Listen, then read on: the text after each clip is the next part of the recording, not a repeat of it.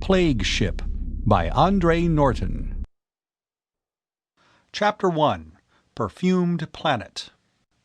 Dane Thorson, cargo master apprentice of the Solar Queen, Galactic Free Trader Spacer, Terra Registry, stood in the middle of the ship's cramped bather, while Rip Shannon, assistant astrogator and his senior in the service of trade by some 4 years, applied gobs of highly scented paste to the skin between Dane's rather prominent shoulder blades. The small cabin was thickly redolent with spicy odors, and Rip sniffed appreciatively.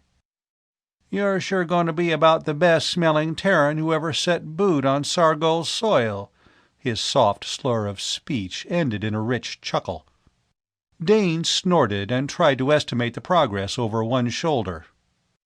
"The things we have to do for trade." His comment carried a hint of present embarrassment. "Get it well in. This stuff's supposed to hold for hours. It'd better. According to Van, those Salariki can talk your ears right off your head and say nothing worth hearing. And we have to sit and listen until we get a straight answer out of them. Phew!" He shook his head. In such close quarters the scent, pleasing as it was also overpowering. "We would have to pick a world such as this." Rip's dark fingers halted their circular motion. "Dane," he warned, "don't you go talking against this venture. We got it soft, and we're going to be credit happy, if it works out." But, perversely, Dane held to a gloomier view of the immediate future. "If," he repeated. "There's a galaxy of ifs in this Sargol proposition. All very well for you to rest easy on your fins. You don't have to run about smelling like a spiceworks before you can get the time of day from one of the natives." Rip put down the jar of cream. "Different worlds, different customs." He iterated the old tag of the service. "Be glad this one is so easy to conform to. There are some I can think of. There." He ended his massage with a stinging slap. "You're all evenly greased. Good thing you don't have Van's bulk to cover. It takes him a good hour to get his cream on, even with Frank helping to spread. Your clothes ought to be steamed up and ready, too, by now." He opened a tight wall cabinet, originally intended to sterilize clothing which might be contaminated by contact with organisms inimical to Terrans. A cloud of steam, fragrant with the same spicy scent, poured out. Dane gingerly tugged loose his trade uniform, its brown silky fabric damp on his skin as he dressed. Luckily, Sargol was warm. When he stepped out on its ruby-tinted soil this morning, no lingering taint of his off-world origin must remain to disgust the sensitive nostrils of the Salariki. He supposed he would get used to this process. After all, this was the first time he had undergone the ritual. But he couldn't lose the secret conviction that it was all very silly.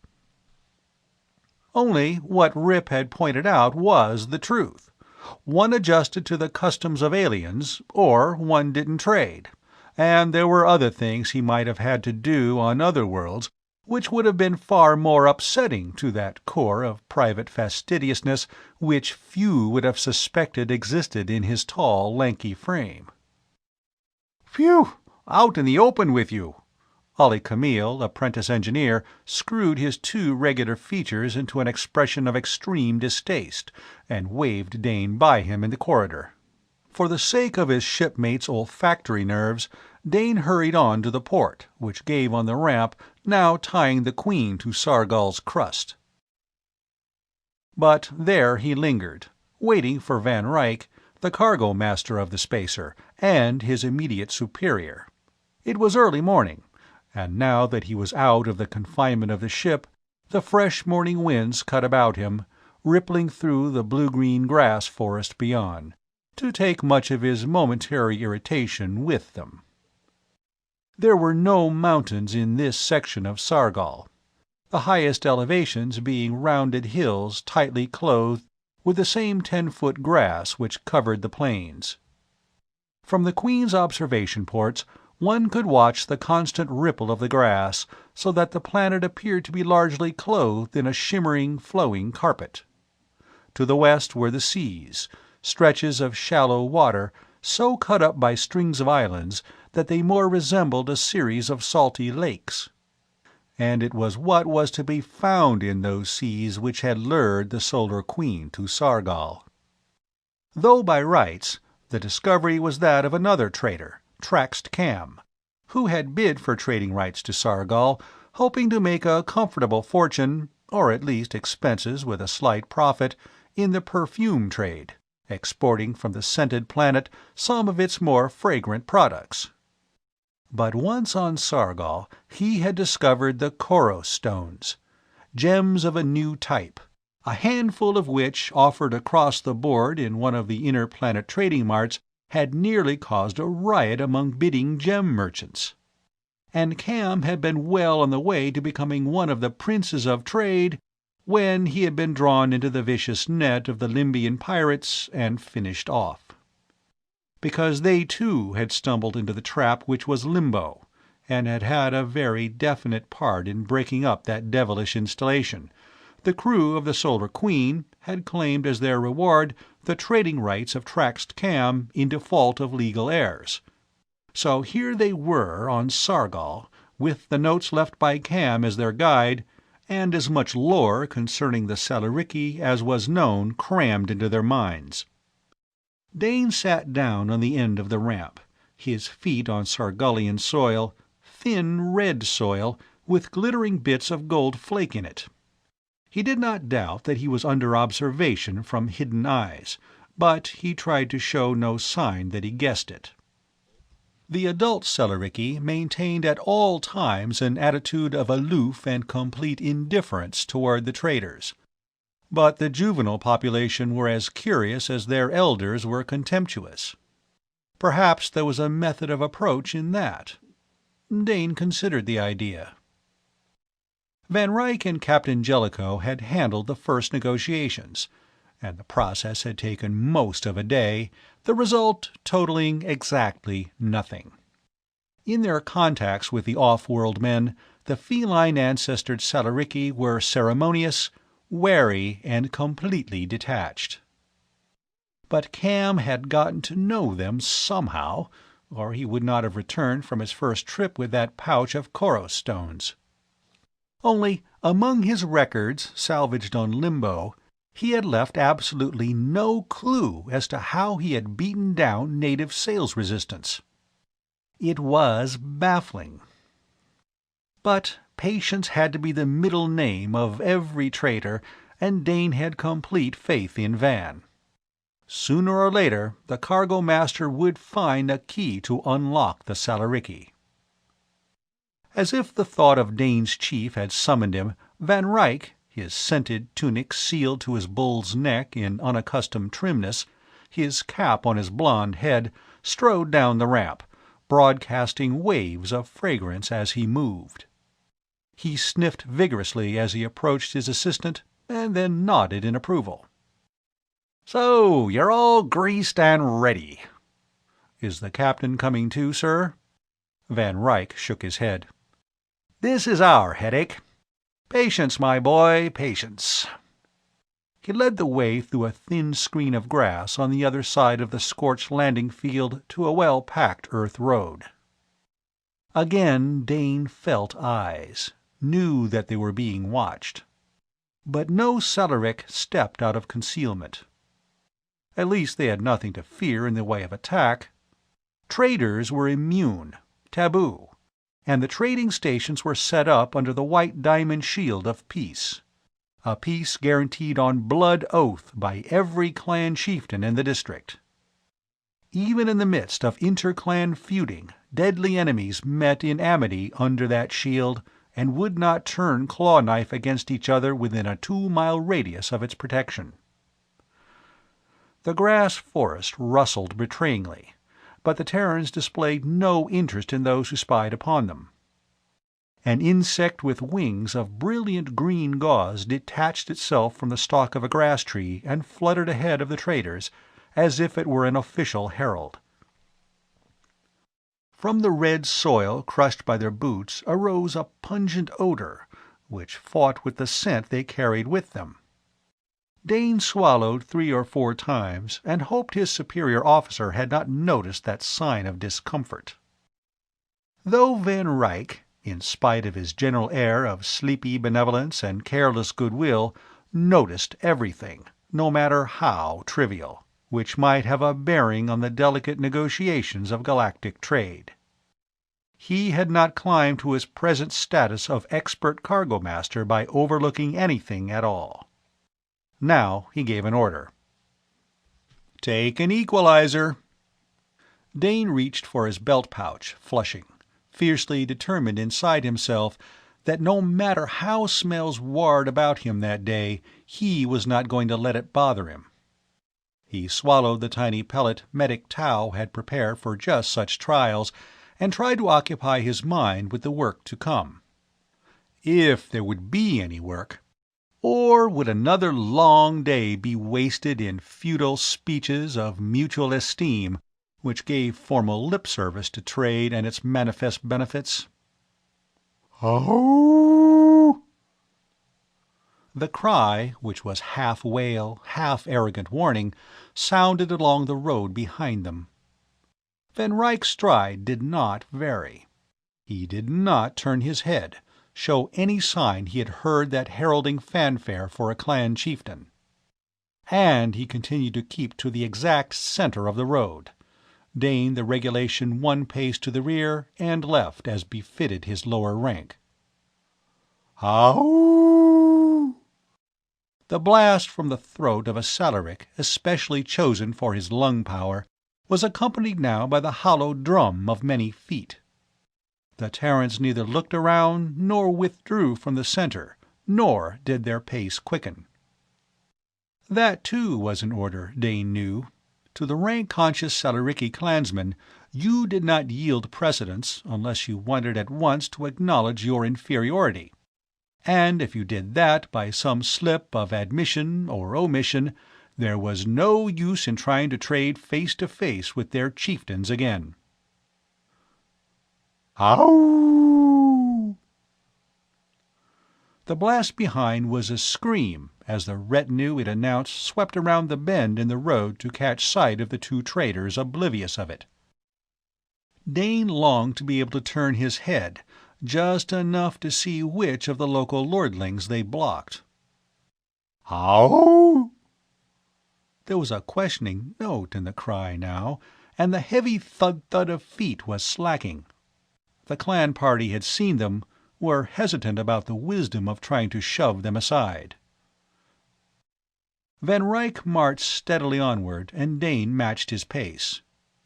They might not possess a leather-lunged herald to clear their road, but they gave every indication of having the right to occupy as much of it as they wished.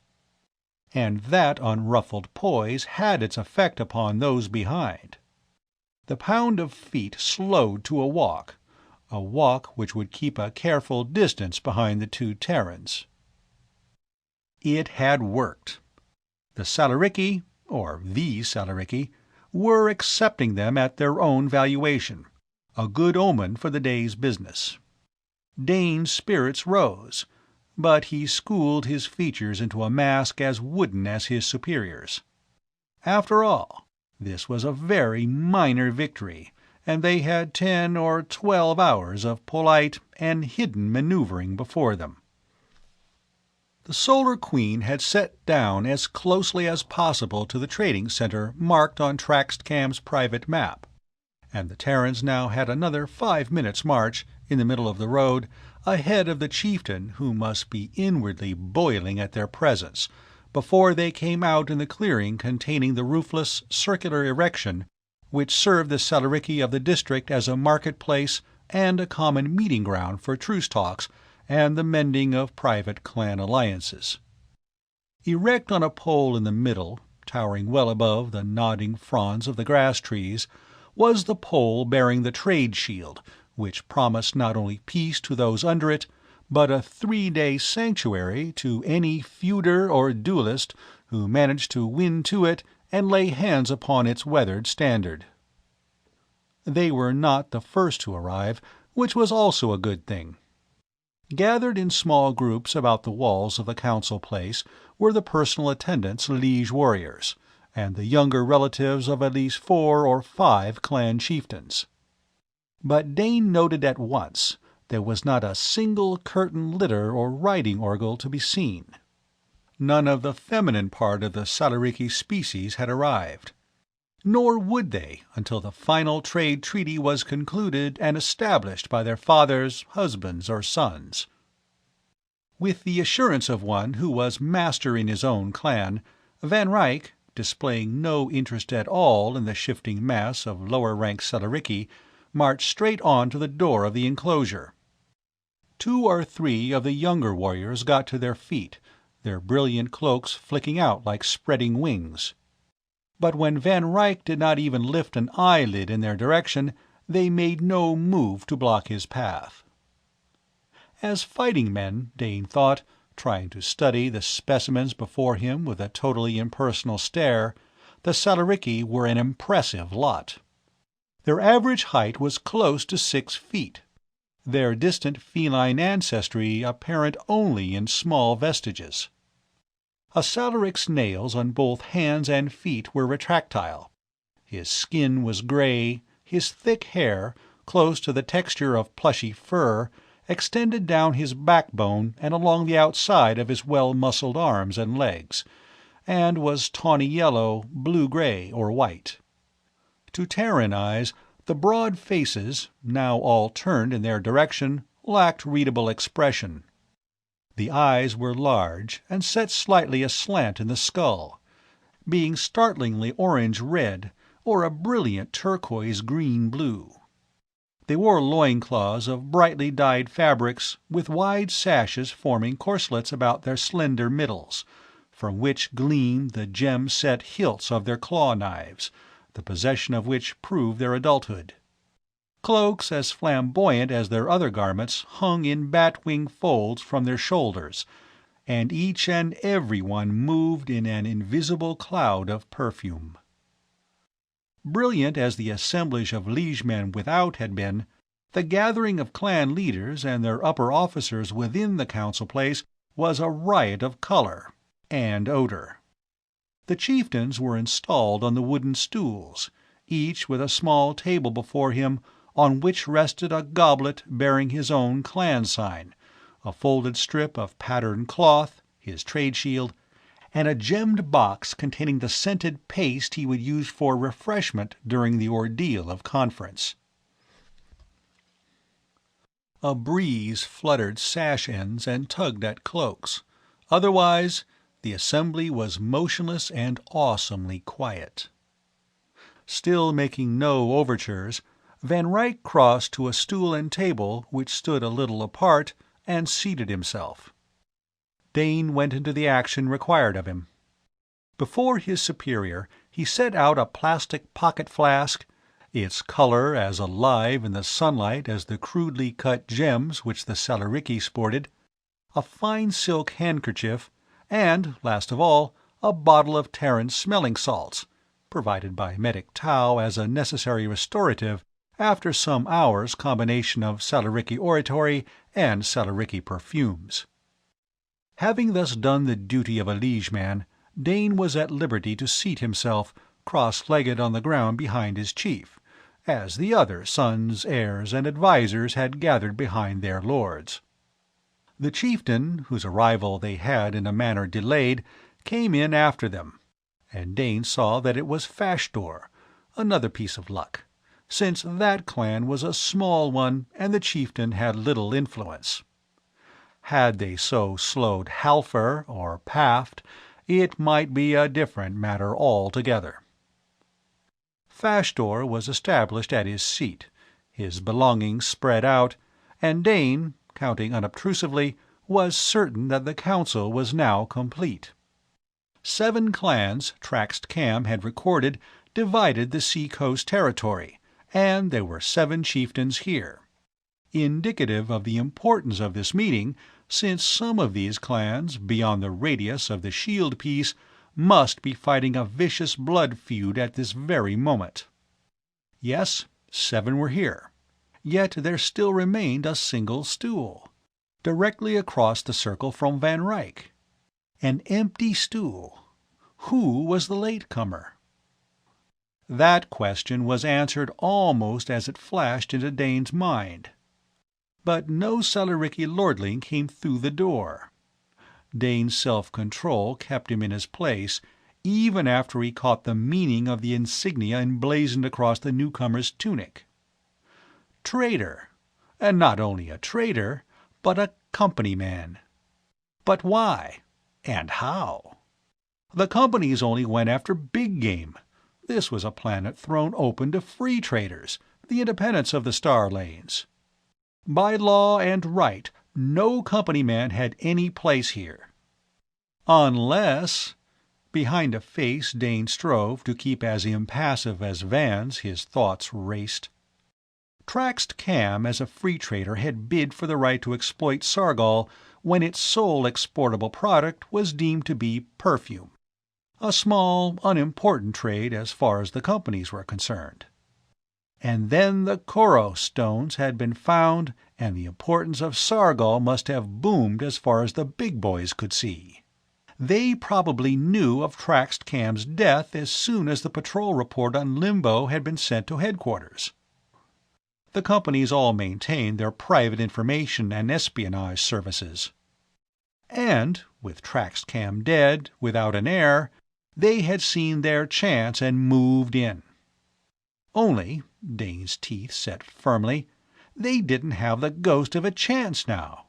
Legally, there was only one trader on Sargol, and that was the Solar Queen.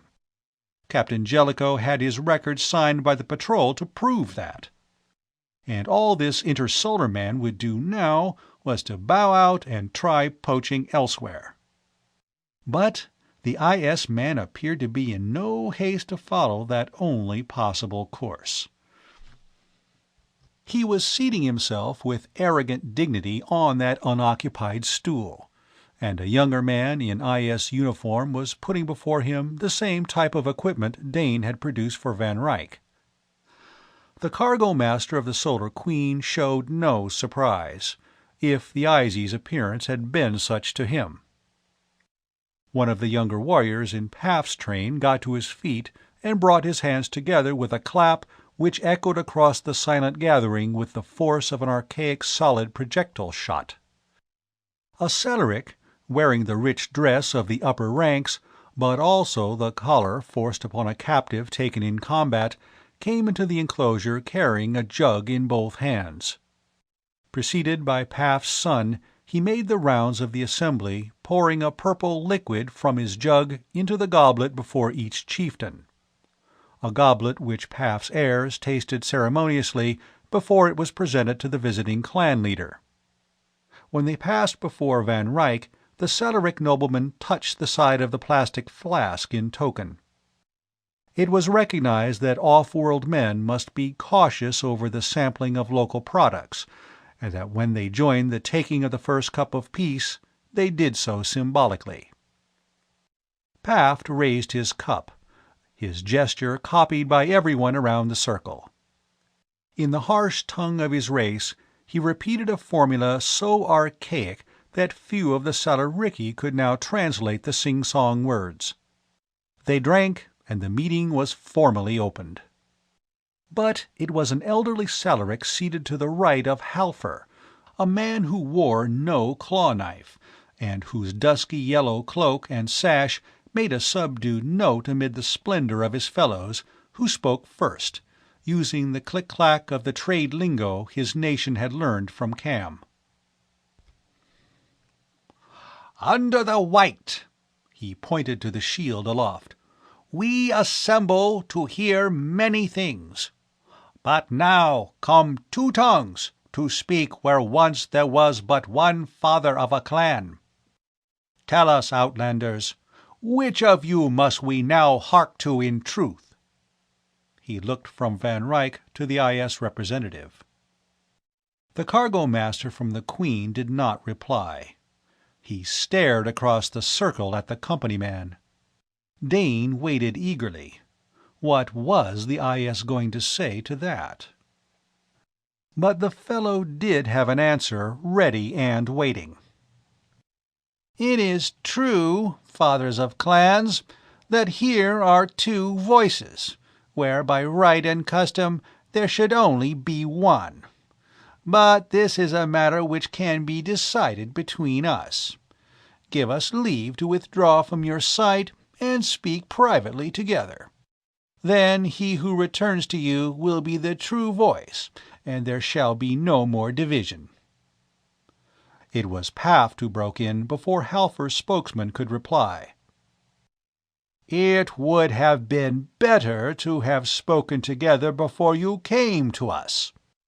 Go, then, until the shadow of the shield is not. Then return hither and speak truly. We do not wait upon the pleasure of outlanders." A murmur approved that tart comment. Until the shadow of the shield is not. They had until noon. Van Ryck arose, and Dane gathered up his chief's possessions. With the same superiority to his surroundings he had shown upon entering, the cargo master left the enclosure, the Izies following. But they were away from the clearing, out upon the open road back to the Queen before the two from the company caught up with them.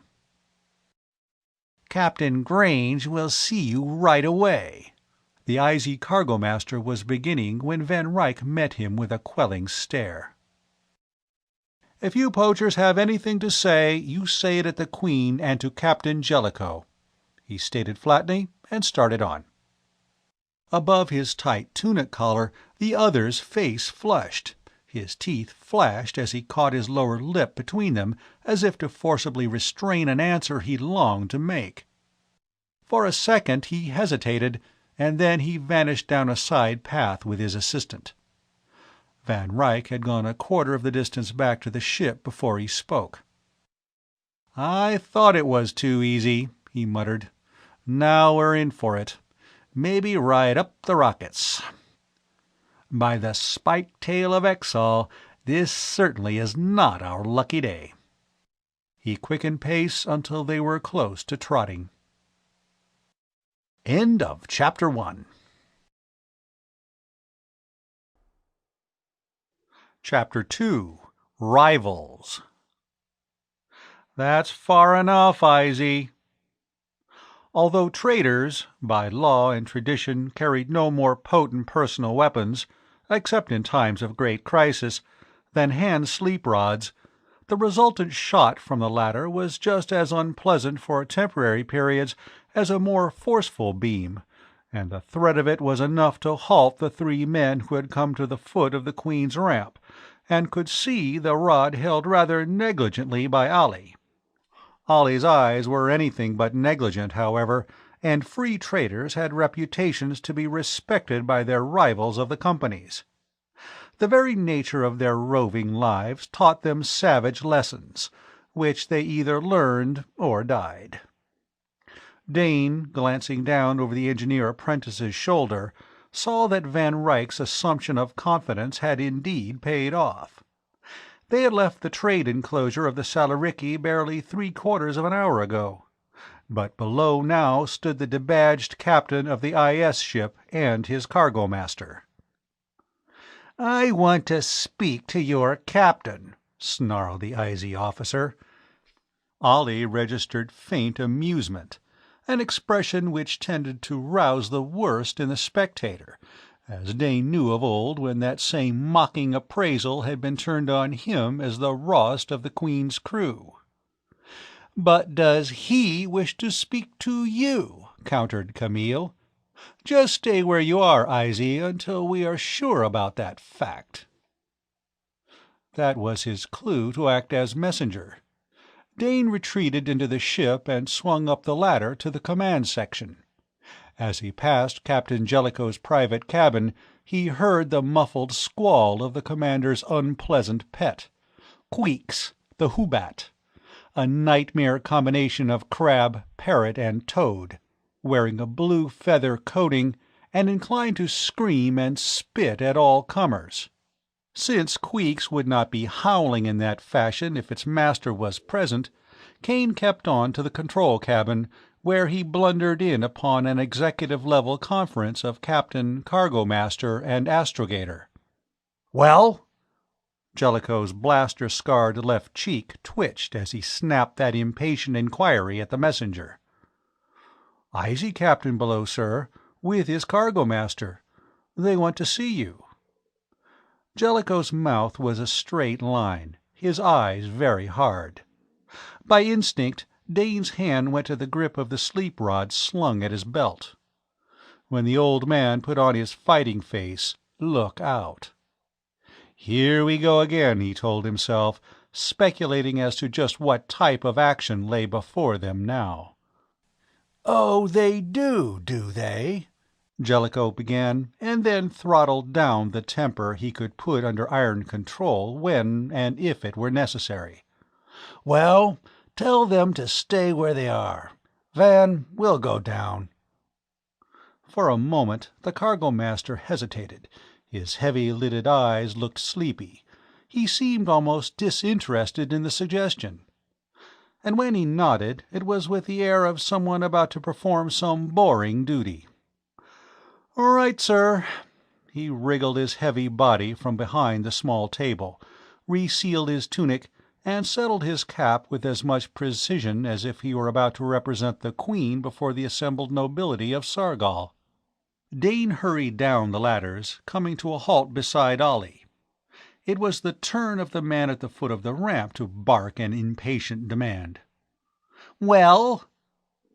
Was that the theme word of every captain's vocabulary? "You wait," Dane replied, with no inclination to give the icy officer any courtesy address. Close to a Terran year aboard the Solar Queen had inoculated him with pride in his own section of service. A free trader was answerable to his own officers and to no one else on Earth, or among the stars, no matter how much discipline and official etiquette the companies used to enhance their power. He half expected the IS officers to leave after an answer such as that. For a company captain to be forced to wait upon the convenience of a free trader must be galling in the extreme. And the fact that this one was doing just that was an indication that the Queen's crew did, perhaps, have the edge of advantage in any coming bargain. In the meantime, the IZ contingent fumed below, while Ollie lounged, whistling against the exit port, playing with his sleep rod, and Dane studied the grass forest. His boot nudged a packet just inside the port casing, and he glanced inquiringly from it to Ollie. "Cat ransom," the other answered his unspoken question. So that was it, the fee for Sinbad's return. "What is it today?" "Sugar, about a tablespoonful," the engineer assistant returned, "and 2 colored stelos. So far they haven't run up the price on us. I think they're sharing out the spoil evenly. A new cub brings him back every night." As did all Terran ships, the Solar Queen carried a cat as an important member of the regular crew. And the portly Sinbad, before their landing on Sargol, had never presented any problem. He had done his duty of ridding the ship of unusual and usual pests and cargo despoilers with dispatch, neatness, and energy, and when in port on alien worlds had never shown any inclination to go a-roving. But the sense of Sargol had apparently intoxicated him, shearing away his solid dignity and middle-aged dependability. Now Sinbad flashed out of the Queen at the opening of her port in the early morning, and was brought back, protesting with both voice and claws, at the end of the day by that member of the juvenile population whose turn it was to collect the standing reward for his forceful delivery. Within 3 days it had become an accepted business transaction which satisfied everyone but Sinbad. The scrape of metal boot soles on ladder rungs warned of the arrival of their officers. Ollie and Dane withdrew down the corridor, leaving the entrance open for Jellicoe and Van Ryck. Then they drifted back to witness the meeting with the Eyesies. There were no prolonged greetings between the two parties, no offer of hospitality, as might have been expected between Terrans on an alien planet a quarter of the galaxy away from the Earth which had given them a common heritage. Jellicoe, with Van Ryck at his shoulder, halted before he stepped from the ramp, so that the three intersolar men, captain, cargo master, and escort, whether they wished or no, were put in the disadvantageous position of having to look up to a captain whom they, as members of one of the powerful companies, affected to despise. The lean, well-muscled, trim figure of the Queen's commander gave the impression of hard-bitten force held in check by will control, just as his face, under its thick layer of space burn, was that of an adventurer accustomed to make split-second decisions, an estimate underlined by that seam of blaster burn across one flat cheek. Van Ryck, with a slight change of dress, could have been a company man in the higher ranks, or so the casual observer would have placed him, until an observer marked the eyes behind those sleepy drooping lids, or caught a certain note in the calm, unhurried drawl of his voice. To look at the two senior officers of the free-trading spacer were the antithesis of each other. In action they were each half a powerful steamroller whole. As a good many men in the service, scattered over a half-dozen or so planets, had discovered to their cost in the past. Now Jellicoe brought the heels of his space boots together with an extravagant click, and his hand flourished at the fore of his helmet in a gesture which was better suited to the patrol hero of a slightly out-of-date video serial. "Jellicoe, Solar Queen, Free Trader," he identified himself brusquely, and added, "This is Van Ryck, our cargo master." Not all the flush had faded from the face of the IS captain. "Grange of the Dart." He did not even sketch a salute. "Intersolar. Callie, cargo master." And he did not name the hovering third member of his party. Jellicoe stood waiting, and after a long moment of silence, Grange was forced to state his business. "We have until noon." Jellicoe, his fingers hooked on his belt, simply waited. And under his level gaze the icy captain began to find the going hard. "They gave us until noon," he started once more, "to get together." Jellicoe's voice came, coldly remote. "There is no reason for any getting together, Grange. By rights, I can have you up before the Trade Board for poaching. The Solar Queen has sole trading rights here. If you up ship within a reasonable amount of time, I'll be inclined to let it pass. After all, I've no desire to run all the way to the nearest patrol post to report you." "You can't expect to buck intersolar. We'll make you an offer." That was Callie's contribution, made probably because his commanding officer couldn't find words explosive enough. Jellicoe, whose forte was more direct action, took an excursion into heavy-handed sarcasm. "You Eyesies have certainly been given excellent briefing. I would advise a little closer study of the code. And not all the sections in small symbols at the end of the tape, either. We're not bucking anyone. You'll find our registration for Sargol down on tapes at the center, and I suggest that the sooner you withdraw the better, before we cite you for illegal planeting." Grange had gained control of his emotions. "We're pretty far from center here," he remarked. It was a statement of fact, but it carried overtones which they were able to assess correctly. The Solar Queen was a free trader, alone on an alien world. but the IS ship might be cruising in company, ready to summon aid, men and supplies. Dane drew a deep breath. The IZs must be sure of themselves. Not only that, but they must want what Sargol had to offer to the point of being willing to step outside the law to get it. The IS captain took a step forward. "I think we understand each other now," he said, his confidence restored. Van Ryck answered him, his deep voice cutting across the sighing of the wind in the grass forest. "Your proposition?" Perhaps this return to their implied threat bolstered their belief in the infallibility of the company, their conviction that no independent dared stand up against the might and power of the Intersolar. Callie replied, "We'll take up your contract, and a profit to you, and you up ship before the Salariki are confused over whom they're to deal with." "And the amount of the profit?" Van Ryck bored in. "Oh," Callie shrugged, "say 10% of Cam's last shipment." Jellicoe laughed. "Generous, aren't you, Izzy? 10% of a cargo which can't be assessed? The gang on Limbo kept no records of what they plundered." "We don't know what he was carrying when he crashed on Limbo," countered Callie swiftly.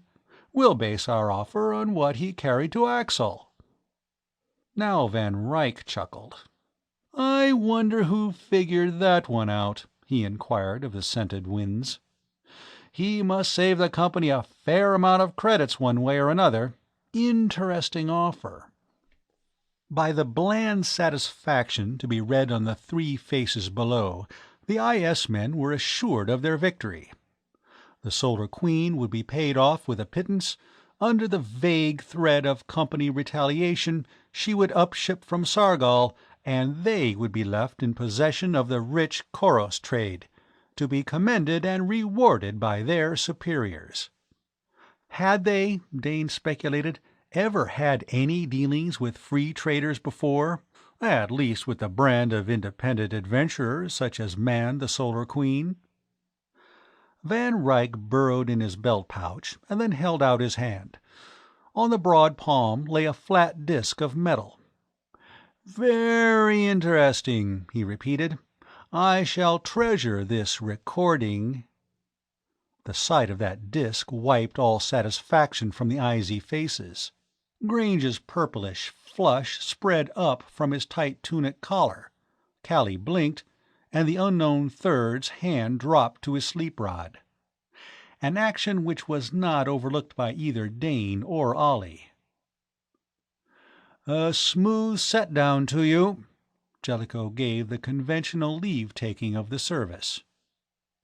"You'd better—" the IZ captain began hotly, then seeing the disk Van Ryck held, that sensitive bit of metal and plastic which was recording this interview for future reference, he shut his mouth tight. "Yes?" the Queen's cargo master prompted politely. But Callie had taken his captain's arm and was urging Grange away from the spacer. "You have until noon to lift," was Jellicoe's parting shot as the three in company livery started toward the road. "I don't think that they will," he added to Van Ryck.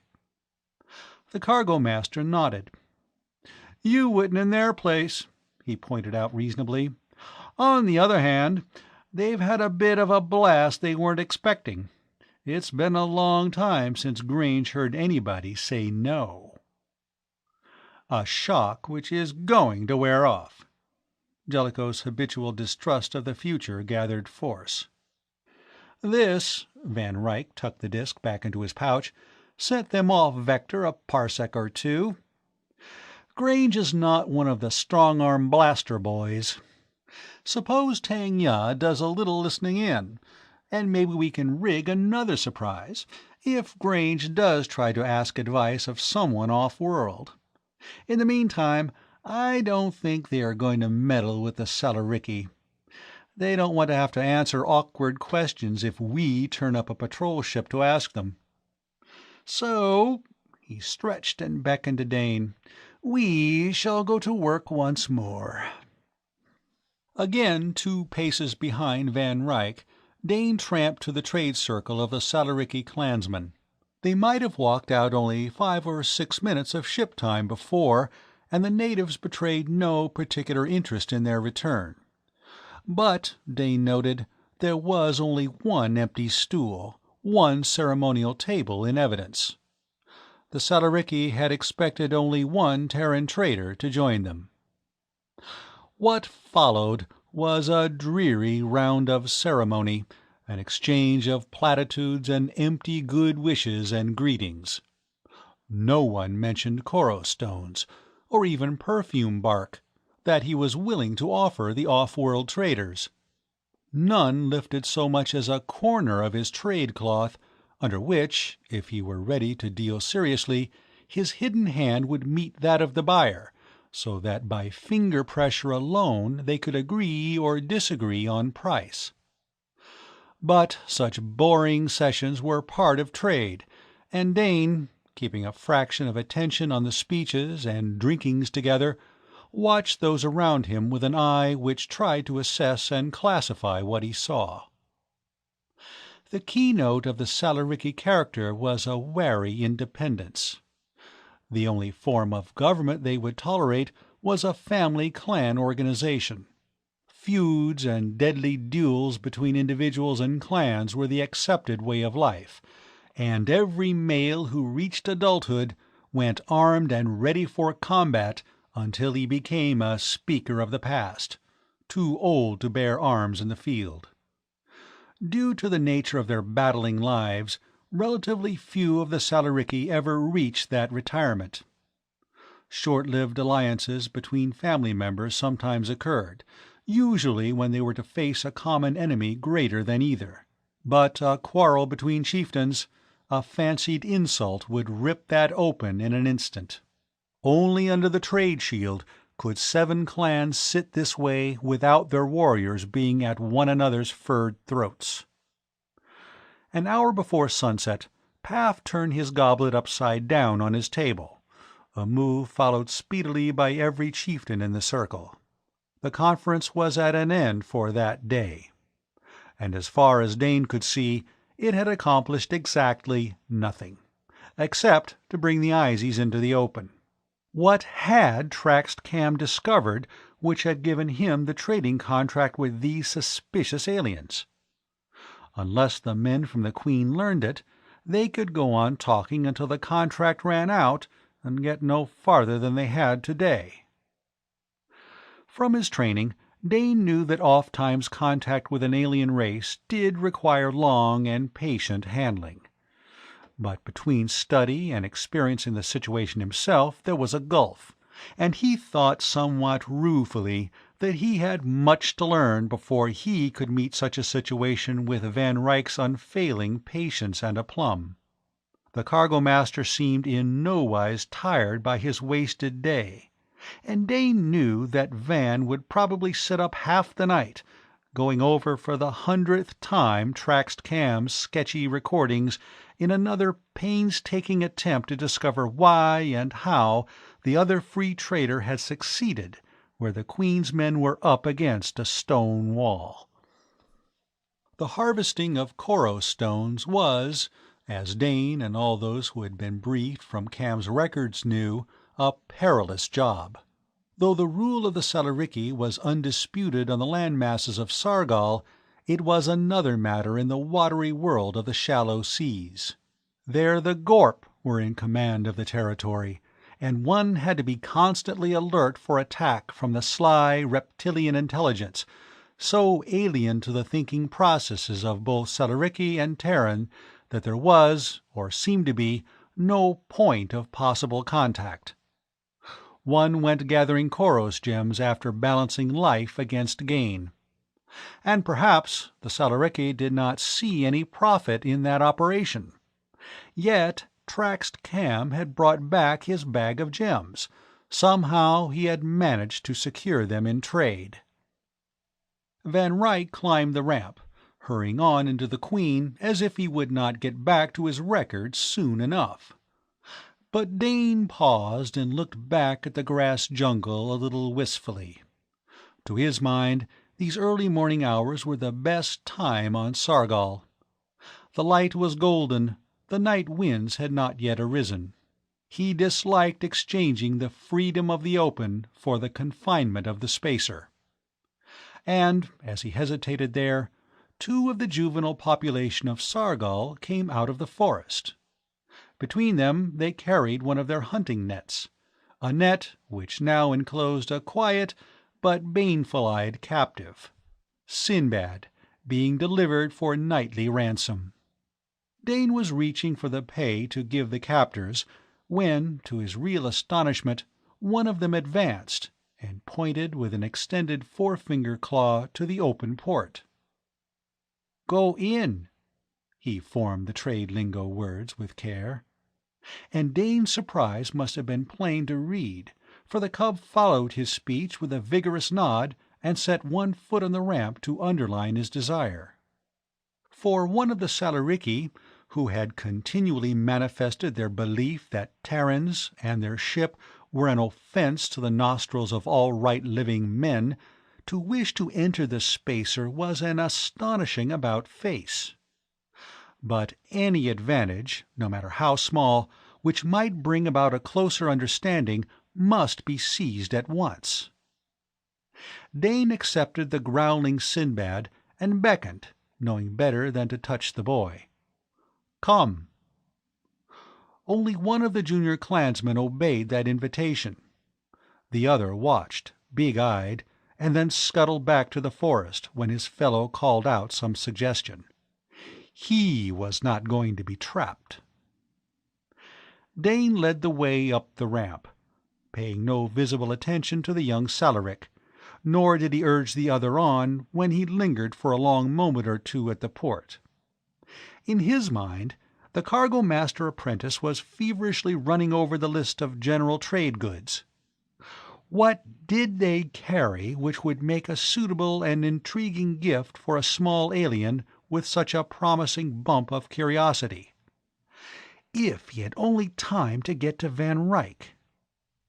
The Salaric was inside the corridor now, his nostrils spread, assaying each and every odor in this strange place. Suddenly his head jerked, as if tugged by one of his own net ropes. His interest had been riveted by some scent his sensitive senses had detected. His eyes met Dane's in appeal. Swiftly the Terran nodded, and then followed with a lengthened stride as the Salaric sped down into the lower reaches of the Queen, obviously in quest of something of great importance. End of Chapter 2. Chapter 3. Contact at Last. "What in—" Frank Mura, steward, storekeeper, and cook of the Queen, retreated into the nearest cabin doorway as the young Salaric flashed down the ladder into his section. Dane, with the now resigned Sinbad in the crook of his arm, had tailed his guest and arrived just in time to see the native come to an abrupt halt before one of the most important doors in the spacer, the portal of the hydro garden which renewed the ship's oxygen and supplied them with fresh fruit and vegetables to vary their diet of concentrates. The Salaric laid one hand on the smooth surface of the sealed compartment and looked back over his shoulder at Dane with an inquiry to which was added something of a plea. Guided by his instinct, that this was important to them all, Dane spoke to Mura. "Can you let him in there, Frank?" It was not sensible. It might even be dangerous. But every member of the crew knew the necessity for making some sort of contact with the natives. Mura did not even nod, but squeezed by the Salaric and pressed the lock. There was a sign of air, the crisp smell of growing things, lacking the languorous perfumes of the world outside, puffed into the faces. The cub remained where he was, head up, his wide nostrils visibly drinking in that smell. Then he moved with the silent, uncanny speed which was the heritage of his race, darting down the narrow aisle toward a mass of greenery at the far end. Sinbad kicked and growled. This was his private hunting ground, the preserve he kept free of invaders. Dane put the cat down. The Salaric had found what he was seeking. He stood on tiptoe to sniff at a plant, his yellow eyes half closed, his whole stance spelling ecstasy. Dane looked to the steward for enlightenment. "What's he so interested in, Frank?" "Catnip." "Catnip?" Dane repeated. The word meant nothing to him, but Mura had a habit of picking up strange plants and cultivating them for study. "What is it?" "One of the Terran mints, an herb." Mura gave a short explanation as he moved down the aisle toward the alien. He broke off a leaf and crushed it between his fingers. Dane, his sense of smell largely deadened by the pungency with which he had been surrounded by most of that day, could distinguish no new odor. But the young Salaric swung around to face the steward, his eyes wide, his nose questing. And Sinbad gave a whining yowl and made a spring to push his head against the steward's now aromatic hand. So, now they had it, an opening wedge. Dane came up to the three. "All right to take a leaf or two?" he asked Mura. "Why not? I grow it for Sinbad. To a cat it is like hemel smoke, or a tankard of Lacabad." And by Sinbad's actions Dane guessed that the plant did hold for the cat the same attraction those stimulants produced in human beings. He carefully broke off a small stem supporting 3 leaves and presented it to the Salaric, who stared at him, and then, snatching the twig, raced from the hydro garden as if pursued by feuding clansmen. Dane heard the pad of his feet on the ladder. Apparently the cub was making sure of escape with his precious find. But the cargo-master apprentice was frowning. As far as he could see, there were only 5 of the plants. "That's all the catnip you have?" Mura tucked Sinbad under his arm and shooed Dane before him out of the hydro. "There was no need to grow more. A small portion of the herb goes a long way with this one." He put the cat down in the corridor. "The leaves may be preserved by drying. I believe that there is a small box of them in the galley." A strictly limited supply. Suppose this was the key which would unlock the Koros trade. And yet it was to be summed up in 5 plants and a few dried leaves. However, Van Ryck must know of this as soon as possible. But to Dane's growing discomfiture, the cargo-master showed no elation as his junior poured out the particulars of his discovery. Instead, there were definite signs of displeasure to be read by those who knew Van Ryck well. He heard Dane out, and then got to his feet. Tolling the younger man with him by a crooked finger, he went out of his combined office-living quarters to the domain of Medic Craig Tau. "Problem for you, Craig." Van Ryck seated his bulk on the wall jump seat Tau pulled down for him. Dane was left standing just within the door, very sure now that instead of being commended for his discovery of a few minutes before, he was about to suffer some reprimand. And the reason for it still eluded him. "What do you know about that plant Mura grows in the hydro, the one called catnip?" Tau did not appear surprised at that demand. The medic of a free trading spacer was never surprised at anything. He had his surfeit of shocks during his first years of service, and after that accepted any occurrence, no matter how weird, as matter of fact. In addition, Tau's hobby was magic, the hidden knowledge possessed and used by witch-doctors and medicine-men on alien worlds. He had a library of recordings, odd scraps of information, of certified results of certain very peculiar experiments. Now and then he wrote a report, which was sent into Central Service, read with raised eyebrows by perhaps half a dozen incredulous desk-warmers, and filed away to be safely forgotten.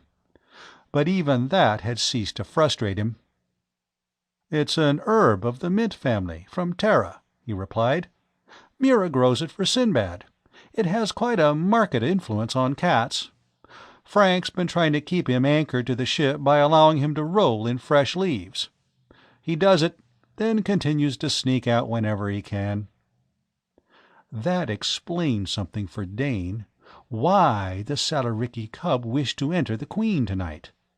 Some of the scent of the plant had clung to Sinbad's fur, had been detected, and the Salarick had wanted to trace it to its source. "Is it a drug?" Van Ryck prodded. "In the way that all herbs are drugs. Human beings have dosed themselves in the past with a tea made of the dried leaves. It has no great medicinal properties. To felines it is a stimulation, and they get the same satisfaction from rolling in and eating the leaves as we do from drinking." "The Salariki are, in a manner of speaking, felines," Van Ryck mused. Tau straightened. "The Salariki have discovered catnip, I take it." Van Ryck nodded at Dane, and for the second time the cargo-master apprentice made his report. When he was done, Van Ryck asked a direct question of the medical officer. "What effect would catnip have on a Salarick?" It was only then that Dane grasped the enormity of what he had done. They had no way of gauging the influence of an off-world plant on an alien metabolism. What if he had introduced to the natives of Sargol a dangerous drug, started that cub on some path of addiction?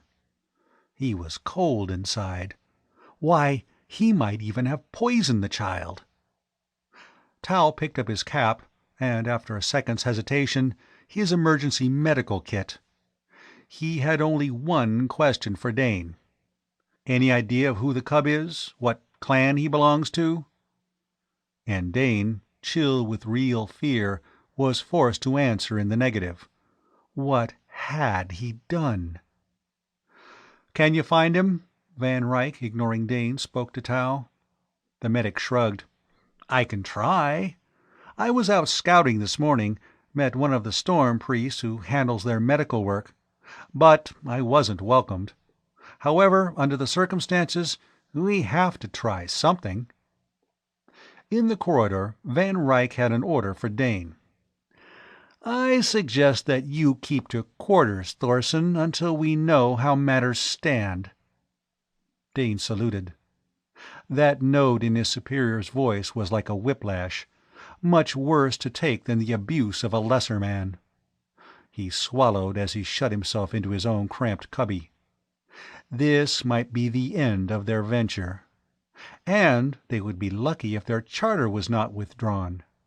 Let IS get an inkling of his rash action, and the company would have them up before the board to be stripped of all their rights in the service. Just because of his own stupidity. His pride in being able to break through where Van Ryck and the captain had faced a stone wall. And, worse than the future which could face the Queen, was the thought that he might have introduced some dangerous drug into Sargol with his gift of those few leaves. When would he learn? He threw himself down on his bunk and despondently pictured the string of calamities which could, and maybe would, stem from his thoughtless and hasty action. Within the Queen, night and day were mechanical. The lighting in the cabins did not vary much. Dane did not know how long he lay there forcing his mind to consider his stupid action, making himself face that in the service there were no shortcuts which endangered others, not unless those taking the risks were Terrans. "Dane!" Rip Shannon's voice cut through his self-imposed nightmare. But he refused to answer. "Dane! Van wants you on the double." Why? To bring him up before Jellicoe, probably. Dane schooled his expression, got up, pulling his tunic straight, still unable to meet Rip's eyes. Shannon was just one of those he had let down so badly. But the other did not notice his mood. "Wait till you see them. Half Sargol must be here yelling for trade." That comment was so far from what he had been expecting that Dane was startled out of his gloomy thoughts. Rip's brown face was one wide smile. His black eyes danced. It was plain he was honestly elated. "Get a move on, fire rockets," he urged, "or Van will blast you for fair." Dane did move, up the ladder to the next level and out on the port ramp. What he saw below brought him up short. Evening had come to Sargol, but the scene immediately below was not in darkness. Blazing torches advanced in lines from the grass forest, and the portable floodlight of the spacer added to the general glare, turning night into noonday. Van Ryck and Jellicoe sat on stools facing at least 5 of the 7 major chieftains with whom they had conferred to no purpose earlier, and behind these leaders milled a throng of lesser Salariki. Yes, there was at least one carrying chair, and also an orgel, from the back of which a veiled noblewoman was being assisted to dismount by 2 retainers. The women of the clans were coming, which could mean only that trade was at last in progress. But trade for what? Dane strode down the ramp. He saw Paft, his hand carefully covered by his trade cloth, advance to Van Ryck, whose own fingers were decently veiled by a handkerchief. Under the folds of fabric their hands touched. The bargaining was in the first stages, and it was important enough for the clan leaders to conduct themselves, where, according to Cam's records, it had been usual to delegate that power to a favored liegeman. Catching the light from the ship's beam and from the softer flares of the Salariki torches was a small pile of stones resting on a stool to one side. Dane drew a deep breath. He had heard the Koros stones described, had seen the 3D print of one found among Cam's recordings, but the reality was beyond his expectations. He knew the technical analysis of the gems, that they were, as the amber of Terra, the fossilized resin exuded by ancient plants, maybe the ancestors of the grass trees, long buried in the saline deposits of the shallow seas where chemical changes had taken place to produce the wonder jewels. In color they shaded from a rosy apricot to a rich mauve, but in their depths other colors, silver, fiery gold, spun sparks which seemed to move as the gem turned. And, which was what first endeared them to the Salariki, when worn against the skin and warmed by body heat, they gave off a perfume which enchanted not only the Sargolian natives, but all in the galaxy wealthy enough to own one. On another stool placed at Van Ryck's right hand, as that bearing the core stones was at Paft's, was a transparent plastic box containing some wrinkled brownish leaves. Dane moved as unobtrusively as he could to his proper place at such a trading session, behind Van Ryck. More Salariki were tramping out of the forest, torch-bearing retainers and cloaked warriors. A little to one side was a third party Dane had not seen before. They were clustered about a staff which had been driven into the ground, a staff topped with a white streamer marking a temporary trading ground. These were Salariki right enough, but they did not wear the colorful garb of those about them.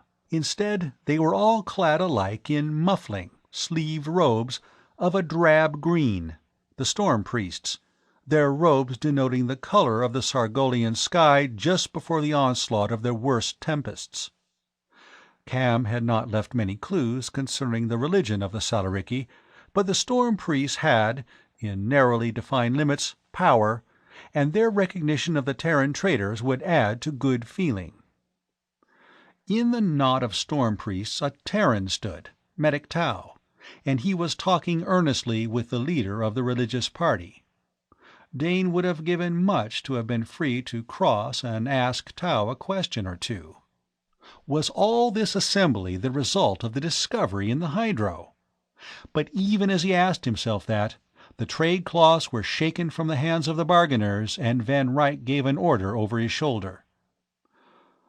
"Measure out 2 spoonfuls of the dried leaves into a box." He pointed to a tiny plastic container. With painstaking care, Dane followed directions. At the same time, a servant of the Salaric chief swept a handful of gems from the other's stool and dropped them in a heap before Van Ryck, who transferred them to a strong-box resting between his feet. Paft arose, but he had hardly quitted the trading seat before one of the lesser clan leaders had taken his place, the bargaining cloth ready looped loosely about his wrist. It was at that point that the proceedings were interrupted. A new party came into the open. Their utilitarian trade tunics made a drab blot as they threaded their way in a compact group through the throng of the Salariki. IS men. So they had not lifted from Sargol. They showed no signs of uneasiness. It was as if their rights were being infringed by the free traders. And Callie, their cargo master, swaggered right to the bargaining point. The chatter of Salariki voices was stilled. The Sargolians withdrew a little, letting one party of Terrans face the other, sensing drama to come. Neither Van Ryck nor Jellicoe spoke. It was left to Callie to state his case. "You've crooked your orbit this time, bright boys." His jeer was a pain of triumph. "Code 3, Article 6, or can't you absorb rules tapes with your thick heads?" Code 3, Article 6. Dane searched his memory for that law of the service. The words flashed into his mind as the auto-learner had planted them during his first year of training back in the pool. To no alien race shall any trader introduce any drug, food, or drink from off-world until such a substance has been certified as non-harmful to the aliens. There it was. IS had them, and it was all his fault.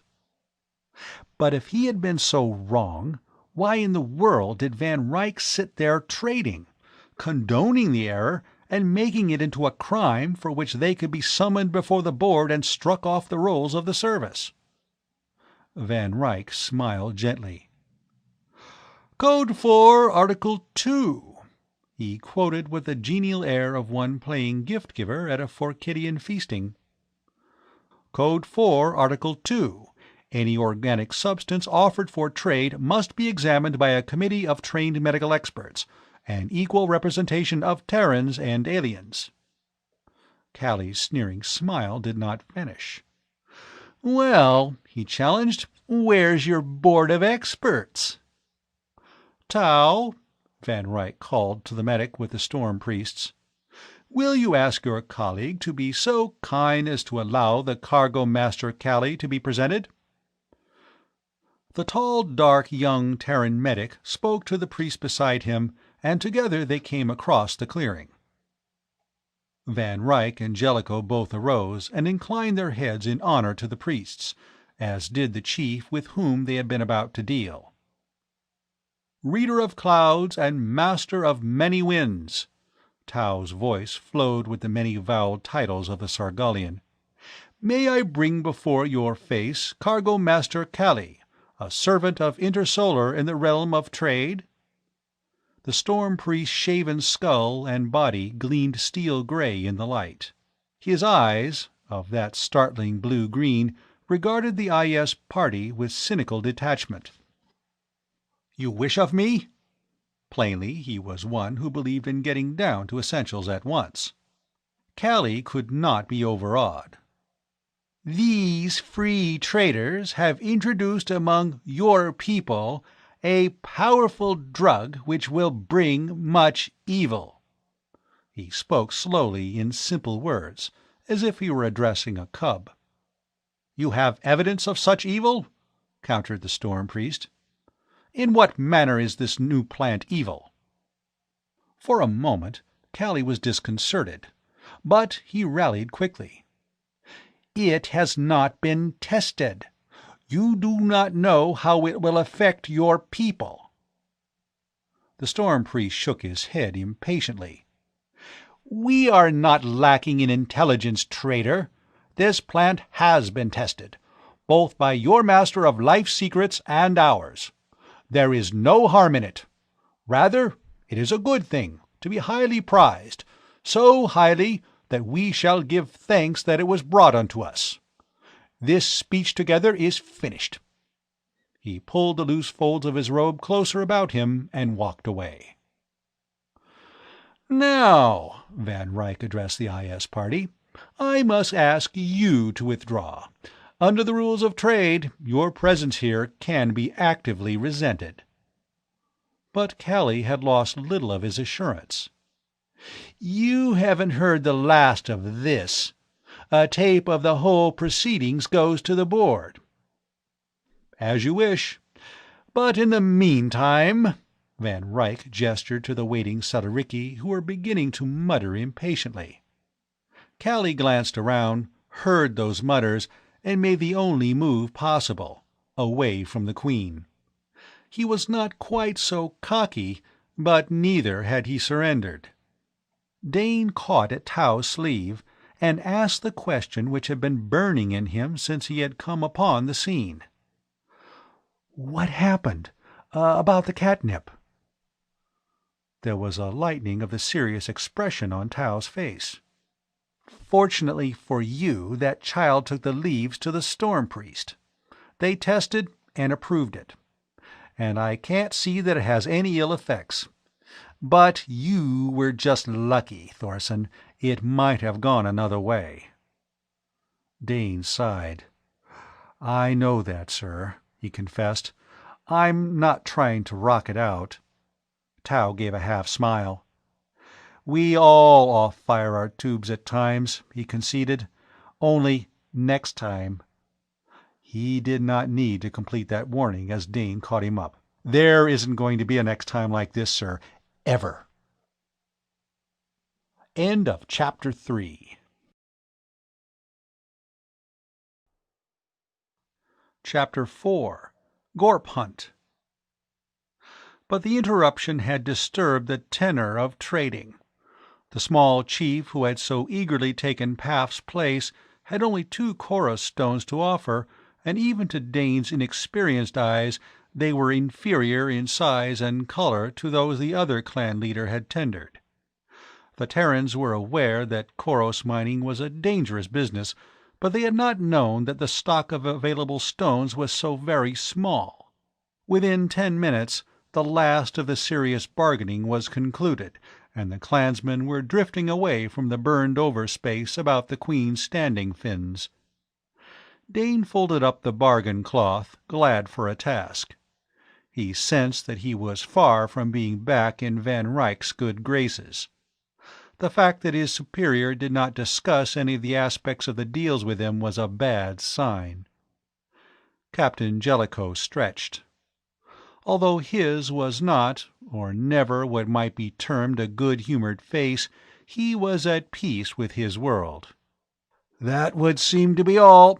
What's the haul, Van?" 10 first-class stones, about 50 second grade, and 20 or so of third. The chiefs will go to the fisheries tomorrow. Then we'll be in to see the really good stuff." "And how's the herbs holding out?" That interested Dane, too. Surely the few plants in the hydro and the dried leaves could not be stretched too far. "As well as we could expect," Van Ryck frowned. "But Craig thinks he's on the trail of something to help." The storm priests had uprooted the staff marking the trading station and were wrapping the white streamer about it. Their leader had already gone, and now Tao came up to the group by the ramp. "Van says you have an idea," the captain hailed him. "We haven't tried it yet, and we can't unless the priests give it a clear lane." "That goes without saying," Jellicoe agreed. The captain had not addressed that remark to him personally, but Dane was sure it had been directed at him. Well, they needn't worry. Never again was he going to make that mistake. They could be very sure of that.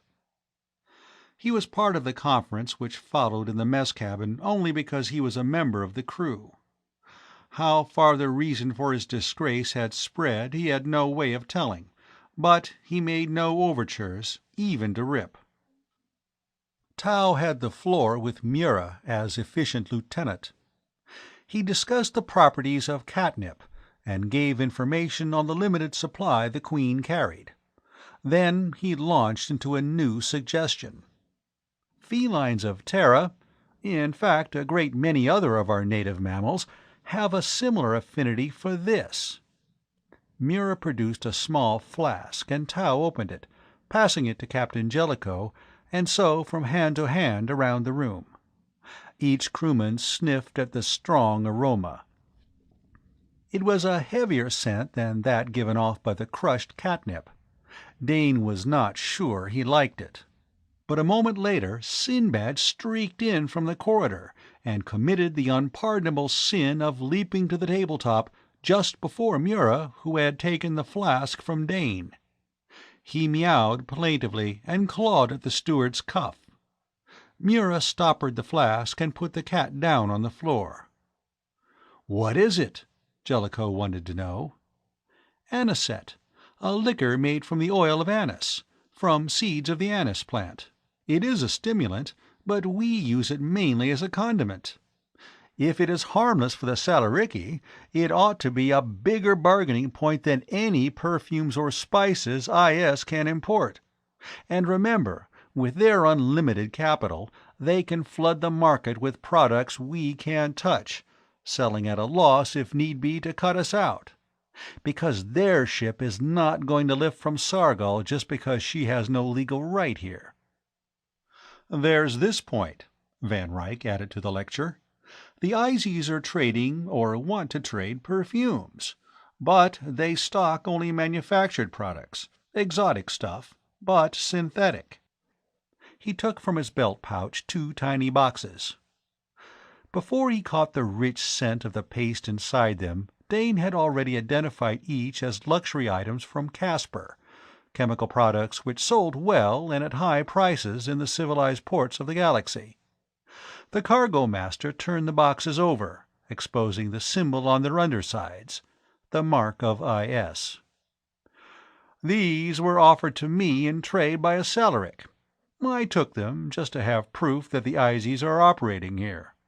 But note, they were offered to me in trade, along with 2 top koros for what? 1 spoonful of dried catnip leaves. Does that suggest anything?" Mura answered first. "The Salaricky prefer natural products to synthetic." "I think so.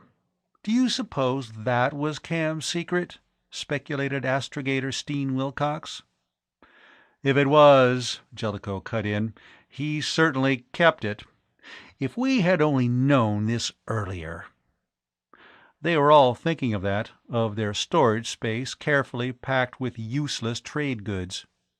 Where, if they had known, the same space could have carried herbs with 5 or 25 times as much buying power. "Maybe now that their sales resistance is broken, we can switch to some of the other stuff," Tang Ya, torn away from his beloved communicators for the conference, said wistfully. "They like color. How about breaking out some rolls of Harlinian moth silk?" Van Ryck sighed wearily. "Oh, we'll try. We'll bring out everything and anything. But we could have done so much better." He brooded over the tricks of fate which had landed them on a planet wild for trade, with no proper trade goods in either of their holds. There was a nervous little sound of a throat being apologetically cleared. Jasper Weeks, the small wiper from the engine-room detail, the third-generation Venusian colonist whom the more vocal members of the Queen's complement were apt to forget upon occasion, seeing all eyes upon him, spoke, though his voice was hardly above a hoarse whisper. "Cedar, lackelbarch, forshweed." "Cinnamon," Mura added to the list. "Imported in small quantities." "Naturally. Only the problem now is, "How much cedar, lackle bark, forshweed, cinnamon do we have on board?" demanded Van Ryck. His sarcasm did not register with Weeks, for the little man pushed by Dane and left the cabin to their surprise. In the quiet which followed, they could hear the clatter of his boots on ladder rungs as he descended to the quarters of the engine-room staff. Tang turned to his neighbor, Johann Stotz, the Queen's engineer. "What's he going for?" Stotz shrugged. Weeks was a self-effacing man, so much so that even in the cramped quarters of the spacer very little about him as an individual impressed his mates, a fact which was slowly dawning on them all now. Then they heard the scramble of feet hurrying back, and Weeks burst in with energy which carried him across to the table behind which the captain and Van Ryck now sat. In the wiper's hands was a plastisteel box, the treasure chest of a spaceman. Its tough exterior was guaranteed to protect the contents against everything but outright disintegration. Weeks put it down on the table and snapped up the lid. A new aroma, or aromas, was added to the scents now at war in the cabin. Weeks pulled out a handful of fluffy white stuff which frothed up about his fingers like soap lather. Then, with more care, he lifted up a tray divided into many small compartments, each with a separate sealing lid of its own. The men of the Queen moved in, their curiosity aroused, until they were jostling one another. Being tall, Dane had an advantage, though Van Ryck's bulk and the wide shoulders of the captain were between him and the object they were so intent upon. In each division of the tray, easily seen through the transparent lids, was a carved figure. The weird denizens of the Venusian polar swamps were there, along with lifelike effigies of Terran animals, a Martian sand-mouse in all its monstrous ferocity, and the native animal and reptile life of 100 different worlds. Weeks put down a second tray beside the first, again displaying a menagerie of strange life-forms. But when he clicked open one of the compartments and handed the figurine it contained to the captain, Dane understood the reason for now bringing forward the carvings. The majority of them were fashioned from a dull blue-gray wood, and Dane knew that if he picked one up he would discover that it weighed close to nothing in his hand. That was lackle bark, the aromatic product of a Venusian vine, and each little animal or reptile lay encased in a soft dab of frothy white, froshweed, the perfumed seed casing of the Martian canal plants. One or two figures on the second tray were of a red-brown wood, and these Van Ryck sniffed at appreciatively. "Cedar, Terran cedar," he murmured. Weeks nodded eagerly, his eyes alight. "I am waiting now for sandalwood. It is also good for carving." Jellicoe stared at the array in puzzled wonder. "You made these?" Being an amateur xenobiologist of no small standing himself, the shapes of the carvings more than the material from which they fashioned held his attention. All those on board the Queen had their own hobbies. The monotony of voyaging through hyperspace had long ago impressed upon men the need for occupying both hands and mind during the sterile days while they were forced into close companionship with few duties to keep them alert. Jellicoe's cabin was papered with 3D pictures of rare animals and alien creatures he had studied in their native haunts, or of which he kept careful and painstaking records. Tao had his magic. Mura not only had his plants, but the delicate miniature landscapes he fashioned, to be imprisoned forever in the hearts of protecting plastiballs. But Weeks had never shown his work before, and now he had an artist's supreme pleasure of completely confounding his shipmates. The cargo-master returned to the business on hand first. "You willing to transfer these to cargo?" he asked briskly. "How many do you have?" Weeks, now lifting a third and then a fourth tray from the box, replied without looking up. 200. Yes, I'll transfer, sir." The captain was turning about in his fingers the beautifully shaped figure of an Astran duocorn. Pity to trade these here, he mused aloud. Will Paft or Halfer appreciate more than just their scent? Weeks smiled shyly. I filled the case, sir. I was going to offer them to Mr. Van Ryck on a venture. I can always make another set. And right now, well, maybe they'll be worth more to the Queen, seeing as how they're made out of aromatic woods, than they'd be elsewhere. Leastwise, the Izies aren't going to have anything like them to show. He ended in a burst of honest pride. Indeed they aren't. Van Ryck gave honor where it was due. So they made plans, and then separated to sleep out the rest of the night. Dane knew his lapse was not forgotten nor forgiven, but now he was honestly too tired to care, and slept as well as if his conscience were clear. But morning brought only a trickle of lower-class clansmen for trading, and none of them had much but news to offer. The storm priests, as neutral arbitrators, had divided up the chorus grounds, and the clansmen, under the personal supervision of their chieftains, were busy hunting the stones. The Terrans gathered from scraps of information that gem-seeking on such a large scale had never been attempted before. Before night there came other news, and much more chilling. Paft, one of the two major chieftains of this section of Sargol, while supervising the efforts of his liegemen on a newly discovered and richly strewn length of shoal water, had been attacked and killed by a gorp. The unusual activity of the Salarichi in the shallows had in turn drawn to the spot battalions of the intelligent, malignant reptiles who had struck in strength, slaying and escaping before the Salarichi could form an adequate defense, having killed the land-dweller sentries silently and effectively before advancing on the laboring main bodies of gem-hunters. A loss of a certain number of miners or fishers had been pre-seen as the price one paid for Koros in quantity. But the death of a chieftain was another thing altogether, having repercussions which carried far beyond the fact of his death. When the news reached the Salarichi about the Queen, they melted away into the grass forest, and for the first time the Terrans felt free from spying eyes.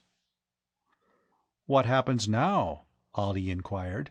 "Do they declare all deals off?" "That might just be the unfortunate answer," agreed Van Ryck.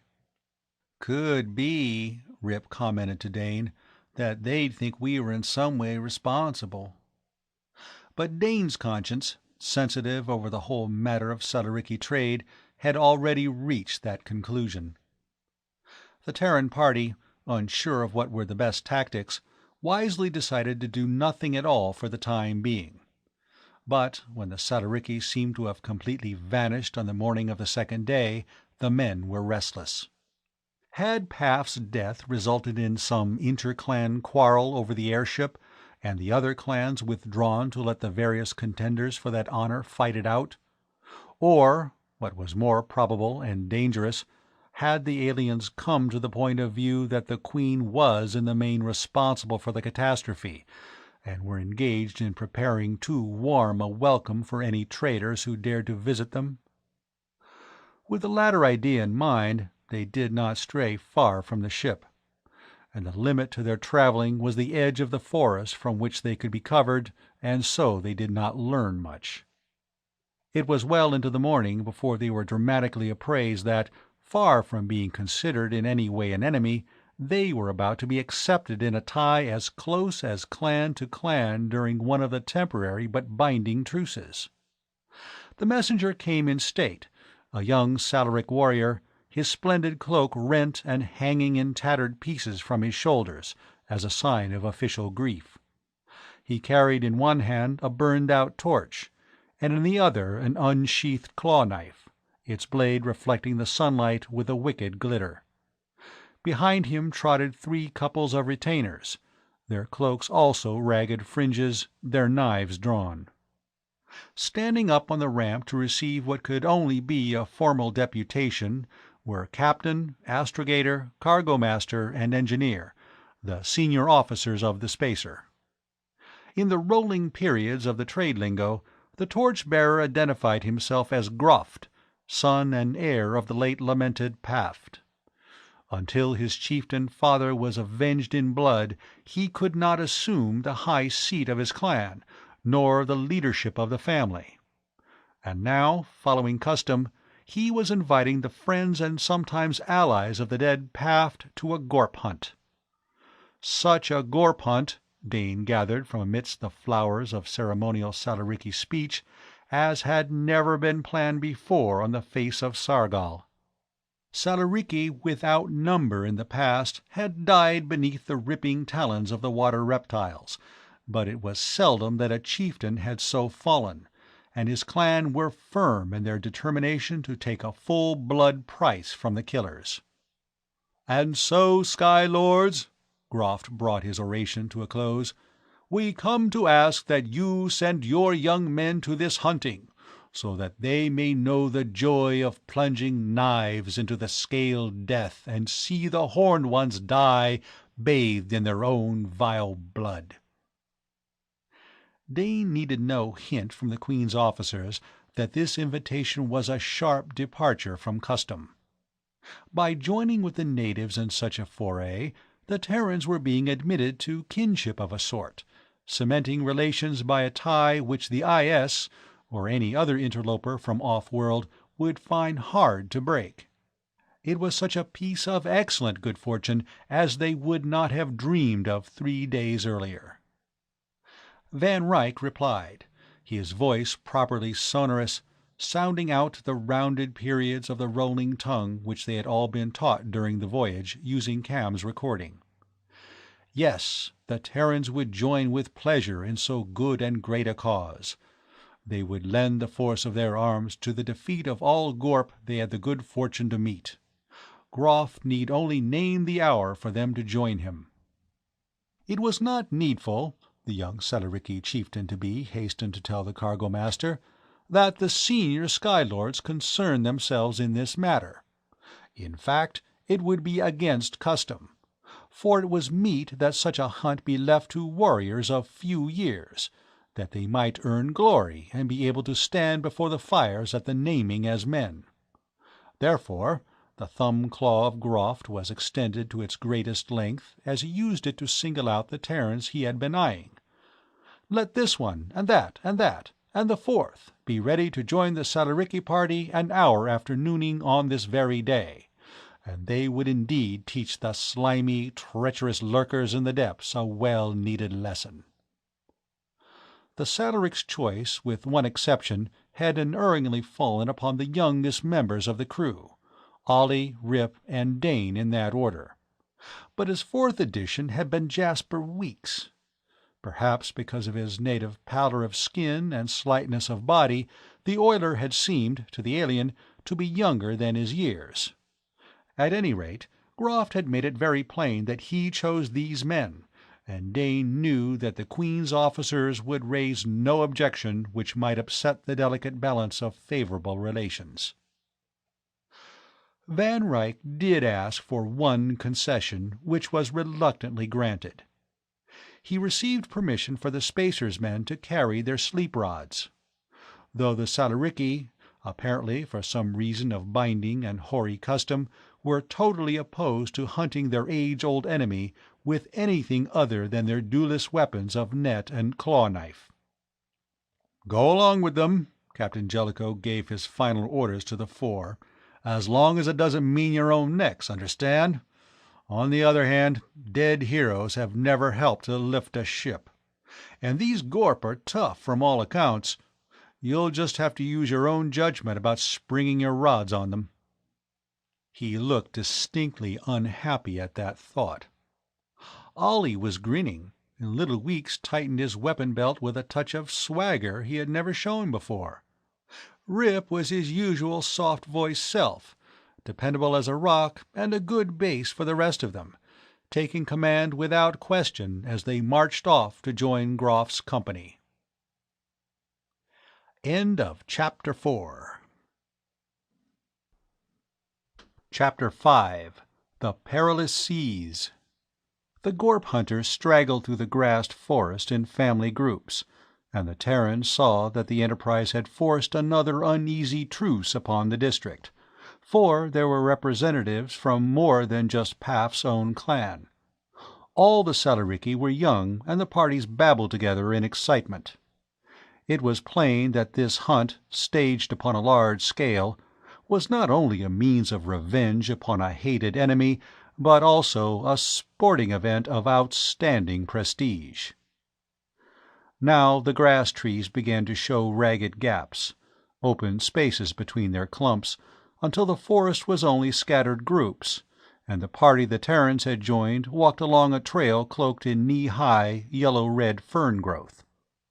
Most of the Salarichi carried unlit torches, some having 4 or 5 bundled together, as if gorp hunting must be done after nightfall. And it was fairly late in the afternoon before they topped a rise of ground and looked out upon one of Sargol's seas. The water was a dull metallic gray, broken by great swaths of purple, as if an artist had slapped a brush of color across it in a hit-or-miss fashion. Sand of the red grit, lightened by the golden flecks which glittered in the sun, stretched to the edge of the wavelets, breaking with only languor on the curve of earth. The bulk of islands arose in serried ranks farther out, crowned with grass trees all rippling under the sea wind. They came out upon the beach where one of the purple patches touched the shore, and Dane noted that it left a scummy deposit there. The Terrans went on to the water's edge. Where it was clear of the purple stuff they could get a murky glimpse of the bottom, but the scum hid long stretches of shoreline and outer wave, and Dane wondered if the gorp used it as a protective covering. For the moment the Salarichi made no move toward the sea which was to be their hunting ground. Instead, the youngest members of the party, some of whom were adolescents not yet entitled to wear the claw-knife of manhood, spread out along the shore and set industriously to gathering driftwood, which they brought back to heap on the sand. Dane, watching that harvest, caught sight of a smoothly polished length. He called Week's attention to the water-rounded cylinder. The oiler's eyes lighted as he stooped to pick it up. Where the other sticks were from grass trees, this was something else. And among the bleached pile it had the vividness of flame, for it was a strident scarlet. Weeks turned it over in his hands, running his fingers lovingly across its perfect grain. Even in its crude state it had beauty. He stopped the Salaric who had just brought in another armload of wood. "This is what?" He spoke the trade lingo haltingly. The native gazed somewhat indifferently at the branch. "Tansil," he answered. "It grows on the islands." He made a vague gesture to include a good section of the Western Sea before he hurried away. Weeks now went along the tide line on his own quest, Dane trailing him. At the end of a quarter-hour, when a hail summoned them back to the site of the now-lighted fire, they had some 10 pieces of the Tansil wood between them. The finds ranged from a 3-foot section some 4 inches in diameter to some slender twigs no larger than a writing stilo, but all with high polish, the warm flame coloring. Weeks lashed them together before he joined the group where Groft was outlining the technique of gorp hunting for the benefit of the Terrans. Some 200 feet away, a reef, often awash and stained with the purple scum, angled out into the sea in a long curve, which formed a natural breakwater. This was the point of attack. But first the purple film must be removed so that land and sea dwellers could meet on common terms. The fire blazed up, eating hungrily into the driftwood, and from it ran the young Salarichi with lighted brands, which at the water's edge they whirled about their heads and then hurled out onto the purple patches. Fire arose from the water and ran with frantic speed across the crests of the low waves, while the Salarichi coughed and buried their noses in their perfume boxes, for the wind drove shoreward an overpowering stench. Where the cleansing fire had run on the water there was now only the natural metallic gray of the liquid. The cover was gone. Older Salariki warriors were choosing torches from those they had brought, doing it with care. Groft approached the Terrans, carrying 4. "These you use now." What for? Dane wondered. The sky was still sunlit. He held the torch, watching to see how the Salariki made use of them. Groft led the advance, running lightly out along the reef with agile and graceful leaps to cross the breaks where the sea hurled in over the rock. And after him followed the other natives, each with a lighted torch in hand. The torch they hunkered down to plant firmly in some crevice of the rock before taking a stand beside that beacon. The Terrans, less sure-footed in the space boots, picked their way along the same path, wet with spray, wrinkling their noses against the lingering puffs of the stench from the water. Following the example of the Salariki, they faced seaward. But Dane did not know what to watch for. Cam had left only the vaguest general descriptions of Gorp, and beyond the fact that they were reptilian, intelligent, and dangerous, the Terrans had not been briefed. Once the warriors had taken up their stand along the reef, the younger Salariki went into action once more. Lighting more torches at the fire, they ran out along the line of their elders and flung their torches as far as they could hurl them into the sea outside the reef. The gray steel of the water was now yellow with the reflection of the sinking sun. But that ochre and gold became more brilliant yet as the torches of the Salariki set blazing up far-floating patches of scum. Dane shielded his eyes against the glare and tried to watch the water, with some idea that this move must be provocation, and what they hunted would so be driven into view. He held his sleep rod ready, just as the Salaric on his right had claw-knife in one hand, and in the other, open and waiting, the net intended to entangle and hold fast a victim, binding him for the kill. But it was at the far tip of the barrier, the post of greatest honor which Groft had jealously claimed as his, that the Gorp struck first. At a wild shout of defiance, Dane half turned to see the Salaric noble cast his net at sea level and then stab viciously with a well-practiced blow. When he raised his arm for a second thrust, greenish ichor ran from the blade down his wrist. "Dane!" Thorson's head jerked around. He saw the V of ripples headed straight for the rocks where he balanced. But he'd have to wait for a better target than a moving wedge of water. Instinctively, he half-crouched in the stance of an embattled spaceman, wishing now that he did have a blaster. Neither of the Salariki stationed on either side of him made any move, and he guessed that was hunt etiquette. Each man was supposed to face and kill the monster that challenged him without assistance. And upon his skill during the next few minutes might rest the reputation of all Terrans as far as the natives were concerned. There was a shadow outline beneath the surface of the metallic water now, but he could not see well because of the distortion of the murky waves. He must wait until he was sure. Then the thing gave a spurt, and only inches beyond the toes of his boots, a nightmare creature sprang halfway out of the water, pincher claws as long as his own arms snapping at him. Without being conscious of his act, he pressed the stud of the sleep rod, aiming in the general direction of that horror from the sea. But, to his utter amazement, the creature did not fall supinely back into watery world from which it had emerged. Instead, those claws snapped again, this time scraping across the top of Dane's foot, leaving a furrow in material the keenest of knives could not have scored. "Give it to him!" That was Rip shouting encouragement from his own place farther along the reef. Dane pressed the firing stud again and again. The claws waved as the monstrosity slavered from a gaping frog's mouth, a mouth which was fanged with a shark's vicious teeth. It was almost wholly out of the water, creeping on a crab's many legs, with a clawed upper limb reaching for him, when suddenly it stopped, its huge head turning from side to side in the sheltering carapace of scaled natural armor. It settled back, as if crouching for a final spring, a spring which would push Dane into the ocean. But that attack never came. Instead, the Gorp drew in upon itself until it resembled an unwieldy ball of indestructible armor, and there it remained.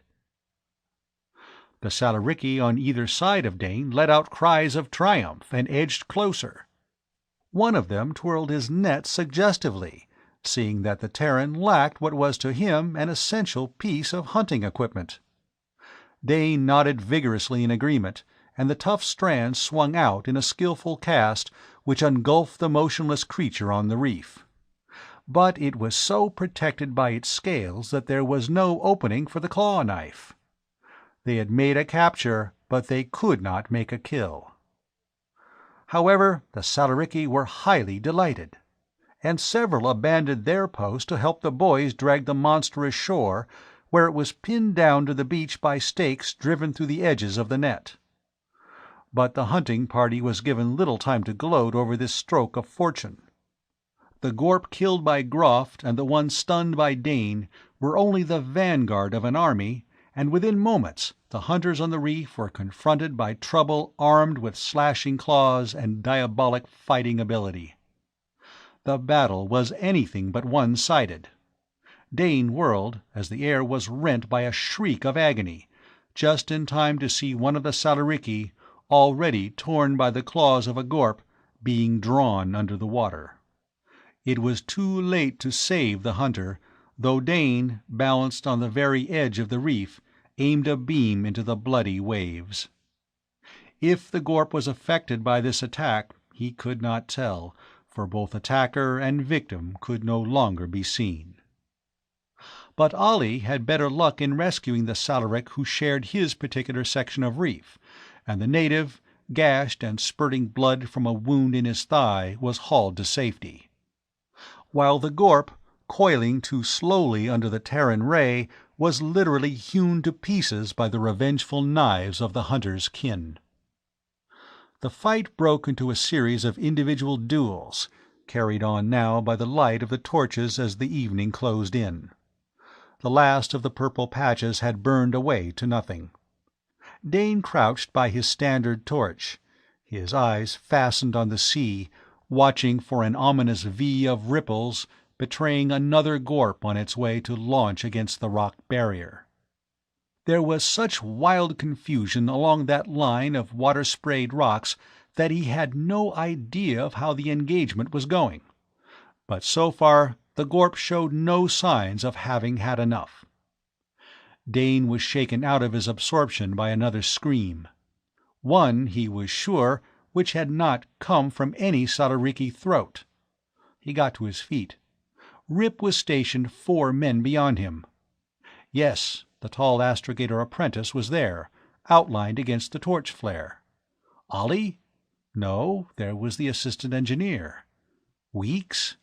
But Weeks was picking his way back along the reef toward the shore, haste expressed in every line of his figure. The scream sounded for a second time, freezing the Terrans. "Come back!" That was Weeks, gesturing violently at the shore and something floundering in the protective circle of the reef.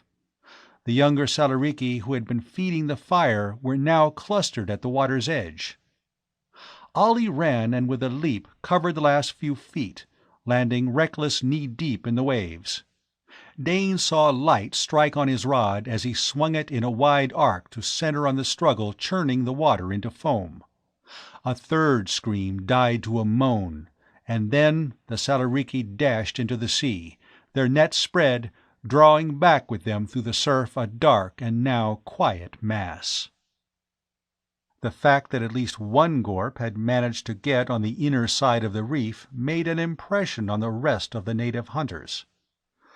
After an uncertain minute or two, Groft gave the signal to withdraw, which they did with grisly trophies. Dane counted 7 Gorp bodies. which did not include the prisoner ashore. And more might have slid into the sea to die. On the other hand, 2 Salarichi were dead. One had been drawn into the sea before Dane's eyes, and at least one was badly wounded. But who had been pulled down in the shallows? Someone sent out from the Queen with a message? Dane raced back along the reef, not waiting to pull up his torch, and before he reached the shore Rip was overtaking him. But the man who lay groaning on the sand was not from the Queen. The torn and blood-stained tunic covering his lacerated shoulders had the IS badge. Ollie was already at work on his wounds, giving temporary first aid from his belt kit. To all their questions he was stubbornly silent. Either he couldn't or wouldn't answer. In the end they helped the Salarichi rig 3 stretchers. On one, the largest, the captive Gorp, still curled in a round carapace-protected ball, was bound with the net. The second supported the wounded Salaric clansman, and onto the third the Terrans lifted the IS man. "We'll deliver him to his own ship," Rip decided. "He must have tailed us here as a spy." He asked a passing Salaric as to where they could find the company spacer. "They might just think we are responsible," Ollie pointed out. "But I see your point. If we do pack him back to the Queen and he doesn't make it, they might say that we fired his rockets for him. All right, boys, let's up ship. He doesn't look too good to me." With a torch-bearing Salaric boy as a guide, they hurried along a path taking in turns the burden of the stretcher. Luckily, the IS ship was even closer to the sea than the Queen, and as they crossed the slagged ground, congealed by the break fire, they were trotting. Though the company ship was probably one of the smallest Intersolar carried on her rosters, it was a third again as large as the Queen, with part of that third undoubtedly dedicated to extra cargo space. Beside her, their own spacer would seem not only smaller, but battered and worn. But no free trader would have willingly assumed the badges of a company man, not even for the command of such a ship fresh from the cradles of a builder. When a man went up from the training pool for his first assignment, he was sent to the ship where his temperament, training, and abilities best fitted. And those who were designated as free traders would never fit into the pattern of company men. Of late years, the breach between those who lived under the strict parental control of one of the 5 great galaxy-wide organizations and those still too much of an individual to live any life but that of a half-explorer, half-pioneer, which was the free traders, had widened alarmingly. Antagonism flared, rivalry was strong. But as yet, the great companies themselves were at polite Cold War with one another for the big plums of the scattered systems. The free traders took the crumbs, and there was not much disputing, save in cases such as had arisen on Sargol, when suddenly crumbs assumed the guise of very rich cake, rich and large enough to attract a giant. The party from the Queen was given a peremptory challenge as they reached the other ship's ramp. Rip demanded to see the officer of the watch, and then told the story of the wounded man as far as they knew it. The IZ was hurried aboard, nor did his shipmates give a word of thanks. "That's that," Rip shrugged. "Let's go before they slam the hatch so hard they'll rock their ship off her fins." "Polite, aren't they?" asked Weeks mildly. "What do you expect of IZs?" Ollie wanted to know. "To them, free traders are just rim planet trash. Let's report back where we are appreciated." They took a shortcut which brought them back to the Queen, and they filed up her ramp to make their report to the captain. But they were not yet satisfied with Groft and his Gorp slayers. No Salaric appeared for trade in the morning, surprising the Terrans. Instead, a second delegation, this time of older men and a storm priest, visited the spacer with an invitation to attend Paff's funeral feast, a rite which would be followed by the formal elevation of Groff to his father's position, now that he had revenged that parent. And from remarks dropped by members of the delegation, it was plain that the bearing of the Terrans who had joined the hunting party was esteemed to have been in the highest accord with Salariki tradition. They drew lots to decide which two must remain with the ship, and the rest perfumed themselves so as to give no offense which might upset their now cordial relations. Again, it was mid-afternoon when the Salariki's escort sent to do them honor waited at the edge of the wood, and Mura and Tang saw them off. With a herald booming before them, they traveled the beaten earth road in the opposite direction from the trading center, off through the forest, until they came to a wide section of several miles which had been rigorously cleared of any vegetation which might give cover to a lurking enemy.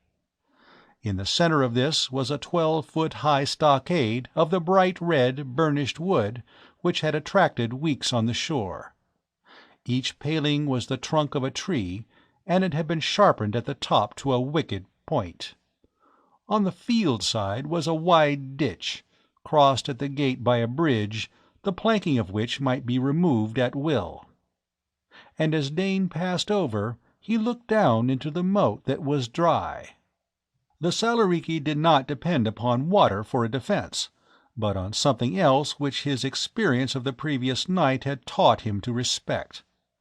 There was no mistaking that shade of purple. The highly inflammable scum the hunters had burnt from the top of the waves had been brought inland and lay a greasy blanket some 8 feet below. It would only be necessary to toss a torch on that, and the defenders of the stockade would create a wall of fire to baffle any attackers. The Salariki knew how to make the most of their world's natural resources. End of Chapter 5. Chapter 6. Duelist's Challenge. Inside the red stockade there was a crowded community. The Salariki demanded privacy of a kind, and even the unmarried warriors did not share barracks, but each had a small cubicle of his own. So that the mud, brick, and timber erections of one of their clan cities resembled nothing so much as the comb cells of a busy beehive.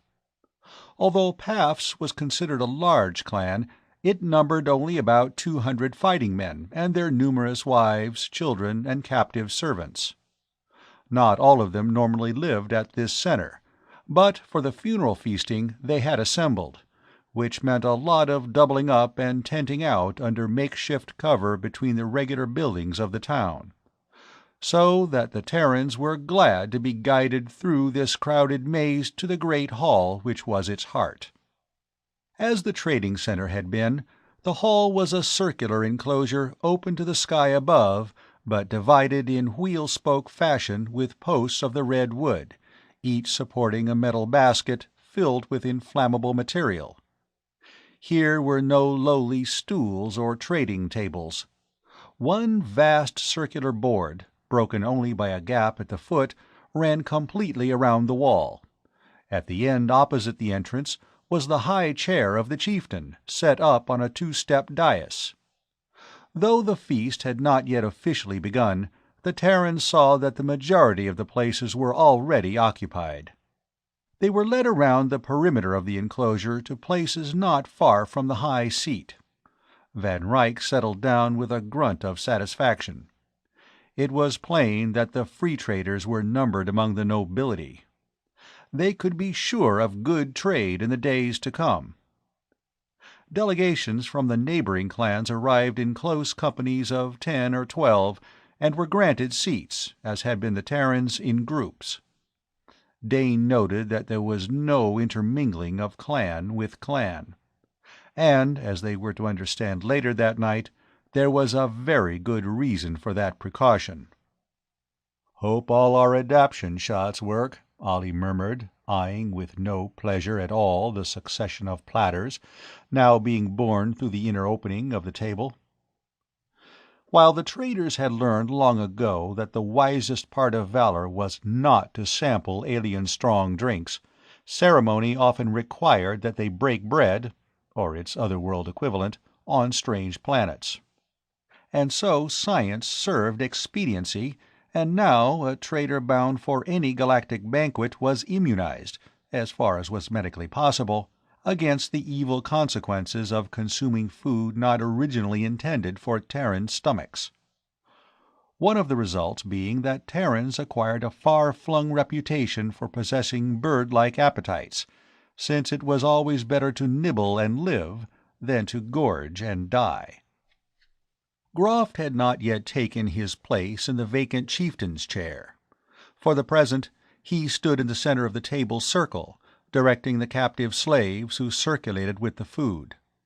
Until the magic moment when the clan themselves would proclaim their overlord, he remained merely the eldest son of the house, relatively without power. As the endless rows of platters made their way about the table, the basket lights on the tops of the pillars were ignited, dispelling the dusk of evening. And there was an attendant stationed by each to throw on handsful of aromatic bark, which burned with puffs of lavender smoke, adding to the many warring scents. The Terrans had recourse at intervals to their own pungent smelling bottles, merely to clear their heads of the drugging fumes. Luckily, Dane thought as the feast proceeded, that smoke from the braziers went straight up. Had they been in a roofed space, they might have been overcome. As it was, were they entirely conscious of all that was going on around them?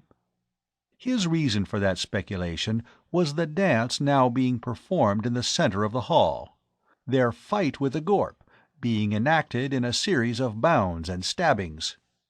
He was sure that he could no longer trust his eyes when the claw-knife of the victorious dancer-hunter apparently passed completely through the chest of another wearing a grotesque monster mask. As a fitting climax to their horrific display, 3 of the men who had been with them on the reef entered, dragging behind them, still enmeshed in the hunting net, the Gorp which Dane had stunned.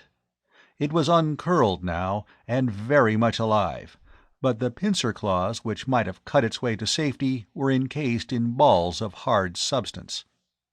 Freed from the net, suspended by its sealed claws, the Gorp swung back and forth from a standard set up before the high seat. Its murderous jaws snapped futilely, and from it came an enraged snake's vicious hissing. Though totally in the power of its enemies, it gave an impression of terrifying strength and menace.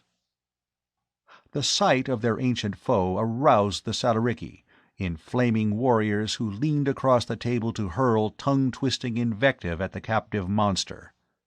Dane gathered that seldom had a living Gorp been delivered helpless into their hands, and they proposed to make the most of this wonderful opportunity. And the Terran suddenly wished the monstrosity had fallen back into the sea. He had no soft thoughts for the Gorp after what he had seen at the reef and the tales he had heard, but neither did he like what he saw now expressed in gestures, heard in the tones of voices about them. A storm priest put an end to the outcries. His dun cloak making a spot of darkness amid all the flashing color, he came straight to the place where the Gorp swung. As he took his stand before the wriggling creature, the din gradually faded, the warriors settled back into their seats, a pool of quiet spread through the enclosure. Groft came up to take his position beside the priest. With both hands he carried a 2-handled cup. It was not the ornamented goblet which stood before each diner, but a manifestly older artifact, fashioned of some dull black substance, and having the appearance of being even older than the hall or town. One of the warriors who had helped to bring in the Gorp now made a quick and accurate cast with a looped rope, snaring the monster's head and pulling back almost at a right angle. With deliberation, the storm priest produced a knife, the first straight-bladed weapon Dane had seen on Sargol. He made a single thrust in the soft underpart of the Gorp's throat, catching in the cup he took from Groft some of the ichor which spurted from the wound. The Gorp thrashed madly, spattering table and surrounding Salariki with its life fluid, but the attention of the crowd was riveted elsewhere. Into the old cup the priest poured another substance from a flask brought by an underling. He shook the cup back and forth, as if to mix its contents thoroughly, and then handed it to Groft. Holding it before him, the young chieftain leaped to the tabletop, and so to stand before the high seat. There was a hush throughout the enclosure. Now even the gorp had ceased its wild struggles and hung limp in its bonds. Groft raised the cup above his head and gave a loud shout in the archaic language of his clan. He was answered by a chant from the warriors who would in battle follow his banner, chant punctuated with the slinking slap of knife blades brought down forcibly on the board. 3 times he recited some formula and was answered by the others. Then, in another period of sudden quiet, he raised the cup to his lips and drank off its contents in a single draught, turning the goblet upside down when he had done to prove that not a drop remained within. A shout tore through the great hall. The Salarici were all on their feet, waving their knives over their heads in honor to their new ruler. And Groft, for the first time, seated himself in the high seat. The clan was no longer without a chieftain. Groft held his father's place. "Show over?"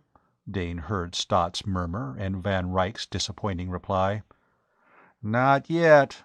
They'll probably make a night of it. Here comes another round of drinks." And trouble with them.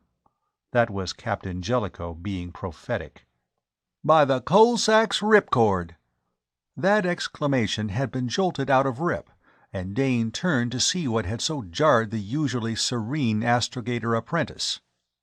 He was just in time to witness an important piece of Sargolian social practice.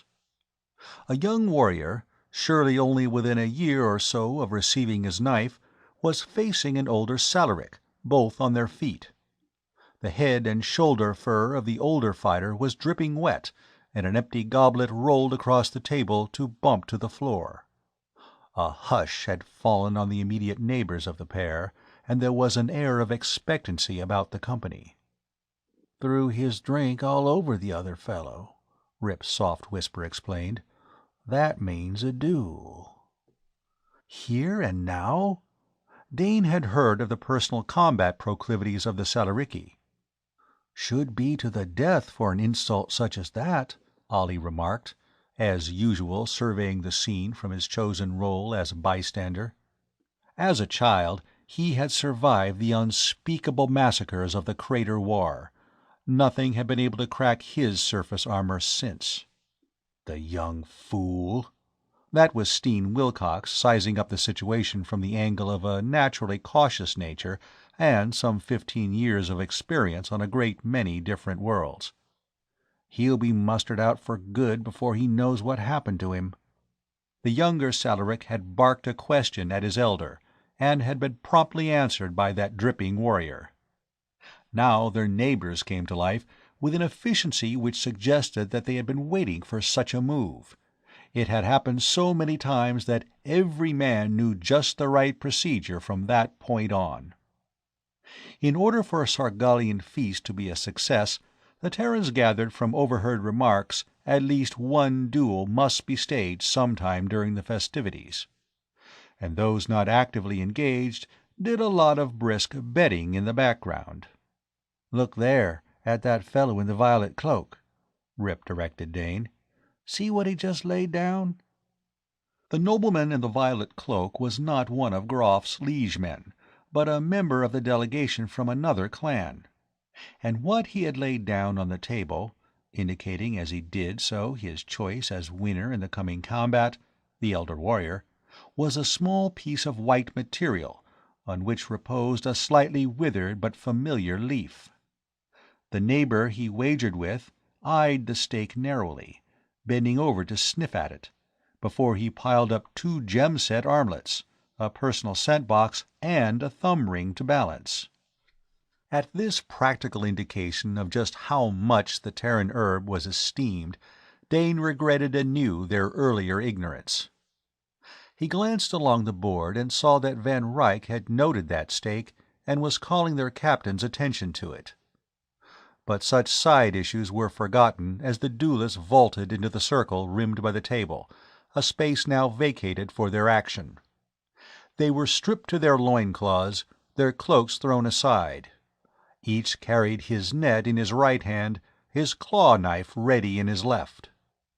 As yet the traitors had not seen Salaric against Salaric in action, and in spite of themselves they edged forward in their seats, as intent as the natives upon what was to come.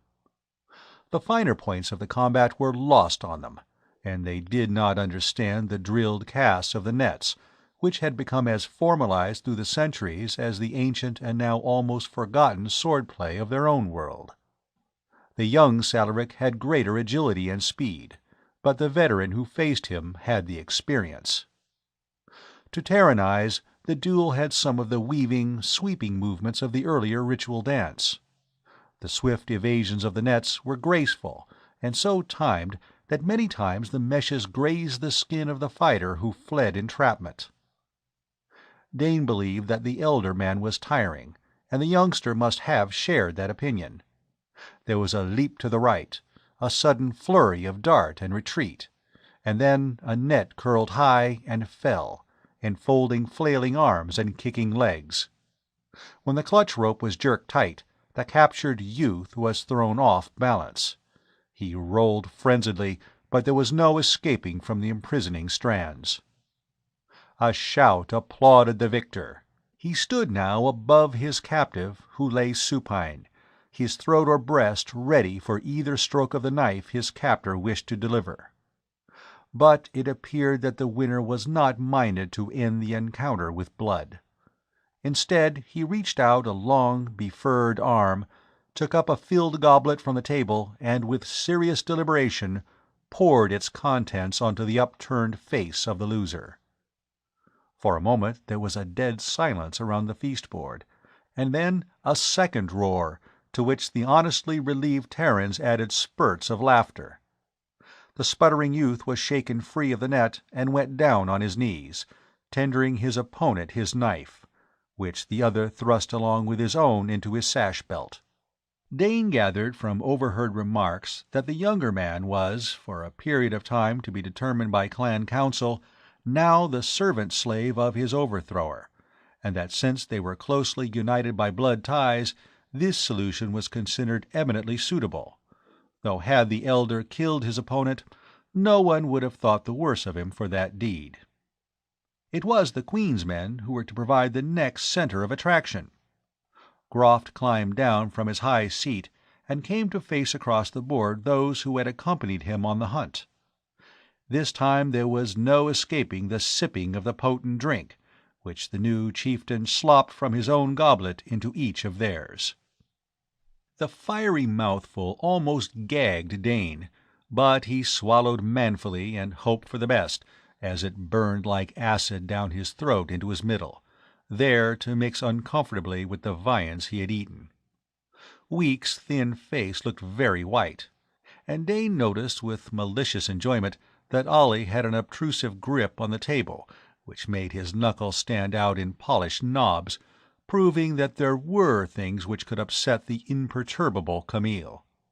Fortunately, they were not required to empty that flowing bowl in one gulp as Groft had done. The ceremonial mouthful was deemed enough, and Dane sat down thankfully, but with uneasy fears for the future. Groft had started back to his high seat when there was an interruption which had not been foreseen. A messenger threaded his way among the serving men and spoke to the chieftain, who glanced at the Terrans and then nodded.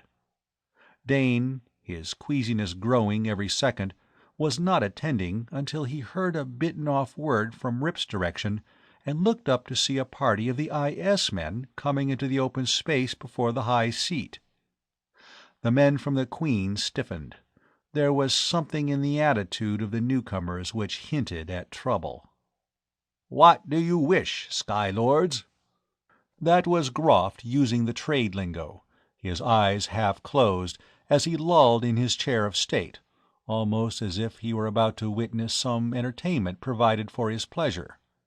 "We wish to offer you the good fortune desires of our hearts." That was Callie, the flowery words rolling with the proper accent from his tongue. "And that you shall not forget us, we also offer gifts." At a gesture from their cargo master, the IS men set down a small chest. Groft, his chin resting on a clenched fist, lost none of his lazy air. "They are received," he retorted with the formal acceptance, "and no one can have too much good fortune. The howlers of the black winds know that." But he tendered no invitation to join the feast. Callie did not appear to be disconcerted. His next move was one which took his rivals by surprise, in spite of their suspicions. "Under the laws of fellowship, O Groft," he clung to the formal speech, "I claim redress." Ollie's hand moved. Through his growing distress, Dane saw Van Ryck's jaw tighten.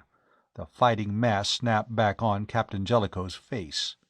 Whatever came now was real trouble. Groff's eyes flickered over the party from the Queen. Though he had just pledged cup friendship with 4 of them, he had the malicious humor of his race. He would make no move to head off what might be coming. "By the right of the knife and the net," he intoned, "you have the power to claim personal satisfaction. Where is your enemy?" Callie turned to face the free traders. "I hereby challenge a champion to be set out from these off-worlders to meet by the blood and by the water my champion." The Salaricky were getting excited. This was superb entertainment, an engagement such as they had never hoped to see, alien against alien.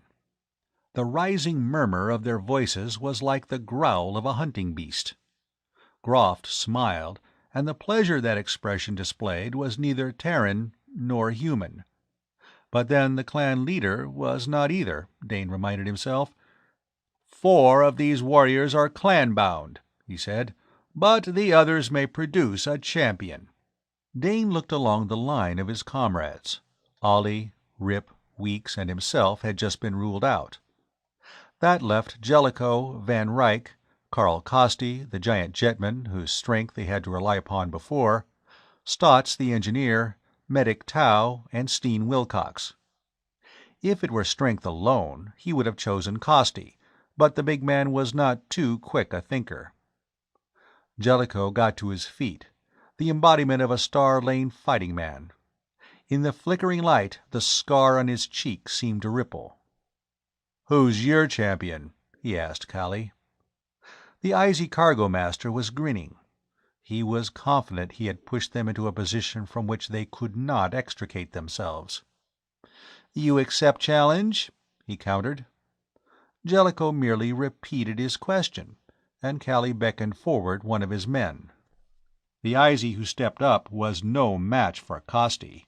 He was a slender, almost wan-slim young man, whose pleased smirk said that he, too, was about to put something over on the notorious free traders. Jellicoe studied him for a couple of long seconds, during which the hum of Salaricky voices was the threatening buzz of a disturbed wasp's nest. There was no way out of this. To refuse conflict was to lose all they had won with the clansmen, and they did not doubt that Callie had, in some way, triggered the scales against them. Jellicoe made the best of it. "We accept challenge."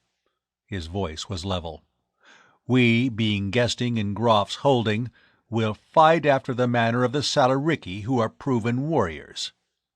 He paused as roars of pleased acknowledgment arose around the board. "Therefore, let us follow the custom of warriors, and take up the net and the knife." Was there a shade of dismay on Callie's face? "And the time?" Groft leaned forward to ask, but his satisfaction at such a fine ending for his feast was apparent. This would be talked over by every Sargullian for many storm seasons to come. Jellicoe glanced up at the sky. "Say, an hour after dawn, chieftain. With your leave, we shall confer concerning a champion." "My council room is yours." Groft signed for a liege man to guide them. End of Chapter 6.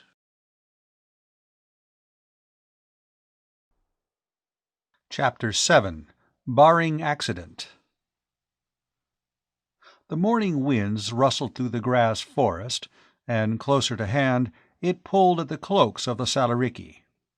Clan nobles sat on stools, lesser folk squatted on the trampled stubble of the cleared ground outside the stockade. In their many-colored splendor, the drab tunics of the Terrans were a blot of darkness at either end of the makeshift arena which had been marked out for them. At the conclusion of their conference, the Queen's men had been forced into a course Jellicoe had urged from the first. He, and he alone, would represent the free traders in the coming duel. And now he stood there in the early morning, stripped down to shorts and boots, wearing nothing on which a net could catch and so trap him.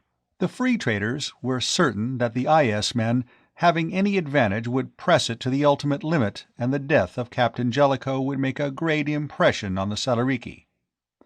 Jellicoe was taller than the Izy who faced him, but almost as lean. Hard muscles moved under his skin, pale where the space tan had not burned in the years of his star voyaging. And his every movement was with the liquid grace of a man who, in his time, had been a master of the force blade. Now he gripped in his left hand the claw-knife given him by Groft himself, and in the other he looped the throwing rope of the net. At the other end of the field, the Izy man was industriously moving his boot soles back and forth across the ground, intent upon coating them with as much of the gritty sand as would adhere. And he displayed the supreme confidence in himself which he had shown at the moment of challenge in the great hall. None of the free-trading party made the mistake of trying to give Jellicoe advice. The captain had not risen to his command without learning his duties, and the duties of a free trader covered a wide range of knowledge and practice. One had to be equally expert with a blaster and a slingshot when the occasion demanded. Though Jellicoe had not fought a Salarichi duel with net and knife before, he had a deep memory of other weapons, other tactics which could be drawn upon and adapted to his present need. There was none of the casual atmosphere which had surrounded the affair between the Salarichi clansmen in the hall. Here was ceremony. The storm priests invoked their own particular grim providence, and there was an oath taken over the weapons of battle. When the actual engagement began, the betting among the spectators had reached, Dane decided, epic proportions. Large sections of Sargolian personal property were due to change hands as a result of this encounter. As the chief priest gave the order to engage, both Terrans advanced from their respective ends of the fighting space, with the half-crouching, light-footed tread of spacemen.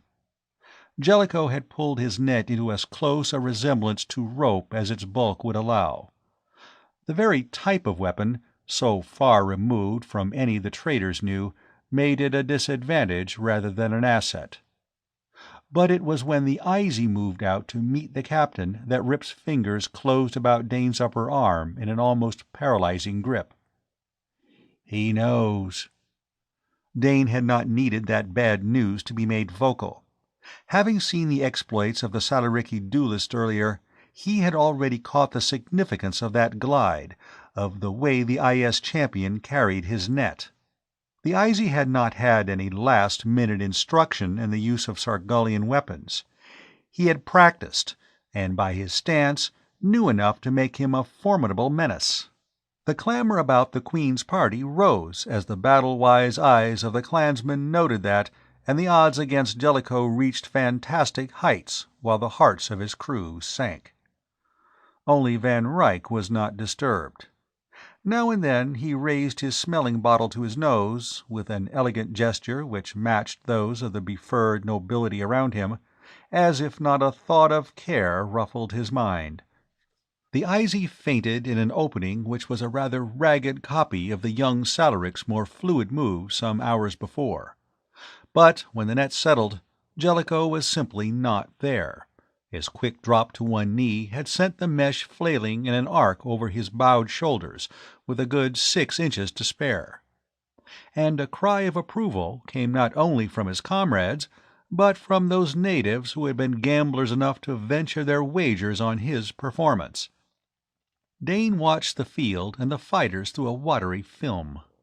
The discomfort he had experienced since downing that mouthful of the cup of friendship had tightened into a fist of pain clutching his middle in a torturing grip. But he knew he must stick it out until Jellicoe's ordeal was over. Someone stumbled against him, and he glanced up to see Ollie's face, a horrible gray-green under the tan, close to his own. For a moment the engineer apprentice caught at his arm for support, and then, with a visible effort, straightened up. So he wasn't the only one. He looked for Rip and Weeks, and saw that they, too, were ill. But for a moment all that mattered was the stretch of trampled earth and the two men facing each other. The Eisy made another cast, and this time, although Jellicoe was not caught, the slap of the mesh raised a red welt on his forearm. So far the captain had been content to play the defensive role of retreat, studying his enemy, planning ahead. The Eisy plainly thought the game was his, that he had only to wait for a favorable moment and cinch the victory.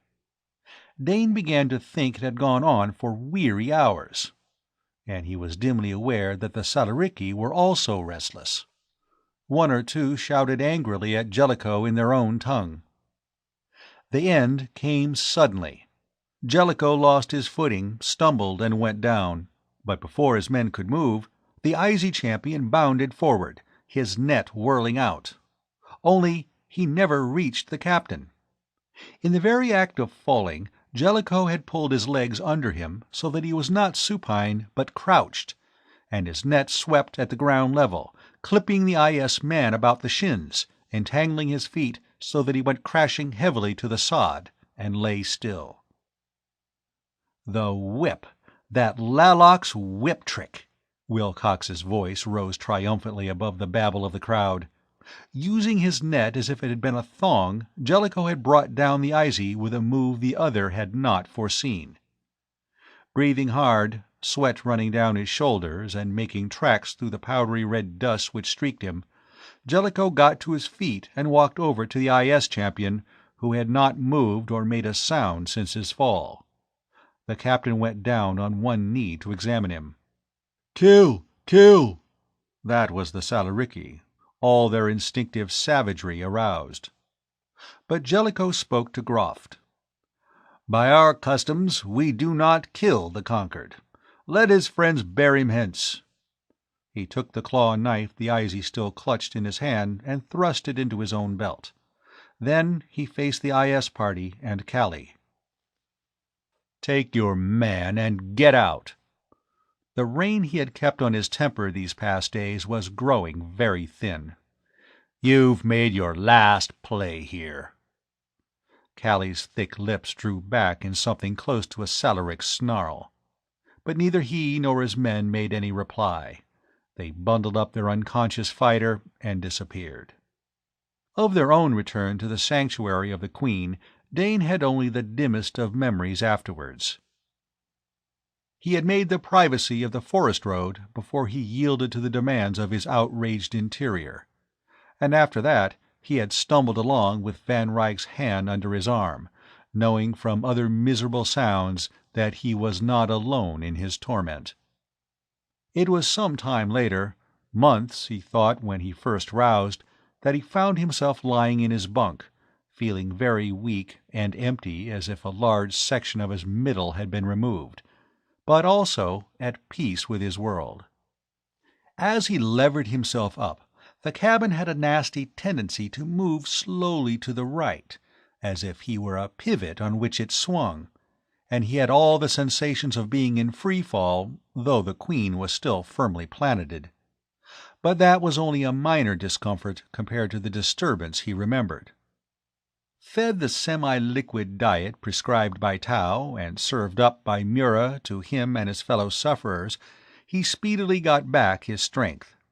But it had been a close call. He did not need Tao's explanation to underline that.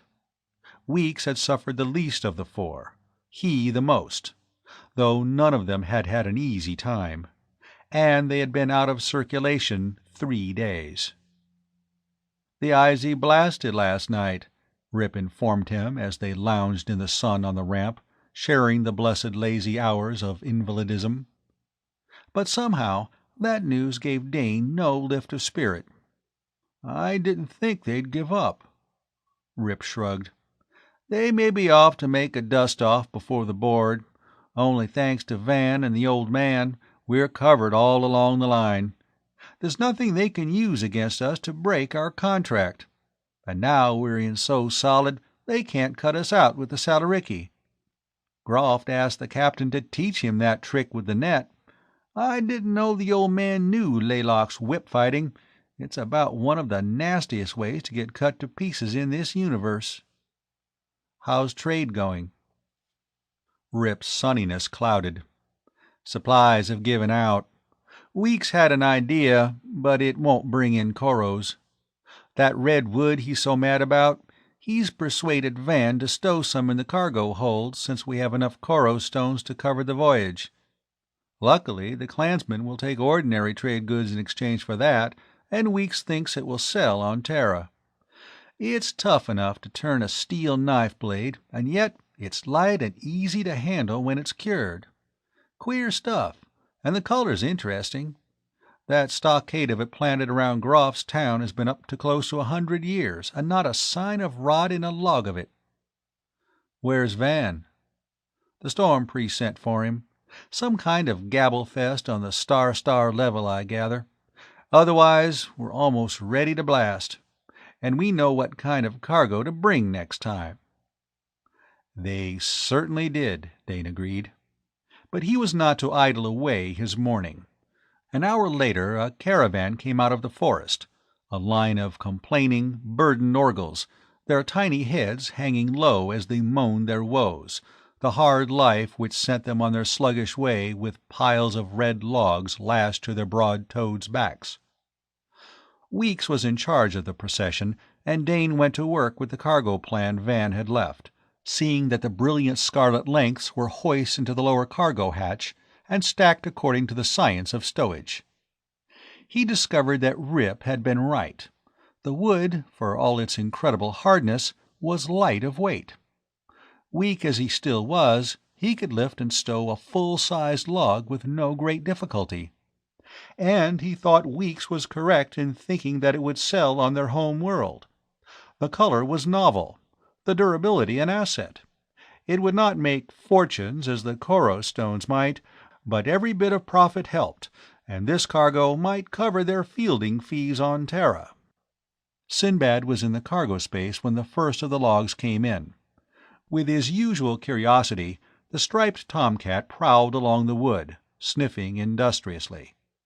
Suddenly he stopped short, spat and backed away, his spine fur a roughened crest. Having backed as far as the inner door, he turned and slunk out. Puzzled, Dane gave the wood a swift inspection. There were no cracks or crevices in the smooth surfaces, but as he stopped over the logs, he became conscious of a sharp odor. So this was one scent of the perfumed planet Sinbad did not like. Dane laughed. Maybe they had better have Weeks make a gate of the stuff and slip it across the ramp, keeping Sinbad on shipboard. Odd, it wasn't an unpleasant odor, at least to him it wasn't, just sharp and pungent. He sniffed again, and was vaguely surprised to discover that it was less noticeable now. Perhaps the wood when taken out of the sunlight lost its scent. They packed the lower hold solid, in accordance with the rules of stowage, and locked the hatch before Van Ryck returned from his meeting with the storm priests. When the cargo master came back, he was followed by 2 servants bearing between them a chest. But there was something in Van Ryck's attitude, apparent to those who knew him best, that proclaimed that he was not too well pleased with this morning's work. Sparing the feelings of the accompanying storm priests about the offensiveness of the spacer, Captain Jellicoe and Steen Wilcox went out to receive them in the open. Dane watched from the hatch, aware that in his present pariahhood it would not be wise to venture closer. The Terran traders were protesting some course of action that the Salariki were firmly insistent upon. In the end, the natives won, and Costi was summoned to carry on board the chest which the servants had brought. Having seen it carried safely inside the spacer, the aliens departed, but Van Ryck was frowning and Jellicoe's fingers were beating a tattoo on his belt as they came up the ramp. "I don't like it," Jellicoe stated as he entered. "It was none of my doing," Van Ryck snapped. "I'll take risks if I have to, but there's something about this one—" He broke off, two deep lines showing between his thick brows. "Well, you can't teach a Sasseril to spit," he ended philosophically. "We'll have to do the best we can." But Jellicoe did not look at all happy as he climbed to the control section, and before the hour was out, the reason for the captain's uneasiness was common property throughout the ship. Having sampled the delights of off-world herbs, the Salariki were determined to not be cut off from their source of supply. 6 Terran months from the present Sargolian date would come the great yearly feast of the 50 Storms, and the priests were agreed that this year their influence and power would be doubled if they could offer the devout certain privileges in the form of Terran plants.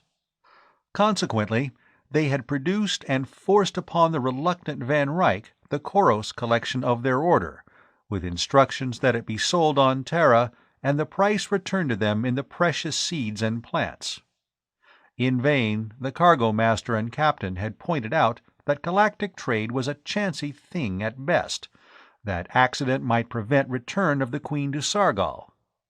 But the priests had remained adamant, and saw in all such arguments only a devious attempt to raise prices. They quoted in their return the information they had levered out of the company men, that traders had their code, and that once pay had been given in advance, the contract must be fulfilled. They, and they alone, wanted the full cargo of the Queen on their next voyage, and they were taking the one way they were sure of achieving that result. So a fortune in Koro stones, which as yet did not rightfully belong to the traders, was now in the Queen's strong-room, and her crew were pledged by the strongest possible tie known in their service to set down on Sargol once more before the allotted time had passed. The free traders did not like it. There was even a vaguely superstitious feeling that such a bargain would inevitably draw ill luck to them. But they were left with no choice if they wanted to retain their influence with the Salariki. "Cutting orbit pretty fine, aren't we?" Allie asked Rip across the mess table. "I saw your 2-star man sweating it out before he came down to shoot the breeze with us rocket monkeys." Rip nodded. "Steen's double-checked every computation, and some he's done 4 times. He ran his hands over his close-cropped head with a weary gesture. As a semi-invalid, he had been herded down with his fellows to swallow the builder Mura had concocted and Tau insisted that they take, but he had been doing a half a night's work on the plotter under his chief's exacting eye before he came. "The latest news is that, barring accident, we can make it with about 3 weeks' grace, give or take a day or 2. Barring accident. The words rang in the air. Here on the frontiers of the star lanes there were so many accidents, so many delays which could put a ship behind schedule. Only on the main star trails did the huge liners, or company ships, attempt to keep on regularly timed trips. A free trader did not really dare to have an inelastic contract. "What does Stott say?" Dane asked Allie. "He says we can deliver. We don't have the headache about setting a course. You point the nose, and we only have to give her the boost to send her along." Rip sighed. "Yes, point her nose." He inspected his nails. "Goodbye," he added gravely. "These won't be here by the time we planet here again. I'll have my fingers gnawed off to the first knuckle. "Well, we lift at 6 hours. Pleasant strap down." He drank the last of the stuff in his mug, made a face at the flavor, and got to his feet, due back at his post in control. Dane, free of duty until the ship earthed, drifted back to his own cabin, sure of part of a night's undisturbed rest before they blasted off. Sinbad was curled on his bunk. For some reason, the cat had not been prowling the ship before takeoff as he usually did. First he had sat on Van's desk, and now he was here, almost as if he wanted human company. Dane picked him up, and Sinbad rumbled a purr, arching his head so that it rubbed against the young man's chin in an extremely uncharacteristic show of affection. Smoothing the fur along the cat's jawline, Dane carried him back to the cargo-master's cabin. With some hesitation he knocked at the panel, and did not step in until he had Van Ryck's muffled invitation. The cargo-master was stretched on the bunk, two of the take-off straps already fastened across his bulk, as if he intended to sleep through the blast-off. "Sinbad, sir. Shall I stow him?" Van Ryck grunted an assent, and Dane dropped the cat in the small hammock which was his particular station, fastening the safety cords. For once Sinbad made no protest, but rolled into a ball and was promptly fast asleep. For a moment or two Dane thought about his unnatural behavior, and wondered if he should call it to the cargo-master's attention. Perhaps on Sargol Sinbad had had his equivalent of a friendship cup, and needed a check-up by Tau. Stowage correct? The question, coming from Van Ryck, was also unusual. The seal would not have been put across the hold lock had its contents not been checked and rechecked. "Yes, sir," Dane replied woodenly, knowing he was still in the outer darkness. "There was just the wood. We stowed it according to chart." Van Ryck grunted once more. "Feeling top layer again?" "Yes, sir. Any orders, sir?" "No. Blast-off's at 6. "Yes, sir." Dane left the cabin, closing the panel carefully behind him. Would he, or could he thought drearily, get back in Van Ryck's profit column again? Sargol had been unlucky as far as he was concerned. First he had made that stupid mistake, and then he got sick. And now, what was the matter? Was it just the general attack of nerves over the voyage and the commitments which forced their haste, or was it something else? He could not rid himself of a vague sense that the Queen was about to take off into real trouble, and he did not like the sensation at all. End of Chapter 7. Chapter 8. Headaches. They lifted from Sargol on schedule, and went into hyper, also on schedule. From that point on there was nothing to do but wait out the usual dull time of flight between systems, and hope that Steen Wilcox had plotted a course which would cut that flight time to a minimum. But this voyage there was little relaxation once they were in hyper. No matter when Dane dropped into the mess cabin, which was the common meeting place of the spacer, he was apt to find others there before him, usually with a mug of one of Mura's special brews close at hand, speculating about their landing date. Dane himself, once he had thrown off the lingering effects of his Sargolian illness, applied time to his studies. When he had first joined the Queen as a recruit straight out of the training pool, he had speedily learned that all the 10 years of intensive study then behind him had only been an introduction to the amount he still had to absorb before he could take his place as an equal with such a trader as Van Ryck, if he had the stuff which would raise him in time to that exalted level. While he had still had his superior's favor, he had dared to treat him as an instructor, going to him with perplexing problems of stowage or barter.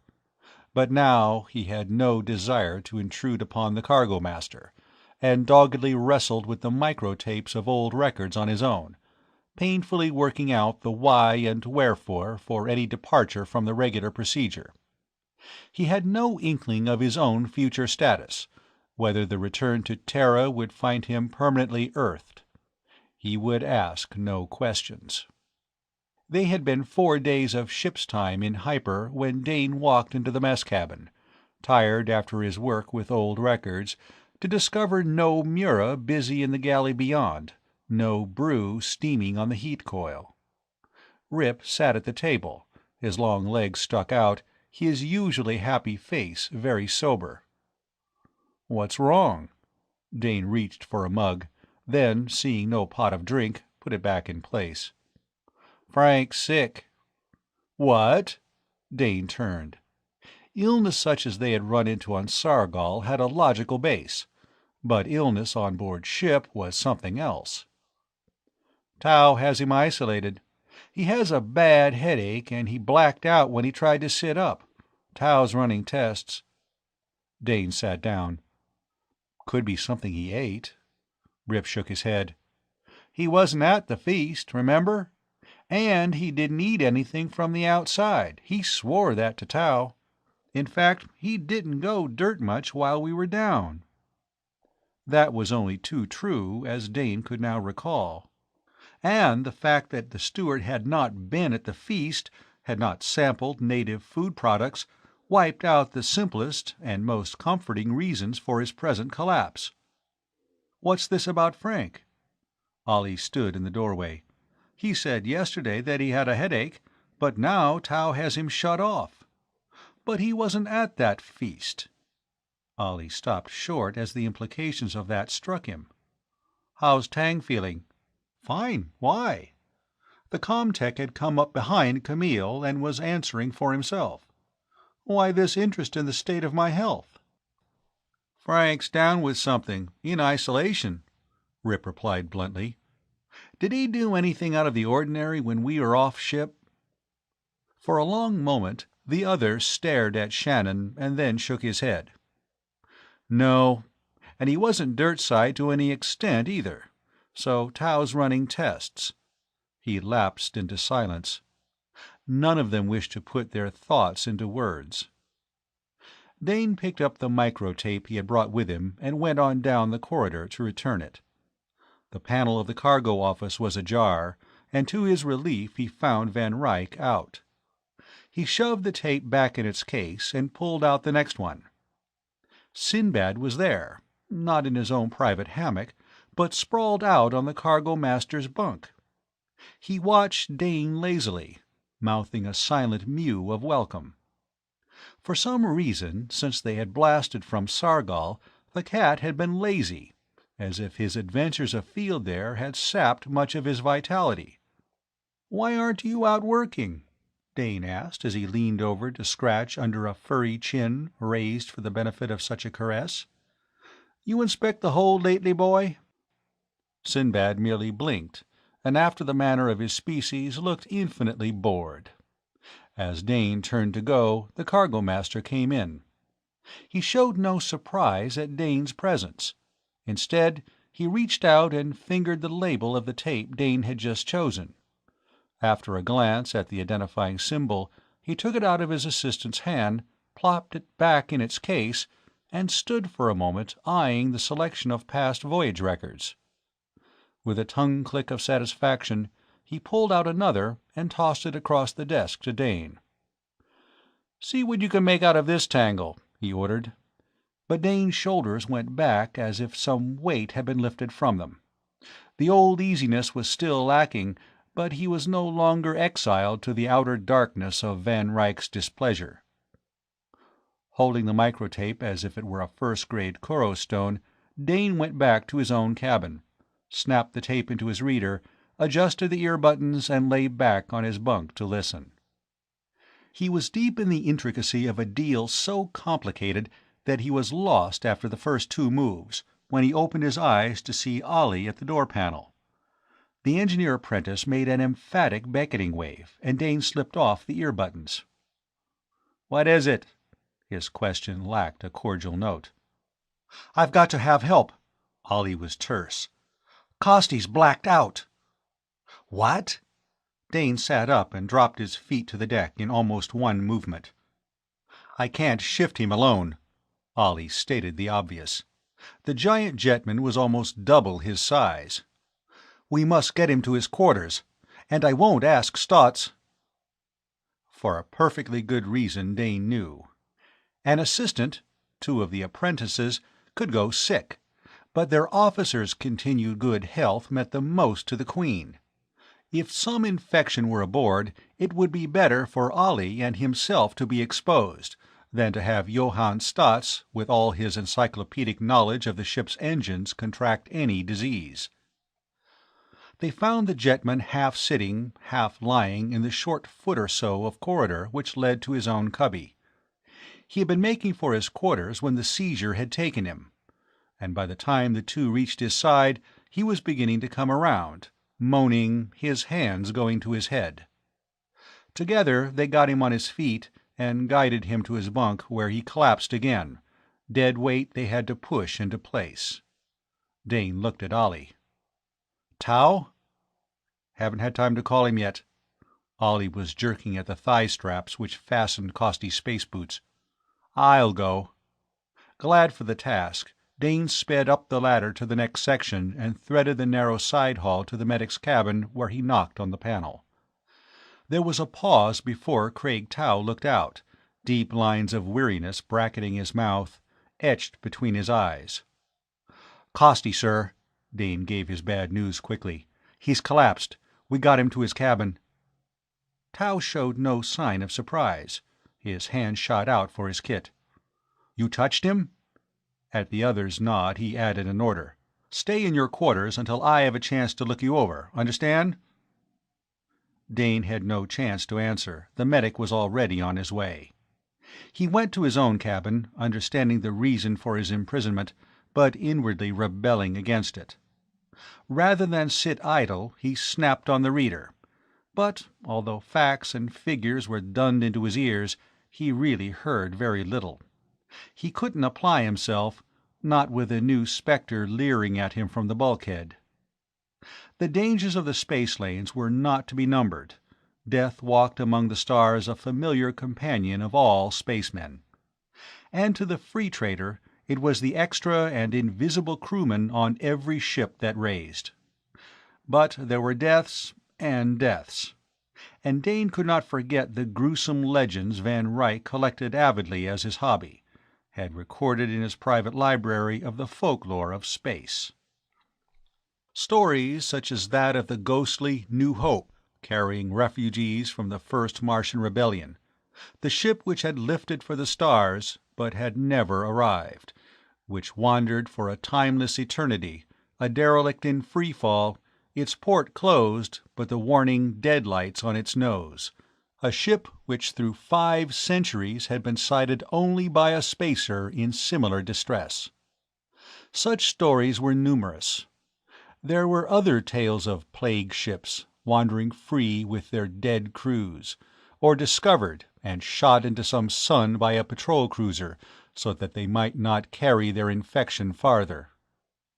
Plague, the nebulous worst the traders had to face. Dane screwed his eyes shut, tried to concentrate upon the droning voice in his ears, but he could not control his thoughts, nor his fears. At a touch on his arm, he started so wildly that he jerked the cord loose from the reader and sat up, somewhat shamefaced, to greet Tau. At the medic's orders, he stripped for one of the most complete examinations he had ever undergone outside a quarantine port. It included an almost microscopic inspection of the skin on his neck and shoulders, but when Tau had done, he gave a sigh of relief. "Well, you haven't got it. At least you don't show any signs yet." He amended his first statement almost before the words were out of his mouth. "What were you looking for?" Tau took time out to explain. "Here." His fingers touched the small hollow at the base of Dane's throat, and then swung him around and indicated 2 places on the back of his neck and under his shoulder blades. "Costi and Mura both have red eruptions here. It's as if they've been given an injection of some narcotic." Tao sat down on the jump seat while Dane dressed. Costi was dirtside. He might have picked up something. But Mura? That's it! Tao brought his fist down on the edge of the bunk. Frank hardly left the ship, yet he showed the first signs. On the other hand, you were all right so far, and you were off ship. And Ollie's clean, and he was with you on the hunt. We'll just have to wait and see. He got up wearily. If your head begins to ache, he told Dane, you get back here in a hurry and stay put, understand? As Dane learned, all the other members of the crew were given the same type of inspection, but none of them showed the characteristic marks which meant trouble. They were on course for Terra, but, and that but must have loomed large in all their minds, once there, would they be allowed to land? Could they even hope for a hearing? Plague ship. Tao must find the answer before they came into normal space about their own solar system, or they were in for such trouble as made a broken contract seem the simplest of mishaps. Costi and Mura were in isolation. There were volunteers for nursing, and Tao, unable to be in two places at once, finally picked Weeks to look after his crewmate in the engineering section. There was doubling up of duties.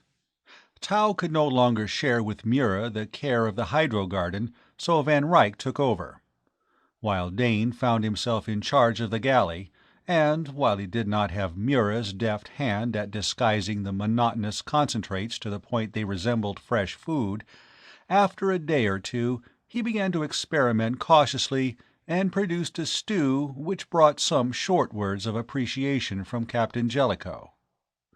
They all breathed a sigh of relief when, after 3 days, no more signs of the mysterious illness showed on new members of the crew. It became routine to parade before Tao, stripped to the waist each morning for the inspection of the danger points, and the medic's vigilance did not relax. In the meantime, neither Mura nor Costi appeared to suffer.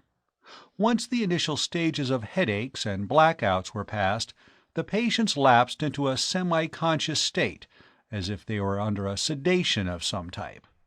They would eat, if the food was placed in their mouths, but they did not seem to know what was going on about them, nor did they answer when spoken to. Tao, between visits to them, worked feverishly in his tiny lab, analyzing blood samples, reading the records of obscure diseases, trying to find the reason for their attacks.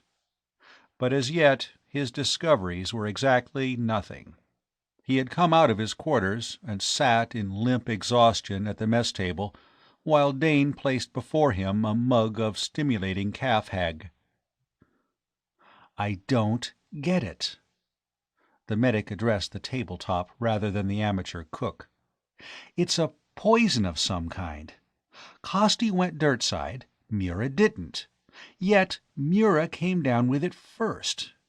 And we didn't ship any food from Sargol. Neither did he eat any while we were there. Unless he did and we didn't know about it. If I could just bring him to long enough to answer a couple of questions." Sighing, he dropped his weary head on his folded arms, and within seconds was asleep. Dane put the mug back on the heating unit and sat down at the other end of the table. He did not have the heart to shake Tao into wakefulness.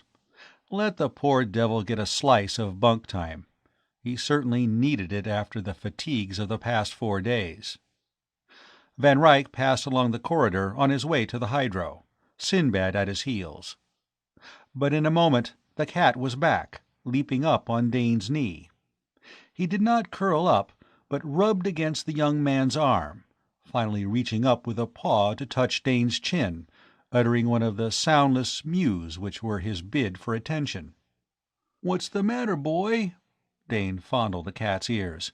"You haven't got a headache, have you?" In that second a wild surmise came into his mind. Sinbad had been planet-side on Sargol as much as he could, and on shipboard he was equally at home in all their cabins. Could he be the carrier of the disease? A good idea, Only if it were true, then logically the second victim should have been Van, or Dane, whereas Sinbad lingered most of the time in their cabins, not Costi.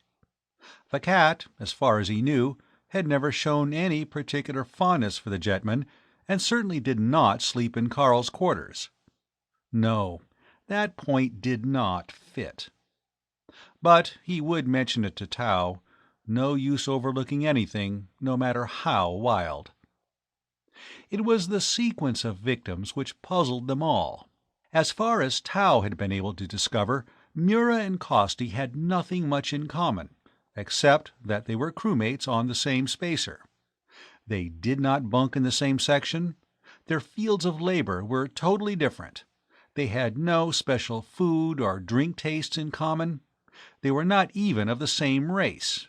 Frank Mura was one of the few descendants of a mysterious, or now mysterious, people who had had their home on a series of islands in one of Terra's seas, islands which almost 100 years before had been swallowed up in a series of world-rending quakes. Japan was the ancient name of that nation, while Carl Costi had come from the once thickly populated land masses half the planet away, which had borne the geographical name of Europe. No, all the way along, the two victims had only very general meeting points. They both shipped on the Solar Queen, and they were both of Terran birth. Tao stirred and sat up, blinking bemusedly at Dane, then pushed back his wiry black hair and assumed a measure of alertness. Dane dropped the now purring cat in the medic's lap, and in a few sentences outlined his suspicion. Tao's hands closed about Sinbad. "There's a chance in that." He looked a little less beat, and he drank thirstily from the mug Dane gave him for the second time. Then he hurried out with Sinbad under one arm, bound for his lab. Dane slicked up the galley, trying to put things away as neatly as Mura kept them. He didn't have much faith in the Sinbad lead, but in this case everything must be checked out. When the medic did not appear during the rest of the ship's day, Dane was not greatly concerned. But he was alerted to trouble when Ollie came in with an inquiry and a complaint. "Seen anything of Craig?" "He's in the lab," Dane answered. "He didn't answer my knock," Ollie protested, "and Weeks says he hasn't been in to see Carl all day." That did catch Dane's attention. Had his half-hunch been right? Was Tao on the trail of a discovery which had kept him chained to the lab? But it wasn't like the medic not to look in on his patients. "You're sure he isn't in the lab?" "I told you that he didn't answer my knock.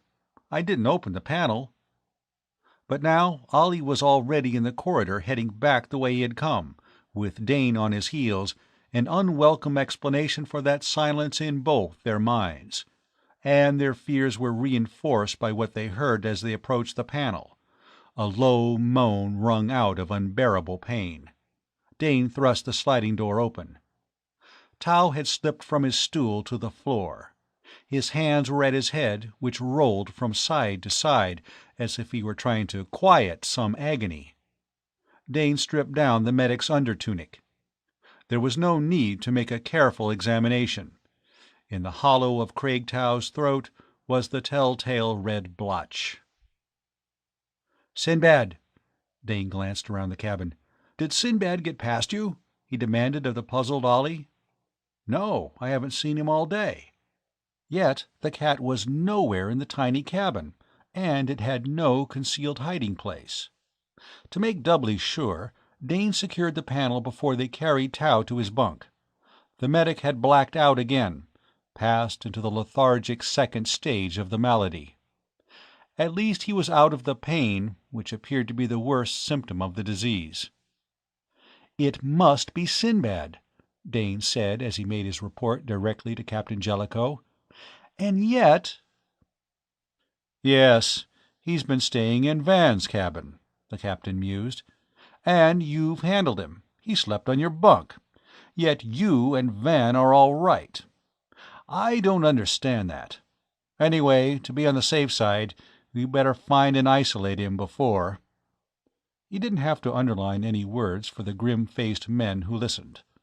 With Tau, their one hope of fighting the disease, gone, they had a black future facing them. They did not have to search for Sinbad. Dane, coming down to his own section, found the cat crouched before the panel of Van Ryck's cabin, his eyes glued to the thin crack of the door. Dane scooped him up and took him to the small cargo space intended for the safeguarding of choice items of commerce. To his vast surprise, Sinbad began fighting wildly as he opened the hatch, kicking and then slashing with ready claws. The cat seemed to go mad, and Dane had all he could do to shut him in. When he snapped the panel, he heard Sinbad launch himself against the barrier as if to batter his way out. Dane, blood welling in several deep scratches, went in search of first aid, but some suspicion led him to pause as he passed Van Ryck's door. And when his knock brought no answer, he pushed the panel open. Van Ryck lay on his bunk, his eyes half closed in a way which had become only too familiar to the crew of the Solar Queen. And Dane knew that when he looked for it, he would find the mark of the strange plague on the cargo master's body. End of Chapter 8. Chapter 9. Plague. Jellicoe and Steen Wilcox pored over the few notes Tau had made before he was stricken, but apparently the medic had found nothing to indicate that Sinbad was the carrier of any disease.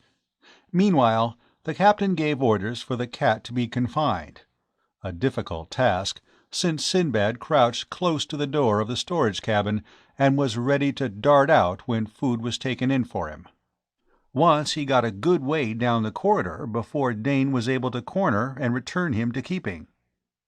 Dane, Ollie, and Weeks took on the full care of the 4 sick men, leaving the few regular duties of the ship to the senior officers, while Rip was installed in charge of the hydro garden. Mura, the first to be taken ill, showed no change. He was semi-conscious. He swallowed food if it were put in his mouth.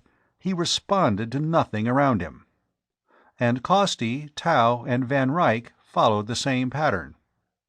They still held morning inspection of those on their feet for signs of a new outbreak, but when no one else went down during the next 2 days, they regained a faint spark of hope. Hope which was snapped out when Ollie brought the news that Stotts could not be roused and must have taken ill during a sleep period. One more inert patient was added to the list, and nothing learned about how he was infected, except that they could eliminate Sinbad, since the cat had been in custody during the time Stotts had apparently contracted the disease. Weeks, Ollie, and Dane, though they were in constant contact with the sick men, and though Dane had repeatedly handled Sinbad, continued to be immune. A fact, Dane thought more than once, which must have significance if someone with Tau's medical knowledge had been able to study it. By all rights, they should be the most susceptible, but the opposite seemed true, and Wilcox duly noted that fact among the data they had recorded. It became a matter of watching each other, waiting for another collapse. And they were not surprised when Tang Ya reeled into the mess, his face livid and drawn with pain. Rip and Dane got him to his cabin before he blacked out. But all they could learn from him during the interval before he lost consciousness was that his head was bursting and he couldn't stand it. Over his limp body they stared at one another bleakly. 6 down, Ollie observed, and 6 to go. How do you feel? Tired, that's all. What I don't understand is that once they go into this stupor, they just stay. They don't get any worse, they have no rise in temperature. It's as if they're in a modified form of cold sleep. "How is Tang?" Rip asked from the corridor. "Usual pattern," Ollie answered. "He's sleeping. Got a pain, fella?" Rip shook his head. "Right as a comm unit. I don't get it. Why does it strike Tang, who didn't even hit dirt much, and yet you keep on?" Dane grimaced. "If we had an answer to that, maybe we'd know what caused the whole thing." Ollie's eyes narrowed. He was staring straight at the unconscious Comtech as if he did not see that supine body at all. "I wonder if we've been salted," he said slowly. "We've been what?" Dane demanded. "Look here, we three, with Weeks, drank that brew of the Salaricky, didn't we? And we were as sick as Venusian gobblers afterwards," agreed Rip. Light dawned. "Do you mean—" began Dane. "So that's it," flashed Rip.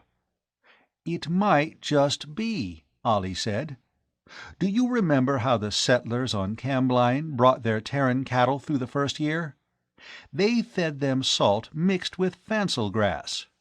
The result was that the herds didn't take the fancel grass fever when they turned them out to pasture in the dry season. All right, maybe we had our salt in that drink.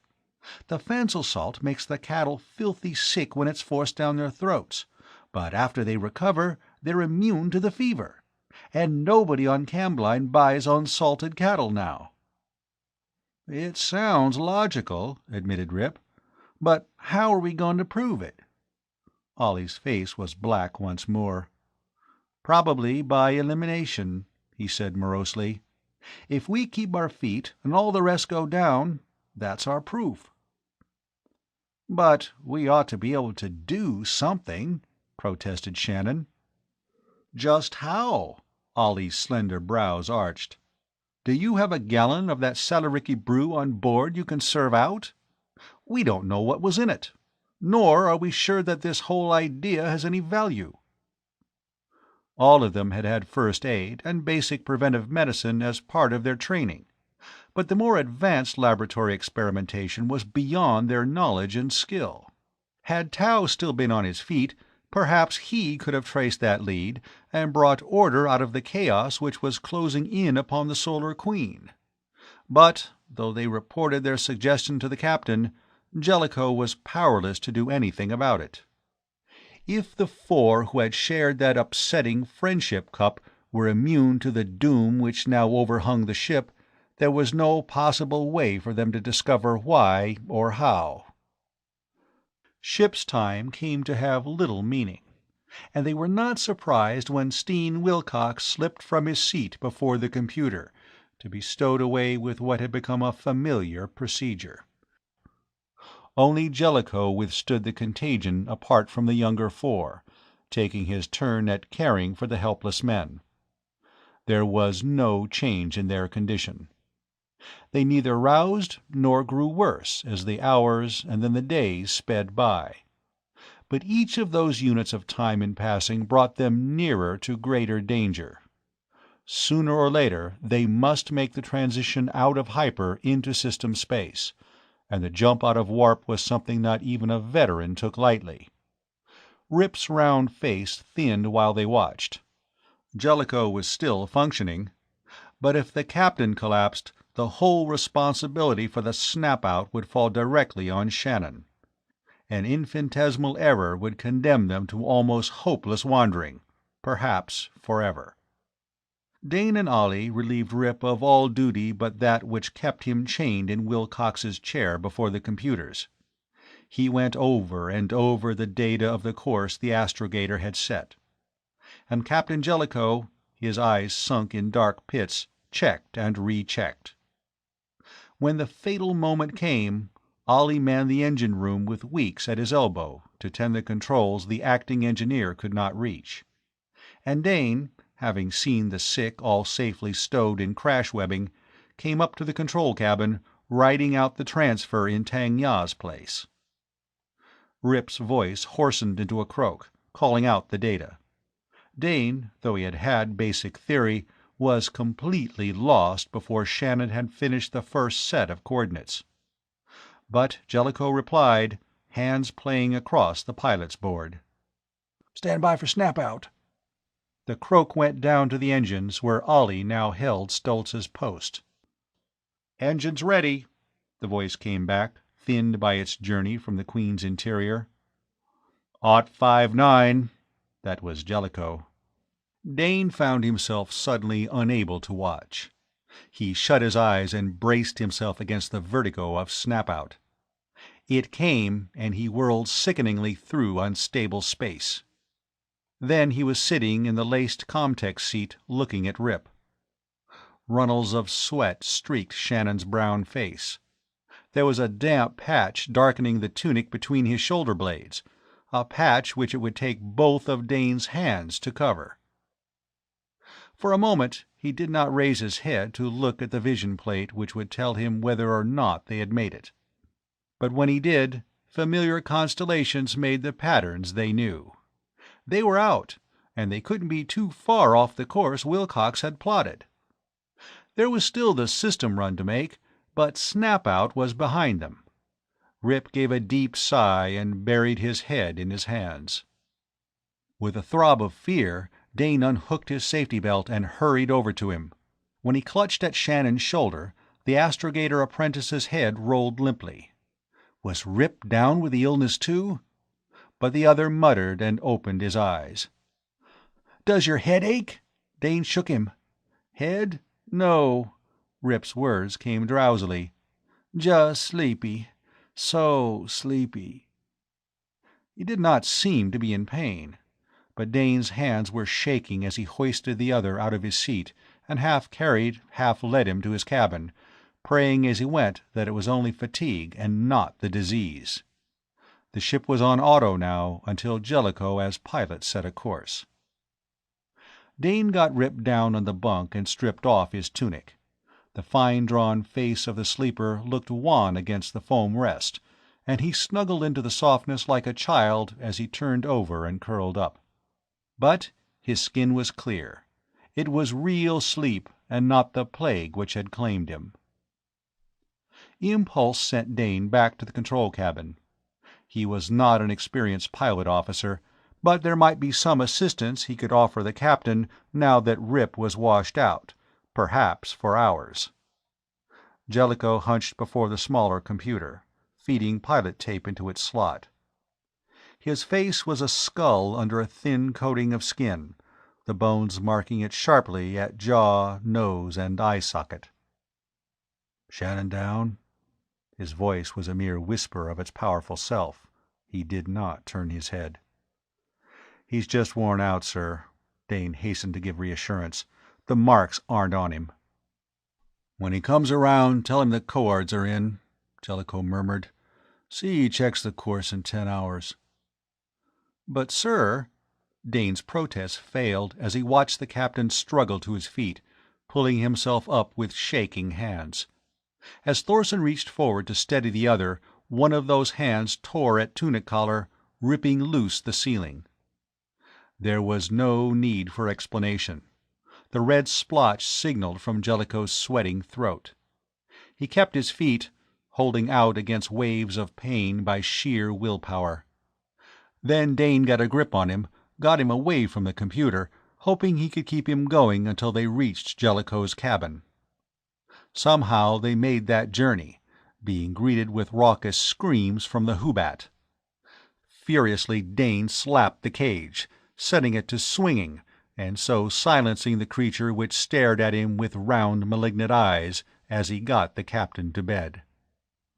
Only 4 of them on their feet now, Dane thought bleakly as he left the cabin. If Rip came out of it in time, they could land. Dane's breath caught as he made himself face up to the fact that Shannon might be ill, that it might be up to him to bring the Queen in for a landing. And in where? The Terra quarantine was Luna City on the moon, but let them signal for a set down there, let them describe what had happened, and they might face death as a plague ship. Wearily he climbed down to the mess cabin to discover Weeks and Ollie there before him. They did not look up as he entered. "Old man's got it," he reported. "Rip?" was Allie's crossing question. "Asleep. He passed out." "What?" Weeks swung around. "Worn out," Dane amended. "Captain fed in a pilot tape before he gave up." "So, now we are 3, was Ollie's comment. "Where do we set down? Luna City?" "If they let us." Dane hinted at the worst. But they've got to let us," Weeks exclaimed. "We can't just wander around out here." "It's been done," Ollie reminded them brutally, and that silenced Weeks. "Did the old man set Luna?" After a long pause, Ollie inquired. "I didn't check," Dane confessed.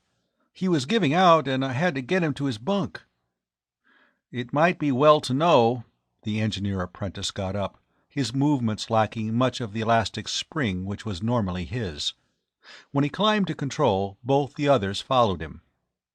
Ollie's slender fingers played across a set of keys, and in the small screen mounting on the computer a set of figures appeared. Dane took up the master course book, read the connotation, and blinked. "Not Luna?" Ollie asked. "No, but I don't understand. This must be for somewhere in the asteroid belt." Ollie's lips stretched into a pale caricature of a smile. "Good for the old man. He still had his wits about him, even after the bug bit him." "But why are we going to the asteroids?" Weeks asked, reasonably enough. "There are medics at Luna City. They can help us." "They can handle known diseases," Ollie pointed out. "But what of the code?" Weeks dropped into the Comtex place as if some of the stiffening had vanished from his thin but sturdy legs. "They wouldn't do that," he protested, but his eyes said that he knew that they might. They well might. "Oh no? Face the facts, man." Ollie sounded almost savage. "We come from a frontier planet. We're a plague ship." He did not have to underline that. They all knew too well the danger in which they now stood. "Nobody's died yet." Weeks tried to find an opening in the net being drawn about them. "And nobody's recovered." Ollie crushed that thread of hope. "We don't know what it is, how it is contracted, anything about it. Let us make a report saying that, and you know what will happen, don't you?" They weren't sure of the details, but they could guess. "So I say," Ollie continued, "the old man was right when he set us on an evasion course. If we can stay out until we really know what is the matter, we'll have some chance of talking over the high brass at Luna when we do planet." In the end, they decided not to interfere with the course the captain had set. It would take them into the fringes of solar civilization, but give them a fighting chance at solving their problem before they had to report to the authorities. In the meantime, they tended their charges, let rip sleep, and watched each other with desperate but hidden intentness, ready for another to be stricken.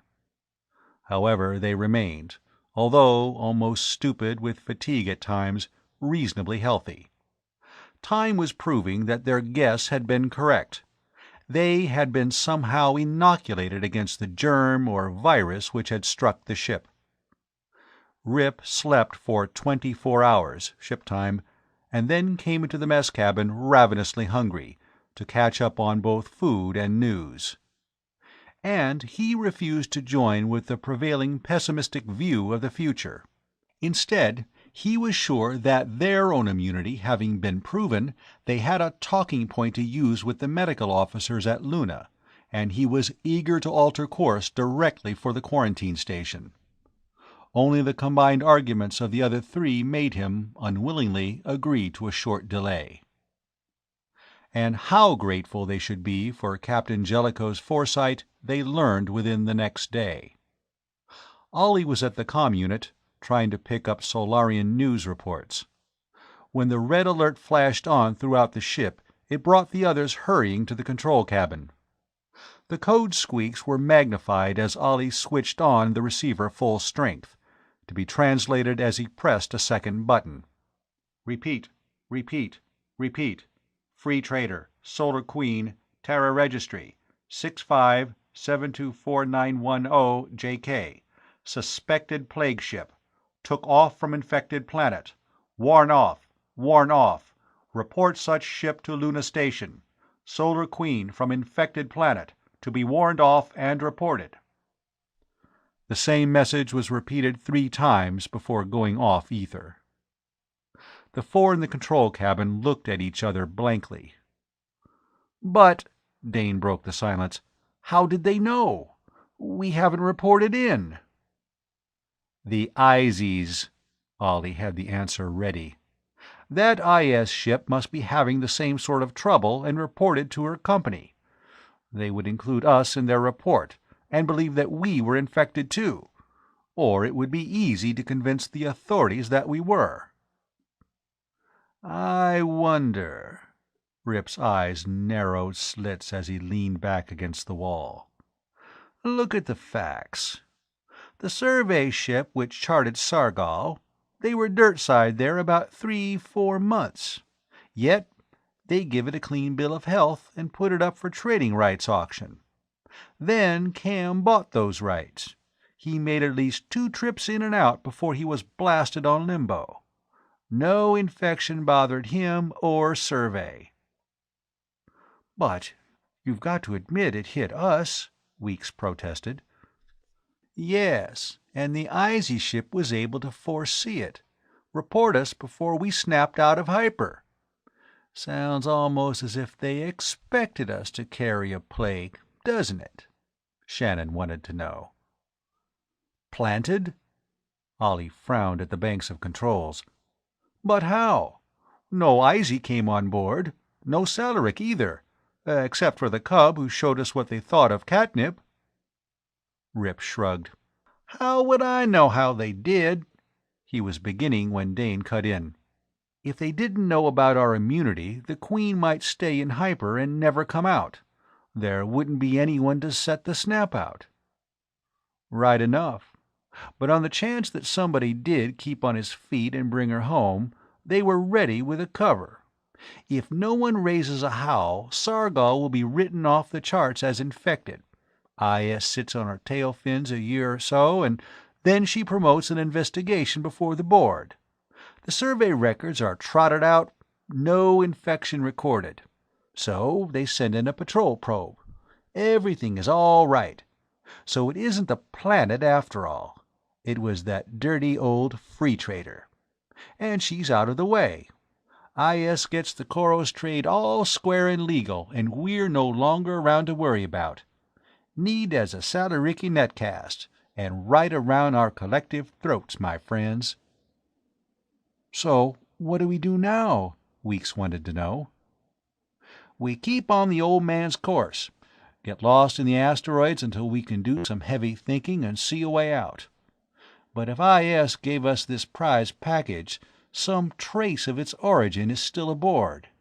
And if we can find out, why, then we have something to start from."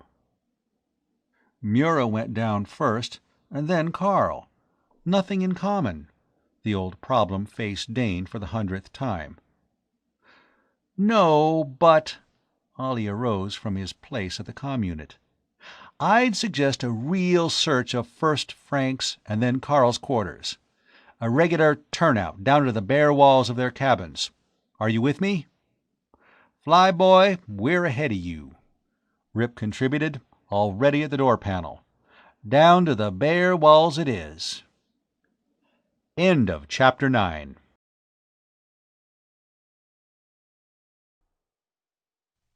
Chapter 10. E-Stat Landing. Since Mura was in the isolation of ship's sickbay, the stripping of his cabin was a relatively simple job. But, though Rip and Dane went over it literally by inches, they found nothing unusual. In fact, nothing from Sargol except a small twig of the red wood which lay on the steward's work table, where he had been fashioning something to incorporate in one of his miniature fairy landscapes, to be imprisoned for all time in a plastabubble. Dane turned this around in his fingers. Because it was the only link with the perfumed planet, he couldn't help but feel that it had some importance. But Costi had not shown any interest in the wood, and he himself and Weeks had handled it freely before they had tasted Graff's friendship cup and had no ill effects, so it couldn't be the wood. Dane put the twig back on the work table and snapped the protecting cover over the delicate tools, never realizing until days later how very close he had been in that moment to the solution of their problem.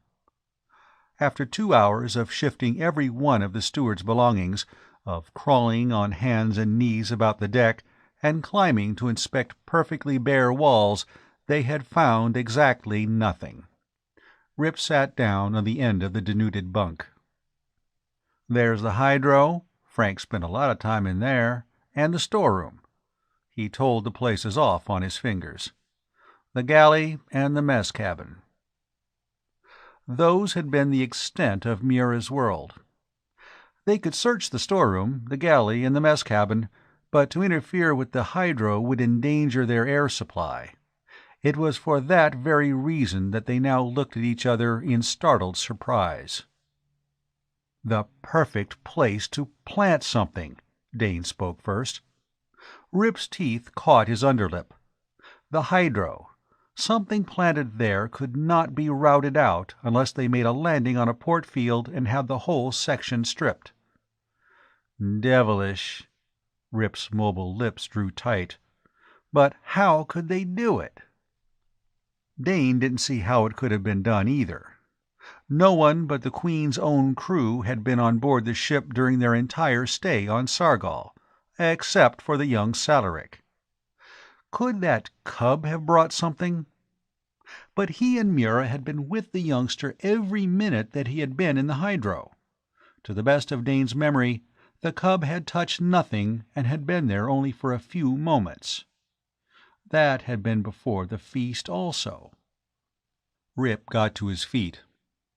"We can't strip the hydro in space," he pointed out the obvious, quietly. Dane had the answer. "Then we've got to Earth." "You heard the warn-off. If we try it—" "What about an emergency station?" Rip stood very still, his big hands locked about the buckle of his arms belt. Then, without another word, he went out of the cabin and at a pounding pace up the ladder, bound for the captain's cabin and the records Jellicoe kept there. It was such a slim chance, but it was better than none at all. Dane shouldered into the small space in his wake to find Rip making a selection from the astrogation tapes.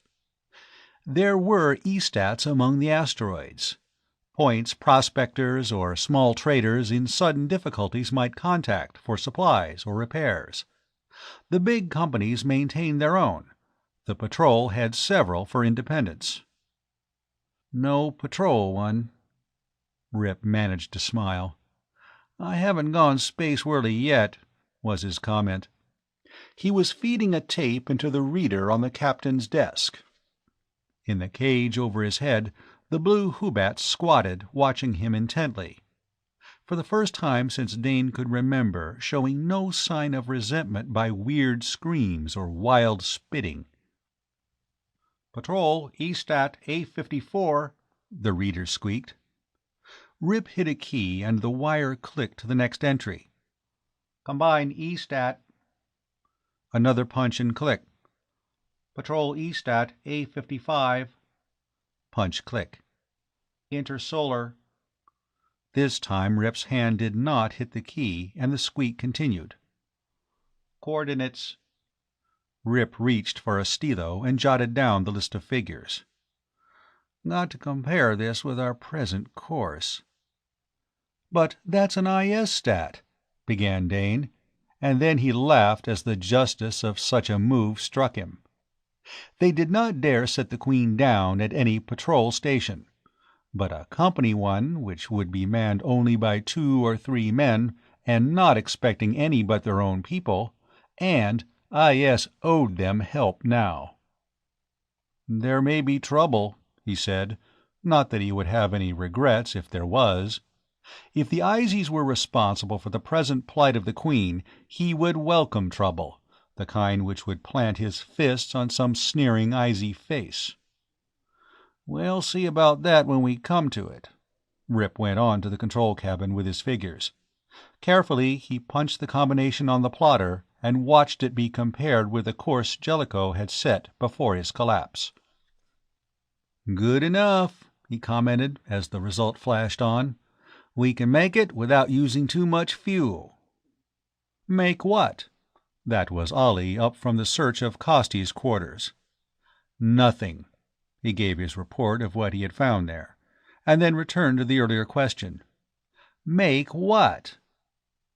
Swiftly Dane outlined their suspicions, that the seed of the trouble lay in the hydro, and that they should clean out that section, drawing upon emergency materials at the IS-EStat. "Sounds all right, but you know what they do to pirates?" inquired the engineer apprentice. Space law came into Dane's field. He needed no prompting. "Any ship in emergency," he recited automatically, "may claim supplies from the nearest EStat, paying for them when the voyage is completed." "That means any patrol EStat. The companies are private property." "But," Dane pointed out triumphantly, "the law doesn't say so. There's nothing about any difference between company and patrol EStat in the law." "He's right," Rip agreed. "That law was framed when only the patrol had such stations. Companies put them in later to save tax, remember? Legally, we're all right." "Unless the agents on duty raise a howl," Ollie amended. "Oh, don't give me that look, Rip. I'm not sounding any worn-off on this, but I just want you to be prepared to find a cruiser riding our fins and giving us the hot flash as bandits. If you want to spoil the Izies, I'm all for it. Got a stat of theirs pinpointed?" Rip pointed to the figures on the computer. "There she is. We can set down in about 5 hours ship time. How long would it take to strip the hydro and reinstall?" "How can I tell?" Ollie sounded irritable. "I can give you oxy for quarters for about 2 hours. Depends on how fast we can move. No telling until we make a start." He started for the corridor and then added over his shoulder, "You'll have to answer a comm challenge. Thought about that?" "Why?" Rip asked. "It might be comm repairs bringing us in. They won't be expecting trouble, and we will. We'll have the advantage." But Ollie was not to be shaken out of his usual dim view of the future. "All right, so we land, blaster in hand, and take the place. And they get off one little squeak to the patrol. Well, a short life, but an interesting one. And we'll make all the video channels for sure when we go out with rockets blasting. Nothing like having a little excitement to break the dull routine of a voyage." "We aren't going to, are we?" Dane protested. "Land armed, I mean." Ollie stared at him, and Rip, to Dane's surprise, did not immediately repudiate that thought. "Sleep rods, certainly," the astrogator apprentice said after a pause. "We'll have to be prepared for the moment when they find out who we are. And you can't reset a hydro in a few minutes, not when we have to keep oxy on for the others. If we were able to turn that off and work in suits, it'd be a quicker job. We could dump before we set down and then pile it in at once. But this way it's going to be piecework, and it all depends on the agents at the Stat whether we have trouble or not. We had better break out the suits now," Ollie added to Rip's estimate of the situation. "If we set down and pile out wearing suits at once, it will build up our tale of being poor wrecked spacemen." Sleep rods or not, Dane thought to himself, the whole plan was one born of desperation.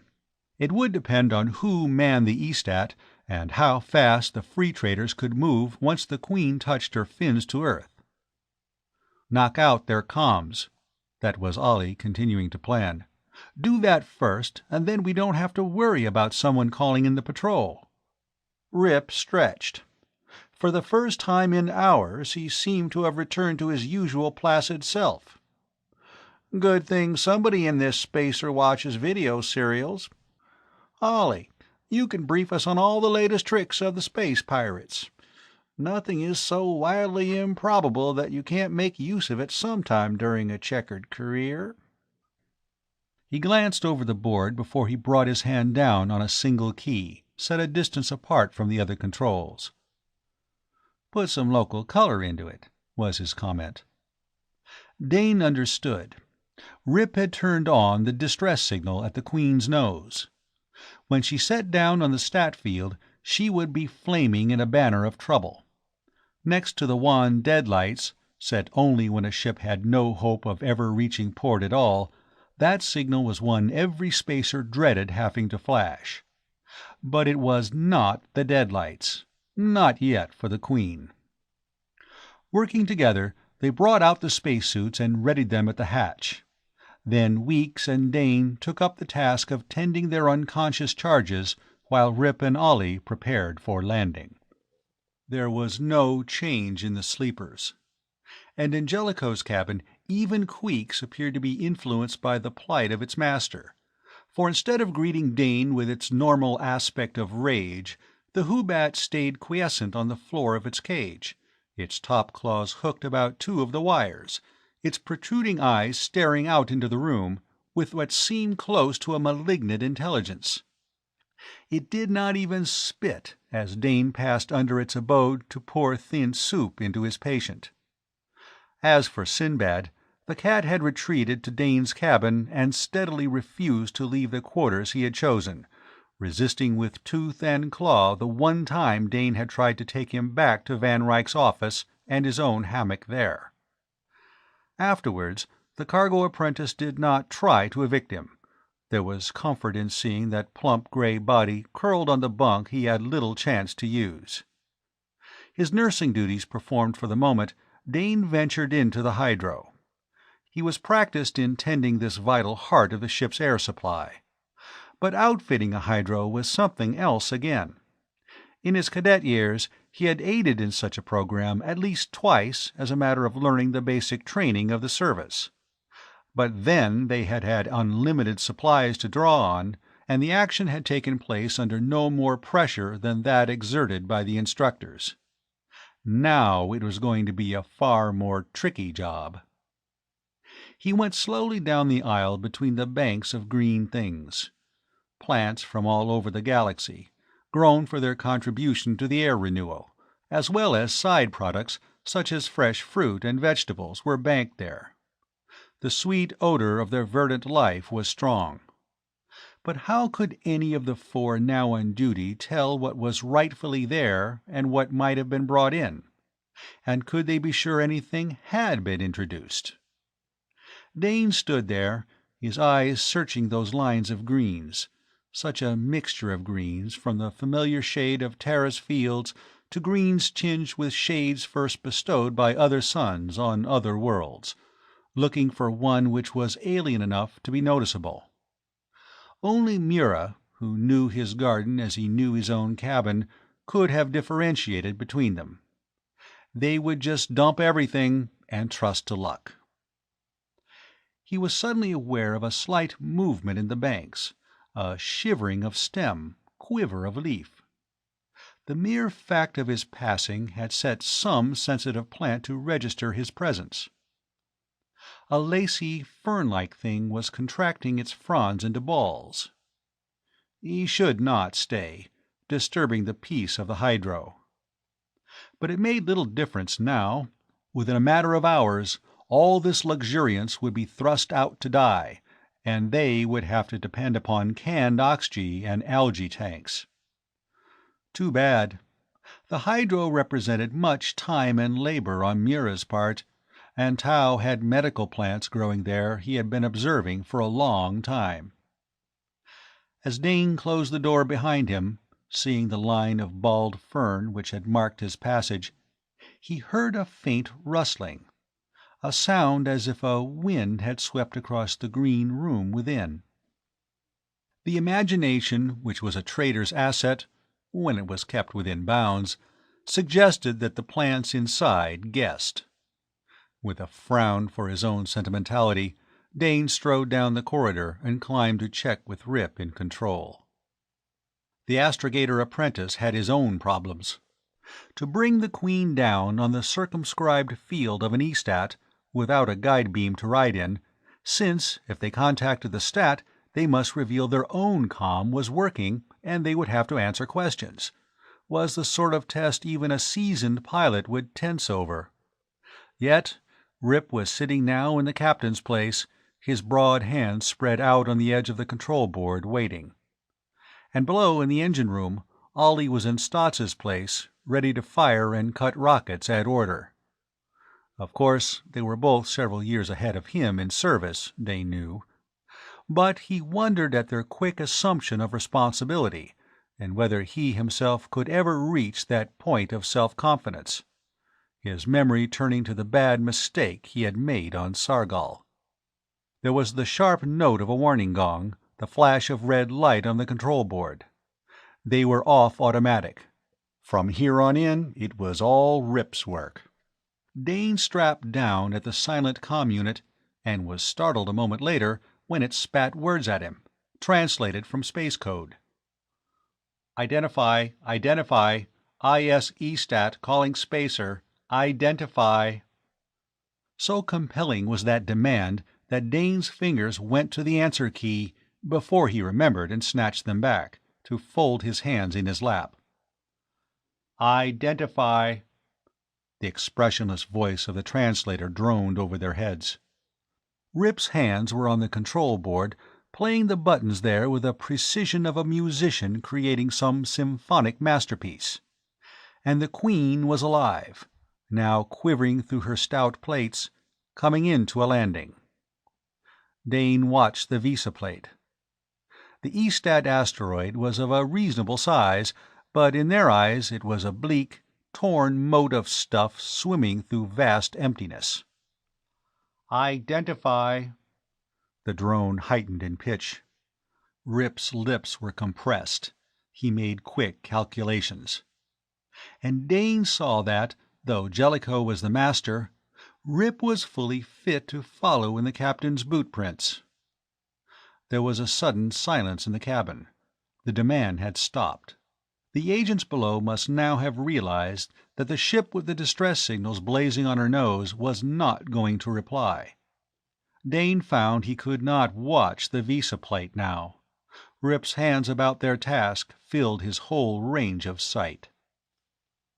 He knew that Shannon was using every bit of his skill and knowledge to jockey them into position where they could ride their tail rockets down to the scorched rock of the E-Stat field. Perhaps it wasn't as smooth a landing as Jellicoe could have made, but they did it. Rip's hands were quiet. Again that patch of darkness showed on the back of his tunic. He made no move from his seat. "Secure," Ollie's voice floated up to them. Dane unbuckled his safety webbing and got up, looking to Shannon for orders. This was Rip's plan they were to carry through. Then something moved him to give honor where it was due. He touched that bowed shoulder before him. "Fin landing, brother. 4 points and down." Rip glanced up. A grin made him look his old self. "Ought to have a recording of that for the board when I go up for my pass-through." Dane matched his smile. "Too bad we didn't have someone out there with a Tri-D machine." "More likely it'd be evidence at our trial for piracy." Their words must have reached Ollie on the ship's intercom, for his deflating reply came back to remind them of why they had made that particular landing. "Do we move now?" "Check first," Rip said into the mic. Dane looked at the visa plate. Against a background of jagged rock teeth was the bubble of the E-Stat housing, more than 3/4 of it being in the hollowed-out sections below the surface of the miniature world which supported it, as Dane knew. But a beam of light shone from the dome to center on the grounded Queen. They had not caught the Stat agents napping. They made the rounds of the spacer, checking on each of the semi-conscious men. Ollie had ready the artificial oxytanks. They must move fast once they began the actual task of clearing and restocking the hydro. "Hope you have a good story ready," he commented as the other 3 joined him by the hatch to don the suits which would enable them to cross the airless, heatless surface of the asteroid. We have a poisoned hydro, Dane said. One look at the plants we dump will give you the lie. They won't accept our story without investigation. Dane was aroused. Did Ollie think he was as stupid as all that? If you take a look in there now, you'd believe me, he snapped. What did you do? Ollie sounded genuinely interested. Chucked a heated can of lac oil over a good section. It's wilting down fast in big patches. Rip snorted. Good old lac oil. You drink it, you wash in it, and now you kill off the hydro with it. Maybe we can give the company an extra testimonial for the official jabber and collect when we hit Terra. All right. Weeks. He spoke to the little man. You listen in on the comm. It's tuned to our helmet units. We'll climb into these pipe suits and see how many tears we can wring out of the Izies with our sad, sad tale. They got into the awkward, bulky suits and squeezed into the hatch, while Weeks slammed the lock door at their backs and operated the outer opening. Then they were looking out across the ground, still showing signs of the heat of their landing, and lighted by the dome beam. Nobody hurrying out with an aid and comfort kit. Rip's voice sounded in Dane's earphones. A little slack, aren't they? Slack? Or was it that the Izies had recognized the Queen and was preparing the sort of welcome the remnant of her crew could not withstand?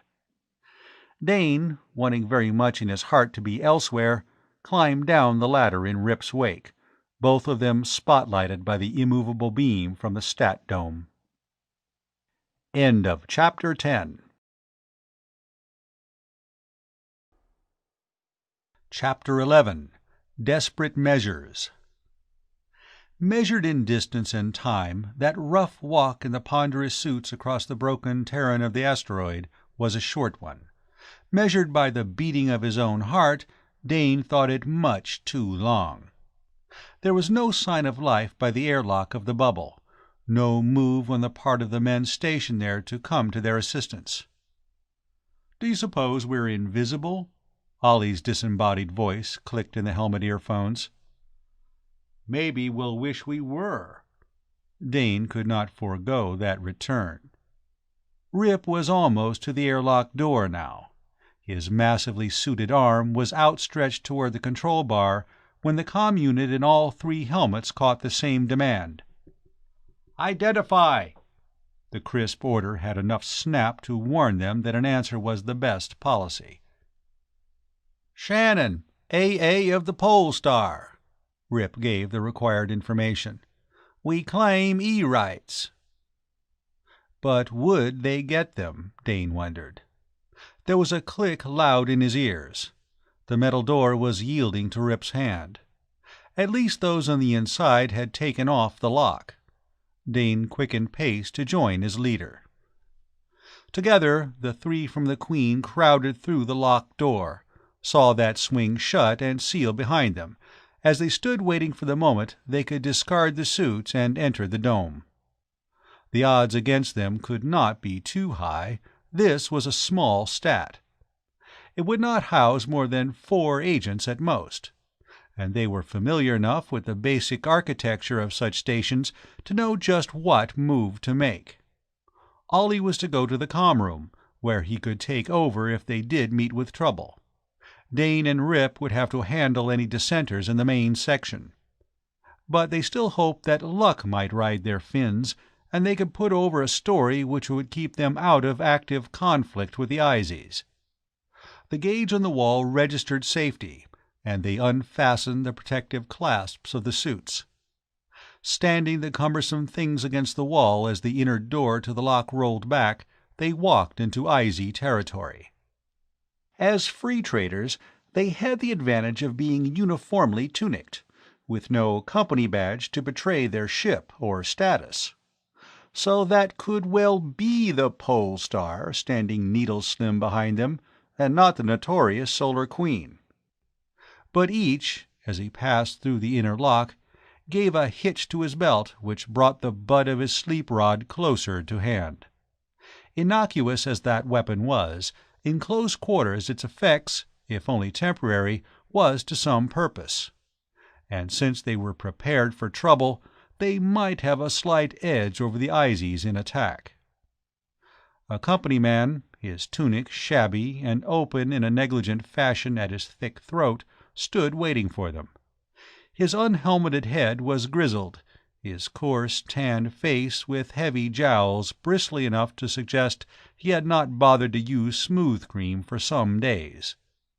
An under-officer of some spacer, retired to finish out the few years before pension in his nominal duty, fast letting down the standards of personal regime he had had to maintain on shipboard. But he wasn't all fat and soft living. The glance with which he measured them was shrewdly appraising. "What's your trouble?" he demanded without greeting. "You didn't ident comin' in." "Comms are out," Rip replied as shortly. "We need E-hydro." "First time I ever heard it that the comms were wired in with the grass." The Izzy's hands were on his hips, in close proximity to something which made Dane's eyes narrow. The fellow was wearing a flare blaster. That might be regulation equipment for an E-stat agent on a lonely asteroid, but he didn't quite believe it. And probably the other was quick on the draw, too. "The comms are something else," Rip answered readily. "Our tech is working on them, but the hydro's bad all through. We'll need to dump and restock. Give you a voucher on tariff for the stuff." The icy agent continued to block the doorway into the station. "This is private, IS property. You should hit the patrol post. They cater to UFTs. We hit the nearest E-stat when we discovered that we were contaminated." Rip spoke with an assumption of patience. "That's the law, and you know it. You have to supply us and take a voucher." "How do I know that your voucher's worth the film it's recorded on?" asked the agent reasonably. "All right," Rip shrugged. "If we have to do it the hard way, we'll cargo dump to cover your bill." "Not on this field." The other shook his head. "I'll flash in your voucher first." He had them, Dane thought bitterly. Their luck had run out. Because what he was going to do was a move they dared not protest. It was one any canny agent would make in the present situation. And if they were what they say they were, they must readily agree to let him flash their voucher of payment to IS headquarters, to be checked and okayed before they took the hydro stock. But Rip merely registered a mild resignation. "You the Comtech? Where's your unit? I'll indit it at once if you want it that way." Whether their readiness to cooperate allayed some of the agent's suspicion or not, he relaxed some, giving them one more stare all around before he turned on his heel. "This way." They followed him down the narrow hall, Rip on his heels, the others behind. "Lonely post," Rip commented. "I'd think you boys'd get space-whirly out here." The others snorted. "We're not star-lovers, and the pay's worth a 3-month stretch. They take us down for terra leave before we start talking to the Whisperers." "How many of you here at one time?" Rip edged the question in casually. But the other might have been expecting it by the way he avoided giving a direct answer. "Enough to run the place, and not enough to help you clean out your wagon." He was short about it. "Any dumping you do is strictly on your own.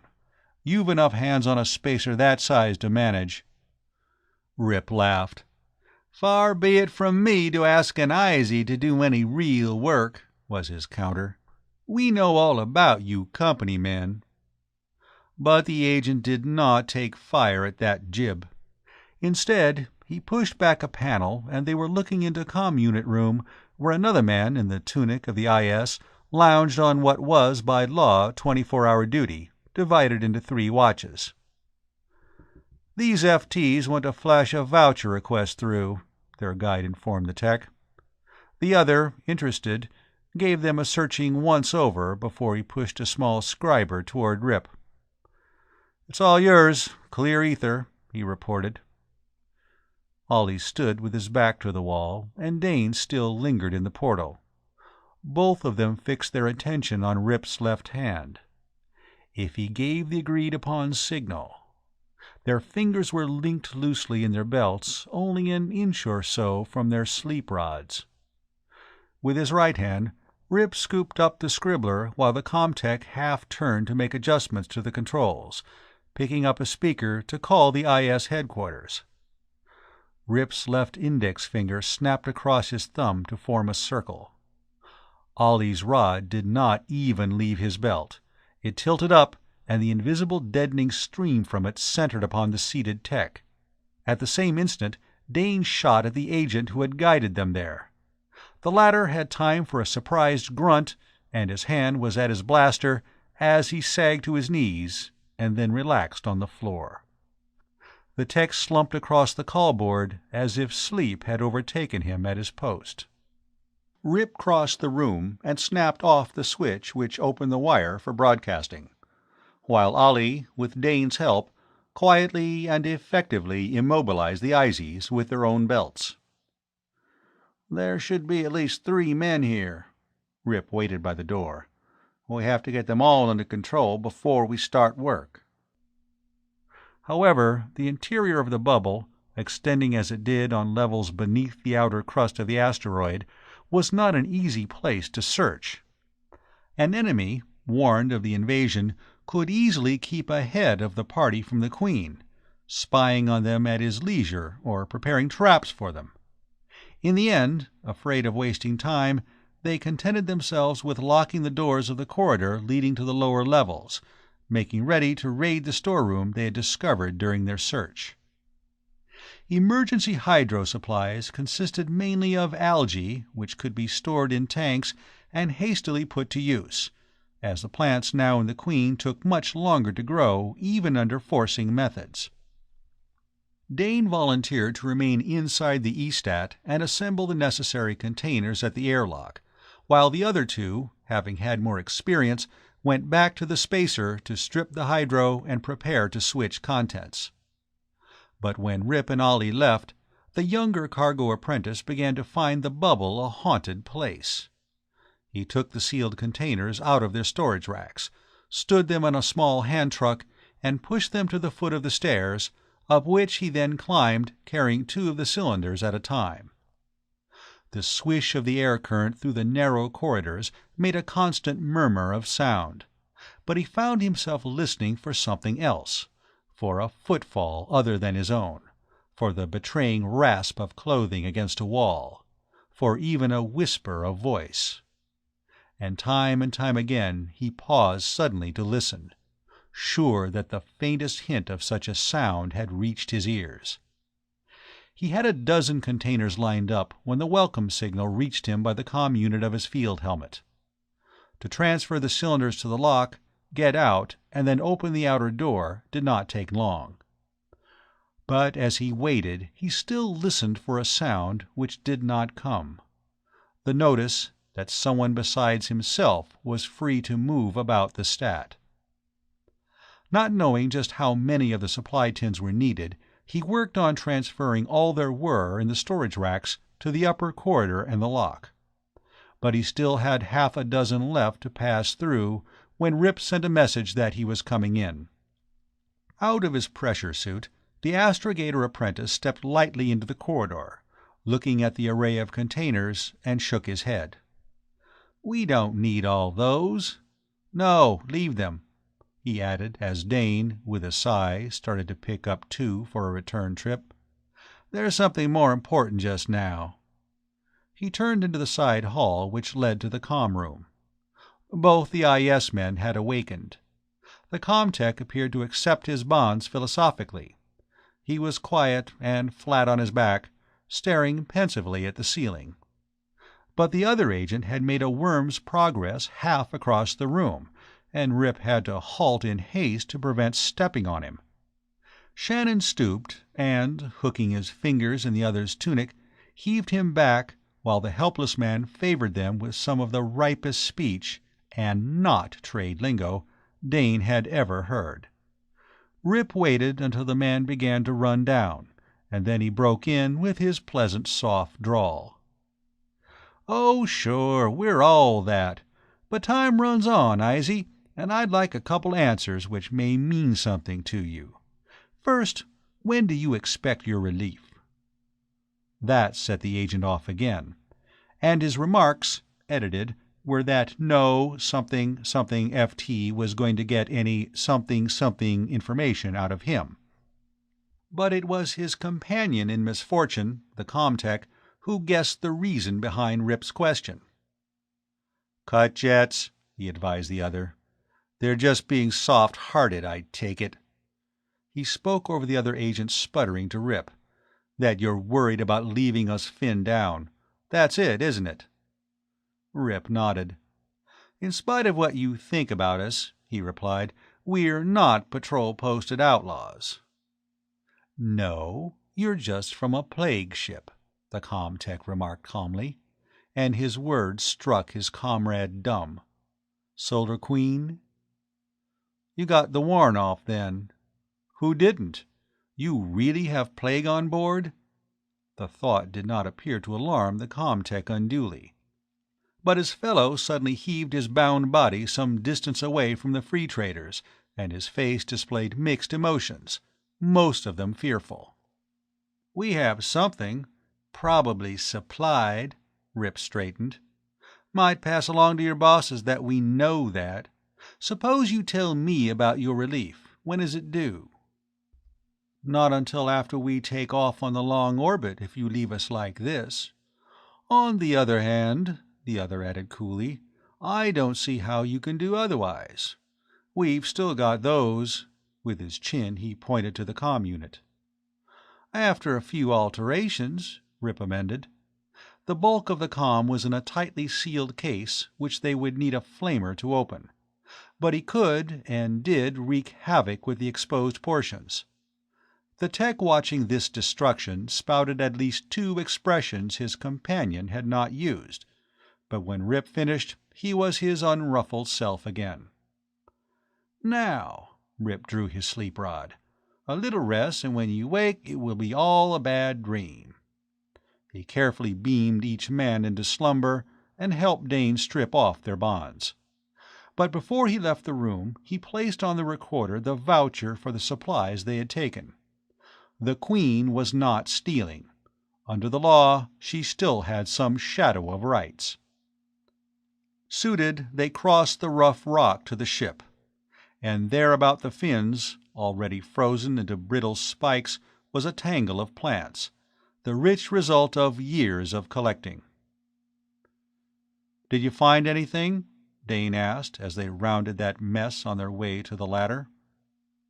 Rip's voice came back through the helmet comm. "Nothing we know how to interpret. I wish Frank or Craig had had a chance to check. We took tri-Ds of everything before we dumped. Maybe they can learn something from these when—" His voice trailed off, leaving that "when" to ring in both their minds. It was such an important when. When would either the steward or the medic recover enough to view those tri-D shots? Or was that when really an ominous if? Back in the Queen, sealed once more for blastoff, they took their stations. Dane speculated as to the course Rip had set. Were they just going to wander about the system, hoping to escape notice until they had somehow solved their problem? Or did Shannon have some definite port in mind? He did not have time to ask before they lifted. But once they were spaceborne again, he voiced his question. Rip's face was serious. "Frankly," he began, and then hesitated for a long moment before he added, "I don't know. If we can only get the captain or Craig on their feet again." "One thing," Ollie materialized to join them, "Sinbad's back in the hydro. And this morning you couldn't get him inside the door. It's not a very good piece of evidence." No, it wasn't, but they clung to it as backing for their actions of the past few hours. The cat that had shown such a marked distaste for the company of the stricken, and then for the hydro, was now content to visit the latter as if some evil he has sensed there had been cleansed with the dumping of the garden. They had not yet solved their mystery, but another clue had come into their hands. But now the care of the sick occupied hours, and Rip insisted that a watch be maintained by the comm, listening in for news which might concern the Queen. They had done a good job at silencing the Eastat, for they had been almost 6 hours in space before the news of their raid was beamed to the nearest patrol post. Ollie laughed. "Told you we'd be pirates," he said, when he listened to that account of their descent upon the IS station. "Though I didn't see all that blaster work they're now raving about. You'd think we fought a major battle there." Weeks growled. "The Izies are trying to make it look good, make us into outlaws." But Rip did not share in the general amusement at the wild extravagation of the report from the ether. "I noticed they didn't say anything about the voucher we left." Ollie's cynical smile curled. "Did you expect them to? The Izies think they have us by the tail fins now. Why should they give us any benefit of the doubt? We junked all our boosters behind us on this takeoff, and don't forget that, my friends." Weeks looked confused. "But I thought you said we could do this legal." He appealed to Rip. "If we're patrol posted as outlaws—" "They can't do any more to us than they can for running in a plague ship," Ollie pointed out. "Either will get us blasted if we happen into the wrong vector now. So, what do we do?" "We find out what the plague really is," Dane said, and meant every word of it. "How?" Ollie inquired. "Through some of Craig's magic?" Dane was forced to answer with the truth. "I don't know yet, but it's our only chance." Rip rubbed his eyes wearily. "Don't think I'm disagreeing, but just where do we start? We've already combed Frank's quarters and Costy's. We cleaned out the hydro." "Those tri-D shots of the hydro, have you checked them yet?" Dane countered.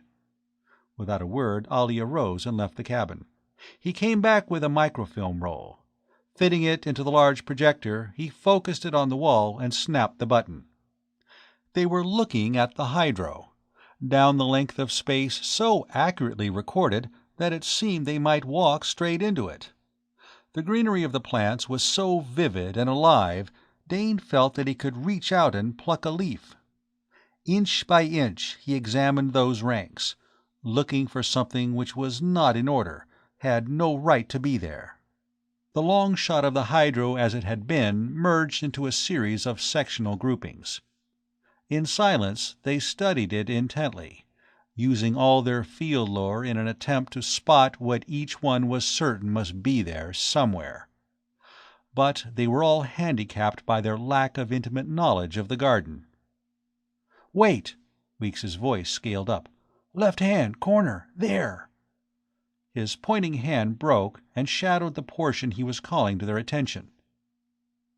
Ollie jumped to the projector and made a quick adjustment. Plants 4 and 5 times life size glowed green on the wall. What Weeks had caught they all saw now. Ragged leaves, stripped stems. "Chewed," Dane supplied the answer. It was only one species of plant which had been so mangled. Other varieties in the same bank showed no signs of disturbance. But all of that one type had at least one stripped branch, and 2 were virtual skeletons. "A pest," said Rip. "But Sinbad—" Dane began a protest before the memory of the cat's peculiar actions of the past week stopped him. Sinbad had slipped up. The hunter who had kept the Queen free of the outre alien life which came aboard from time to time with cargo had not attacked that which had ravaged the hydro plants. Or, if he had done so, he had not, after his usual custom, presented the bodies of the slain to any crew member. "It looks as if we have something at last," Ollie observed, and someone echoed that with a sigh of heart-deep relief. End of Chapter 11. Chapter 12. Strange Behavior of a Hubbat. All right, So we think we know a little more," Ollie added a moment later. "Just what are we going to do? We can't stay in space forever. They're the small items of fuel and supplies and—" Rip had come to a decision. "We're not going to remain spaceborne," he stated with the confidence of one who now saw an open road before him. "Luna?" Weeks was plainly doubtful. "No, not after that Warnoff. Terra." For a second or two, the other three stared at Rip agape. The audacity and danger of what he suggested was a little stunning. Since men had taken regularly to space, no ship had made a direct landing on their home planet. All had passed through the quarantine on Luna. It was not only risky, it was so unheard of that for some minutes they did not understand him. "We try to set down at Terraport," Dane found his tongue first, "and they flame us out." Rip was smiling. "The trouble with you," he addressed them all, "is that you think of Earth only in terms of Terraport." "Well, there is the patrol field at Stella," Weeks agreed doubtfully, "but we'd be right in the middle of trouble there." "Did we have a regular port on Sargol, on Limbo, on 50 others I can name out of our log?" Rip wanted to know. Ollie voiced a new objection. "So, we have the luck of Jones and we set down, somewhere out of sight. Then what do we do?" "We seal the ship until we find the pest. Then we bring in a medic and get to the bottom of the whole thing." Rip's confidence was contagious. Dane almost believed that it could be done that way. "Did you ever think," Ollie cut in, "what would happen if we were wrong? If the Queen really is a plague carrier?" "I said we seal the ship. Tight," countered Shannon. "And when we Earth, it'll be where we won't have visitors to infect." "And that is where?" Ollie, who knew the deserts of Mars better than he did the greener planet from which his stock had sprung, pursued the question. "Right in the middle of the Big Burn." Dane, Terra-born and bred, realized first what Rip was planning, and what it meant. Sealed off was right. The Queen would be amply protected from investigation. Whether her crew would survive was another matter. Whether she could even make a landing there was also to be considered. The Big Burn was the horrible scar left by the last of the atomic wars, a section of radiation-poisoned land comprising hundreds of square miles, land which generations had never dared to penetrate. Originally, the survivors of that war had shunned the whole continent which it disfigured. It had been close to 2 centuries before men had gone into the still wholesome land laying to the far west and the south. And through the years, the avoidance of the Big Burn had become part of their racial instinct as they shrank from it. It was a symbol of something no Terran wanted to remember. But Ollie now had only one question to ask. "Can we do it?" "We'll never know until we try," was Rip's reply. "The patrol'll be watching." That was Weeks. With his Venusian background, he had less respect for the dangers of the Big Burn than he did for the forces of law and order which ranged the star lanes. "They'll be watching the route lanes," Rip pointed out. "They won't expect a ship to come in on that vector, steering away from the ports. Why should they? As far as I know, it's never been tried since Terraport was laid out. It'll be tricky." And he himself would have to bear most of the responsibility for it. "But I believe that it can be done. We can't just roam around out here. With IS out for our blood and a patrol worn off, it won't do us any good to head for Luna." None of his listeners could argue with that. And Dane's spirits began to rise. After all, they knew so little about the Big Burn. It might afford them just the temporary sanctuary they needed. In the end, they agreed to try it, mainly because none of them could see any alternative, except the too dangerous one of trying to contact the authorities and being summarily treated as a plague ship before they could defend themselves. And their decision was ably endorsed not long afterwards by a sardonic warning on the comm, a warning which Ollie, who had been tending the machine, passed along to them. "Greetings, pirates." "What do you mean?" Dane was heating broth to feed to Captain Jellicoe. "The word has gone out. Our raid on the Eastat is now a matter of history and patrol record. We've been posted." Dane felt a cold finger drawn along his backbone. Now they were fair game for the whole system. Any patrol ship that wanted could shoot them down with no questions asked. Of course, that had always been a possibility from the first after their raid on the Eastat. But to realize that it was now true was a different matter altogether. This was one occasion when realization was worse than anticipation. He tried to keep his voice level as he answered. "Let's hope we can pull off Rip's plan." "We'd better. What about the big burn, anyway, Thorson? Is it as tough as the stories say?" "We don't know what it's like. It's never been explored, or at least those who tried to explore its interior never reported in afterwards. As far as I know, it's left strictly alone." "Is it still all hot?" "Parts of it must be. But all, we don't know." With the bottle of soup in his hand, Dane climbed to Jellicoe's cabin. And he was so occupied with the problem at hand that at first he did not see what was happening in the small room. He had braced the captain up into a half-sitting position, and was patiently ladling the liquid into his mouth a spoonful at a time, when a thin squeak drew his attention to the top of Jellicoe's desk. From the half-open lid of a microtape compartment, something long and dark projected, beating the air feebly. Dane, easing the captain back on the bunk, was going to investigate, when the Hoobat broke its unnatural quiet of the past few days with an ear-splitting screech of fury. Dane struck at the bottom of its cage, the move its master always used to silence it, but this time the results were spectacular. The cage bounced up and down on the spring which secured it to the ceiling of the cabin, and the blue-feathered horror slammed against the wires. Either its clawing had weakened them, or some fault had developed, for they parted and the Hoobat came through them to land with a sullen plop on the desk.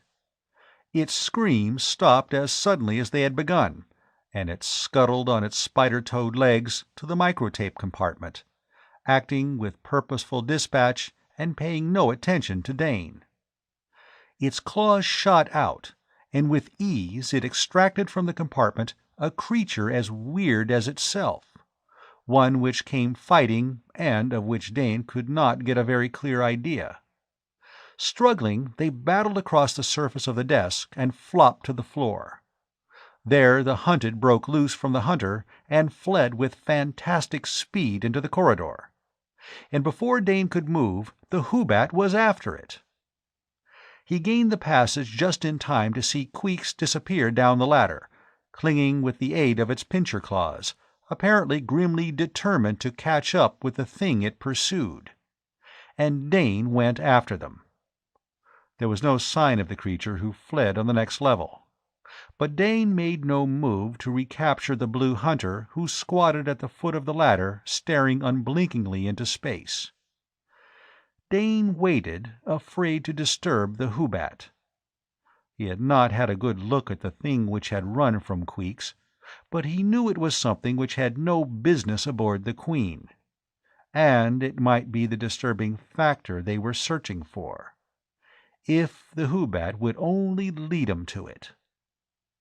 The Hoobat moved, rearing up on the tips of its 6 legs, its neckless head slowly revolving on its puffy shoulders. Along the ridge of its backbone its blue feathers were rising into a crest, much as Sinbad's fur rose when the cat was afraid or angry. Then, without any sign of haste, it crawled over and began descending the ladder once more, heading toward the lower section which housed the hydro. Dane remained where he was until it had almost reached the deck of the next level, and then he followed, one step at a time. He was sure that the Hoobat's peculiar construction of body prevented it from looking up, unless it turned upon its back, but he did not want to do anything which would alarm it, or deter Queeks from what he was sure was a methodical chase. Queeks stopped again at the foot of the second descent, and sat in its toad stance, apparently brooding, a round blue blot. Dane clung to the ladder and prayed that no one would happen along to frighten it.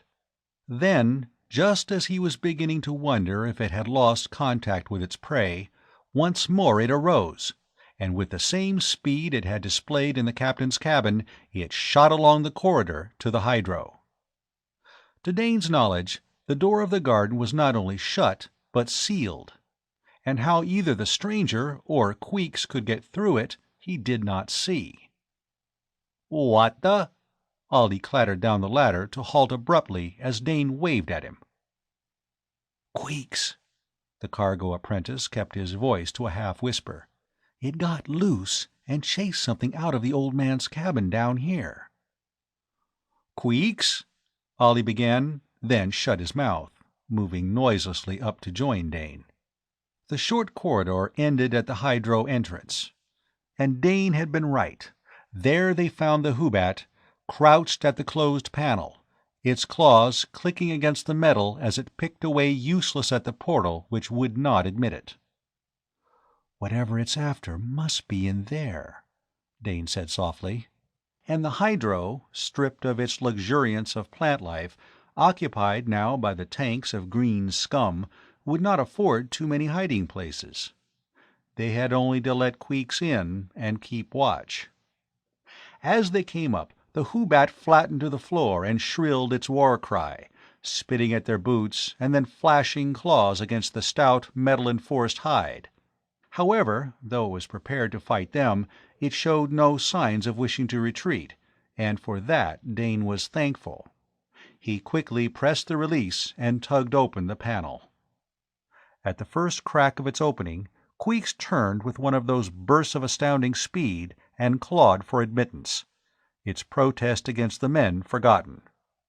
And it squeezed through a space Dane would have thought too narrow to accommodate its bloated body. Both men slipped around the door behind it and closed the panel tight.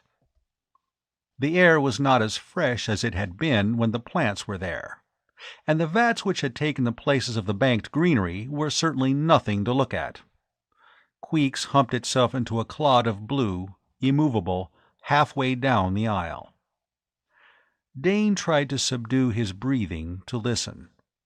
The Hoobat's actions certainly argued that the alien thing had taken refuge here, though how it had gotten through— but if it were in the hydro, it was well hidden. He had just begun to wonder how long they must wait when Queeks again went into action.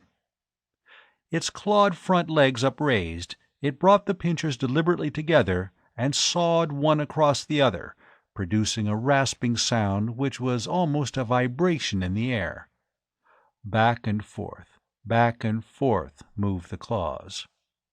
Watching them produced almost a hypnotic effect, and the reason for such a maneuver was totally beyond the human watchers. But Queeks knew what it was doing all right.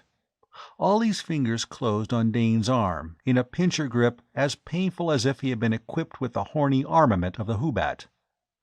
Something, a flitting shadow, had rounded one vat and was that much closer to the industrious fiddler on the floor. By some weird magic of its own, the Hoobat was calling its prey to it. Scrape, scrape. The unmusical performance continued with monotonous regularity. Again the shadow flashed, one vat closer. The Hoobat now presented the appearance of one charmed by its own art, sunk in a lethargy of weird music-making. At last the enchanted came into full view, though lingering at the round side of a container, very apparently longing to flee again, but under some compulsion to approach its enchanter. Dane blinked, not quite sure that his eyes were not playing tricks on him.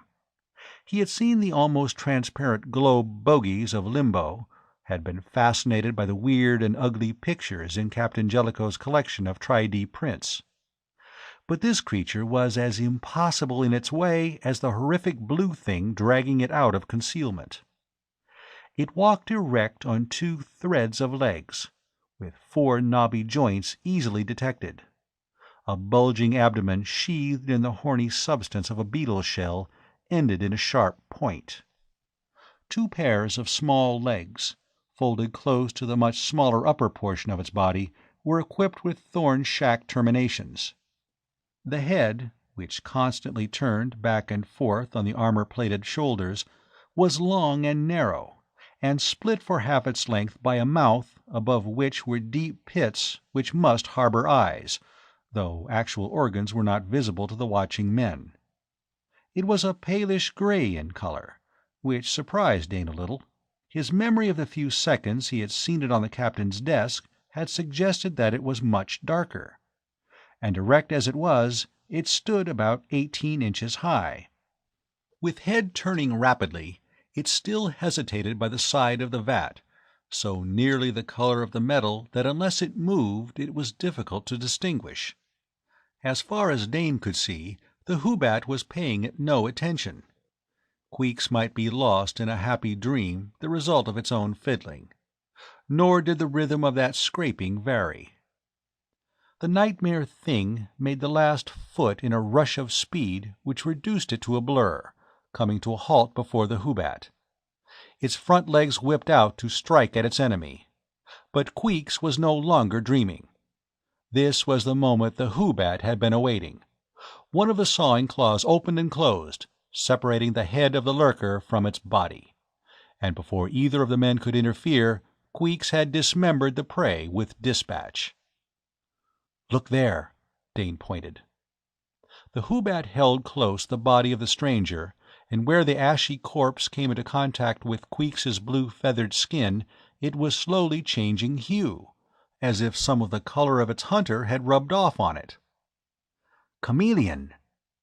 Ollie went down on one knee the better to view the grisly feast now in progress. "Watch out," he added sharply as Dane came to join him. One of the thin upper limbs lay where Queeks had discarded it, and from the needle tip was oozing some colorless drops of fluid. Poison? Dane looked around for something which he could use to pick up the still jerking appendage, but before he could find anything, Queeks had appropriated it, and in the end they had to allow the Hoobat its victim in its entirety. But once Queeks had consumed its prey, it lapsed into its usual hunched immobility. Dane went for the cage, and working gingerly, he and Ollie got the creature back in captivity. But all the evidence now left were some smears on the floor of the hydro, smears which Ollie blotted up for future research in the lab. An hour later, the 4 who now comprised the crew of the Queen gathered in the mess for a conference. Queeks was in its cage on the table before them, asleep after all its untoward activity. "There must be more than just one," Weeks said. "But how are we going to hunt them down? With Sinbad?" Dane shook his head. Once the Hoobat had been caged and the more prominent evidence of the battle scraped from the floor, he had brought the cat into the hydro and forced him to sniff at the site of the engagement. The result was that Sinbad had gone raving mad, and Dane's hands were now covered with claw tears which ran viciously deep. It was plain that the ship's cat was having none of the intruders, alive or dead. He had fled to Dane's cabin, where he had taken refuge on the bunk, and snarled wild-eyed when anyone looked in from the corridor. "Queeks has to do it," Rip said. "But will it hunt unless it's hungry?" He surveyed the now comatose creature skeptically. They had never seen the captain's pet eat anything except some pellets which Jellicoe kept in his desk, and they were afraid that the intervals between such feedings were quite lengthy. If they had to wait the usual time for Queeks to feel hunger pangs once more, they might have to wait a long time. "We should catch one alive," Ollie remarked thoughtfully. "If we could get Queeks to fiddle it out to where we could net it—" Weeks nodded eagerly. "A small net, like those the Salariki use. Drop it over the thing." While Queeks still drowsed in its cage, Weeks went to work with fine cord. Holding the color-changing abilities of the enemy in mind, they could not tell how many of the creatures might be roaming the ship. It could only be proved where they weren't by where Sinbad would consent to stay. So they made plans which included both the cat and the Hoobat. Sinbad, much against his will, was buckled into an improvised harness by which he could be controlled without the handler losing too much valuable skin. And then the hunt started at the top of the ship, proceeding downward section by section. Sinbad raised no protest in the control cabin, nor in the private cabins of the officers thereabouts. If they could interpret his reactions, the center section was free of the invaders. So, with Dane in control of the cat, and Ollie carrying the caged Hoobat, they descended once more to the level which housed the hydro galley, steward's quarters, and ship's sick bay. Sinbad proceeded on his own 4 feet into the galley and the mess. He was not uneasy in the sick bay, nor in Mura's cabin. And this time he even paced the hydro without being dragged, much to their surprise, as they had thought that the headquarters of the stowaways. "Could there only have been one?" Weeks wanted to know as he stood by ready with the net in his hands. "Either that, or else we're wrong about the hydro being their main hideout. If they're afraid of Queeks now, they may have withdrawn to the place they feel the safest," Rip said. It was when they were on the ladder leading to the cargo level that Sinbad balked. He planted himself firmly and yowled against further progress, until Dane, with the harness, pulled him along. "Look at Queeks." They followed Weeks's order. The Hoobat was no longer lethargic. It was raising itself, leaning forward to clasp the bars of its cage, and now it uttered one of its screams of rage. And as Ollie went down the ladder, it rattled the bars in a determined effort for freedom. Sinbad, spitting and yowling, refused to walk. Rip nodded to Ollie. "Let it out." Tipped out of its cage, the Hoobat scuttled forward, straight for the panel which opened on the large cargo space, and there waited, as if for them to open the portal and admit the hunter to its hunting territory. End of Chapter 12. Chapter 13. Off the Map. Across the lock of the panel was the seal set in place by Van Ryck before the spacer had lifted from Sargol. Under Dane's inspection it showed no crack. To all evidence, the hatch had not been opened since they left the perfumed planet.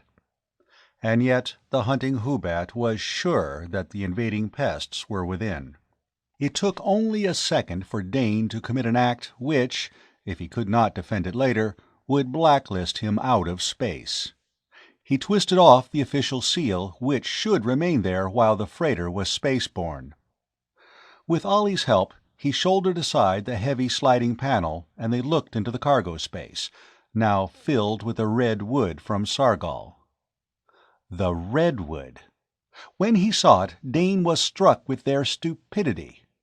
Aside from the Koros stones in the stone box, only the wood had come from the Salariki world. What if the pest had not been planted by IS agents, but were natives of Sargol being brought in with the wood? The men remained at the hatch to allow the Hoobat freedom in its hunt, and Sinbad crouched behind them, snarling and giving voice to a rumbling growl which was his negative opinion of the proceedings. They were conscious of an odor, the sharp, unidentifiable scent Dane had noticed during the loading of the wood. It was not unpleasant, merely different. And it, or something, had an electrifying effect upon Queeks. The blue hunter climbed with the aid of its claws to the top of the nearest pile of wood, and there settled down. For a space it was apparently contemplating the area about it. Then it raised its claws and began the scraping fiddle, which once before had drawn its prey out of hiding. Oddly enough, that dry rasp of sound had a quieting effect upon Sinbad, and Dane felt the drag of the harness lessen as the cat moved, not toward escape, but to the scene of action, humping himself at last in the open panel, his round eyes fixed upon the Hubbat with a fascinated stare. Scrape, scrape. The monotonous sound bit into the ears of the men, gnawed at their nerves. "Ah!" Ollie kept his voice to a whisper, but his hand jerked to draw their attention to the right at deck level. Dane saw that flicker along a log.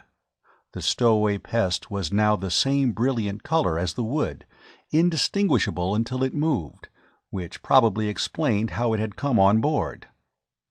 But that was only the first arrival. A second flash of movement, and a third followed. Then the hunted remained stationary, able to resist for a period the insidious summoning of Queeks.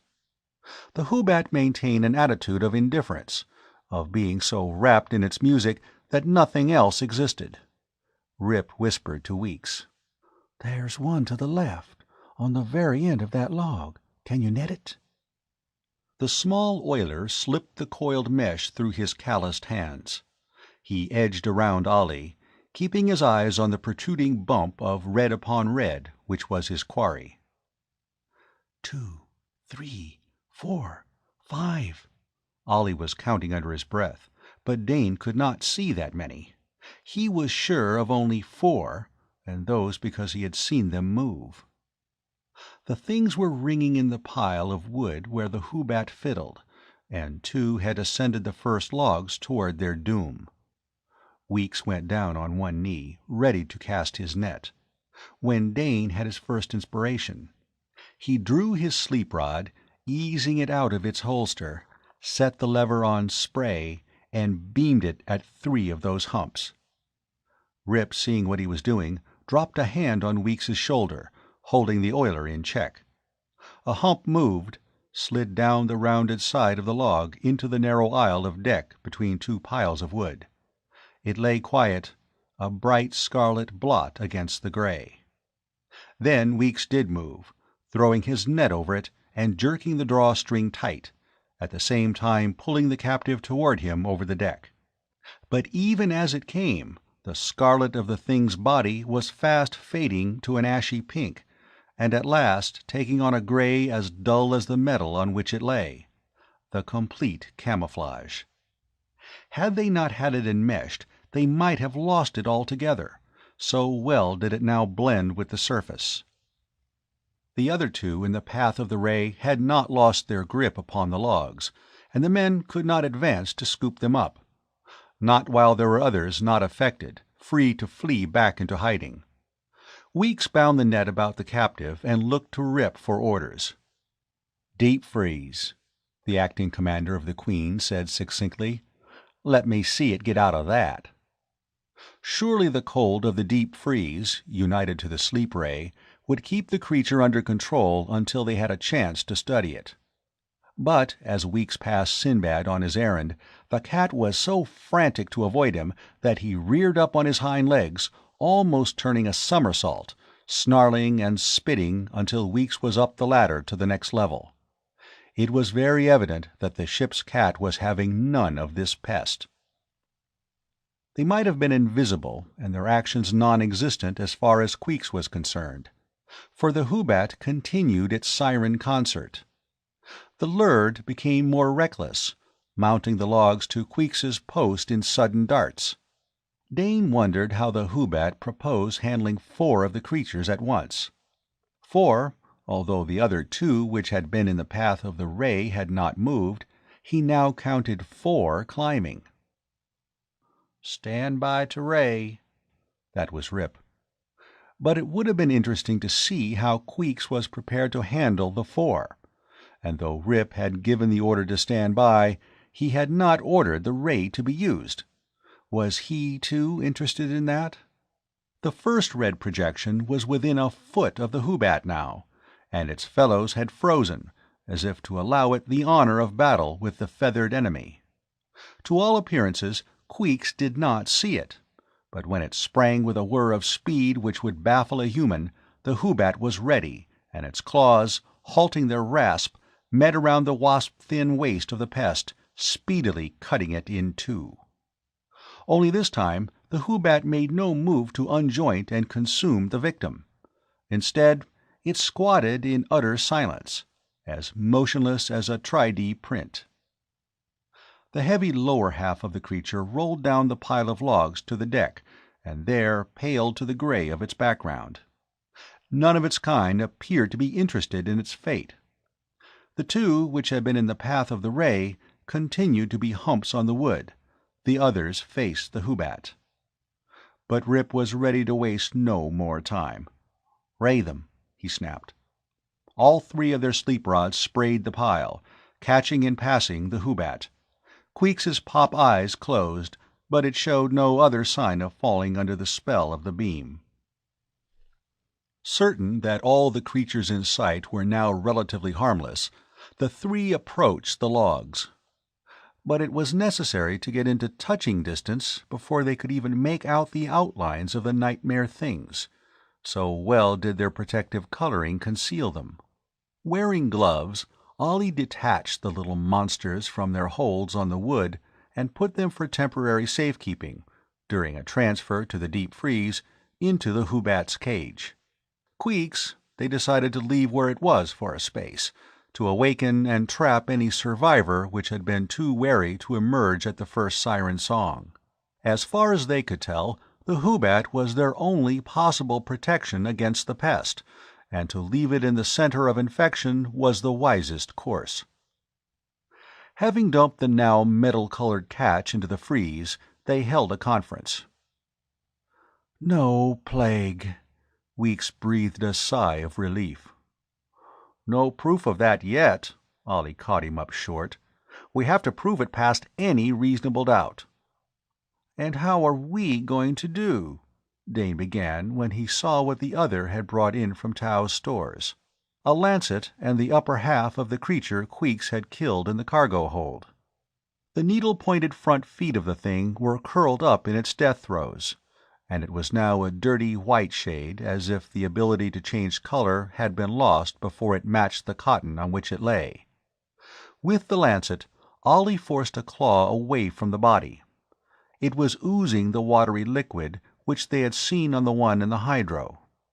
"I have an idea," he said slowly, his eyes on the mangled creature rather than on his shipmates, "that we might have escaped being attacked because they sheared off from us.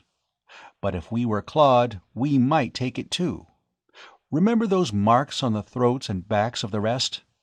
That might be the entry point of this poison, if poison it is." Dane could see the end of that line of reasoning. Rip and Ollie, they couldn't be spared. The knowledge they had would bring the Queen to Earth. But a cargo master was excess baggage when there was no reason for trade. It was his place to try out the truth of Ollie's surmise. But while he thought, another acted. Weeks leaned over and twitched the lancet out of Ollie's fingers. Then, before any of them could move, he thrust its contaminated point into the back of his hand. "Don't!" Both Dane's cry and Rip's hand came too late. It had been done. And Weeks sat there, looking alone and frightened, studying the drop of blood which marked the dig of the surgeon's keen knife. But when he spoke, his voice sounded perfectly natural. "Headache first, isn't it?"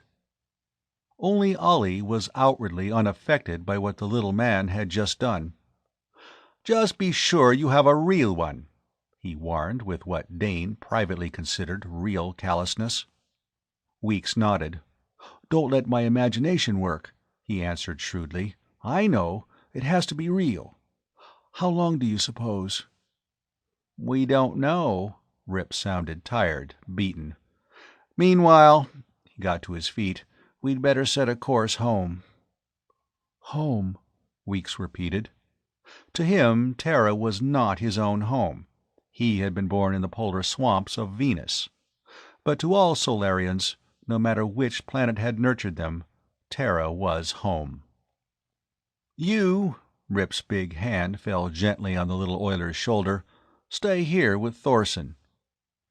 "No," Weeks shook his head. "Unless I black out, I'm riding station in the engine room. Maybe the bug won't work on me anyway." And because he had done what he had done, they could not deny him the right to ride his station as long as he could during the grueling hours to come. Dane visited the cargo hold once more, to be greeted by an irate scream which assured him that Queeks was again awake and on guard. Although the Hoobat was ready enough to give tongue, it still squatted in its chosen position on the top of the log stack, and he did not try to dislodge it. Perhaps with Queeks planted in the enemy's territory, they would have nothing to fear from any pest not now confined in the deep freeze. Rip set his course for Terra, for that plague spot on their native world where they might hide out the Queen until they could prove their point, that the Spacer was not a disease-ridden ship to be feared. He kept to the control cabin, shifting only between the astrogators and pilot station. Upon him alone rested the responsibility of bringing in the ship along a vector which crossed no well-traveled space lane, where the patrol might challenge them. Dane wrote out the orbiting in the comtech seat, listening in for the first warning of danger, that they had been detected. The mechanical repetition of their list of crimes was now stale news and largely off ether. And from all traces he could pick up, they were lost as far as the authorities were concerned. On the other hand, the patrol might indeed be as far-knowing as its propaganda stated, and the Queen was running headlong into a trap. Only they had no choice in the matter. It was the ship's intercom bringing Ollie's voice from the engine room which broke the concentration in the control cabin. "Weeks down." Rip barked into the mic. "How bad?" "He hasn't blacked out yet. The pains in his head are pretty bad, and his hand is swelling." "He's given us our proof. Tell him to report off." But the disembodied voice which answered was Weeks. "I haven't got it as bad as the others. I'll ride this out." Rip shook his head, but short-handed as they were, he could not argue Weeks away from his post, if the man insisted upon staying. He had other, and for the time being, more important matters before him. How long they sweated out that descent upon their native world, Dane could never afterwards have testified. He only knew that hours must have passed, until he thought groggily that he could not remember a time he was not glued in the seat which had been Tang's, the earphones pressing against his sweating skull, his fatigue-drugged mind being held with difficulty to the duty at hand. Sometime during that haze they made their landing. He had a dim memory of Rip sprawled across the pilot's control board, and then utter exhaustion claimed him also, and the darkness closed in. When he roused, it was to look about the cabin tilted to one side. Rip was still slumped in a muscle-cramping posture, breathing heavily. Dane bit out a forceful word born of twinges of his own, and then snapped on the visa-plate. For a long moment he was sure that he was not yet awake. And then, as his dazed mind supplied names for what he saw, he knew that Rip had failed. Far from being in the center, or at least well within the perimeter of the dreaded Big Burn, he must have landed in some civic park or national forest. For the massed green outside, the bright flowers, the bird he cited as a brilliant flash of wind-coasting color, those were not to be found in the twisted horror left by man's last attempt to impress his will upon his resisting kind. Well, it had been a good try, but there was no use expecting luck to ride their fins all the way, and they had had more than their share in the Eastat affair. How long would it be before the law arrived to collect them? Would they have time to state their case? The faint hope that they might aroused him. He reached for the comm key, and a second later tore the headphones from his appalled ears. The crackle of static he knew. and the numerous strange noises which broke in upon the lanes of communication in space.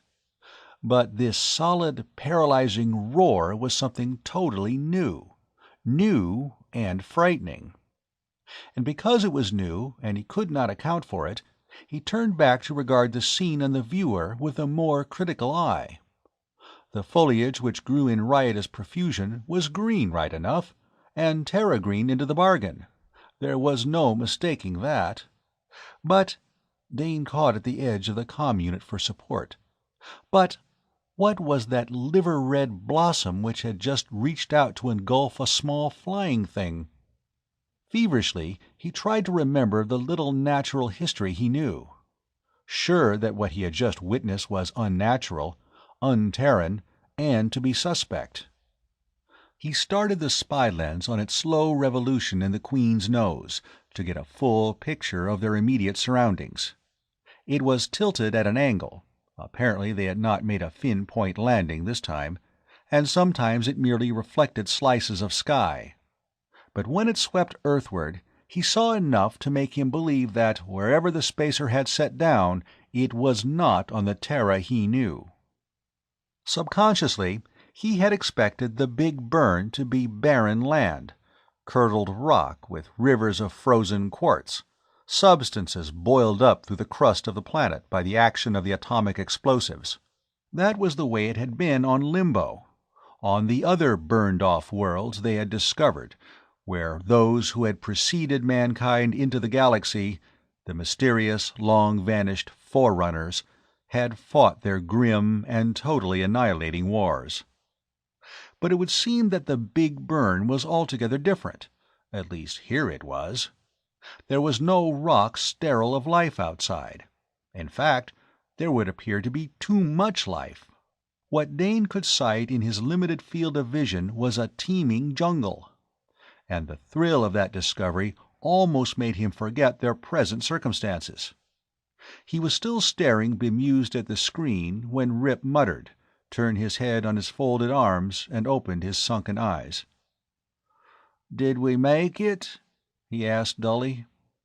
Dane, not taking his eyes from that fascinating scene without, answered, "You brought us down, but I don't know where. Unless our instruments were way off, we're near to the heart of the burn." "Some heart." "What does it look like?" Rip sounded too tired to cross the cabin and see for himself. "Barren as Limbo?" "Hardly. Rip, did you ever see a tomato as big as a melon? At least it looks like a tomato." Dane halted the spy lens as it focused upon this new phenomena. "A what?" There was a note of concern in Shannon's voice. "What's the matter with you, Dane? Come and see." Dane willingly yielded his place to Rip, but he did not step out of range of the screen.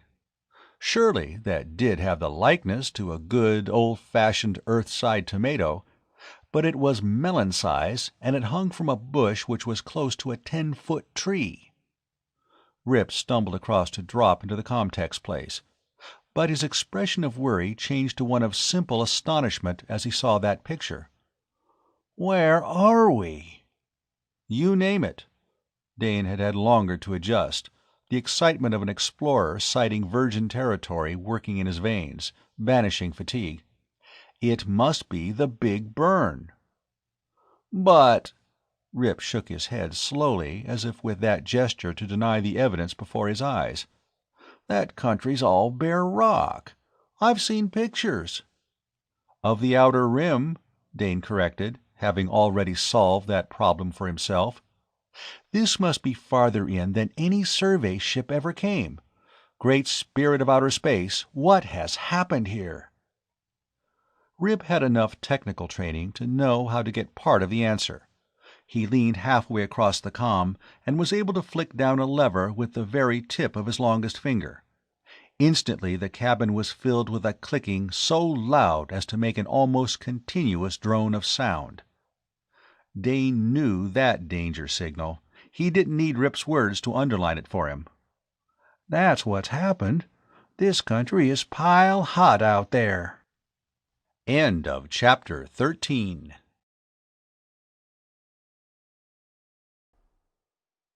Chapter 14, Special Mission. That click, the dial beneath the counter, warned them that they were as cut off from the luxuriance outside as if they were viewing a scene on Mars or Sargol from their present position. To go beyond the shielding walls of the spacer into that riotous green world would sentence them to death as surely as if the patrol was without, with a flamer trained on their hatch. There was no escape from that radiation. It would be in the air one breathed, strike through one's skin. And yet the wilderness flourished and beckons.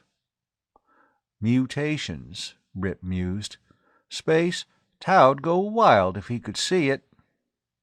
And that mention of the medic brought them back to the problem which had earthed them.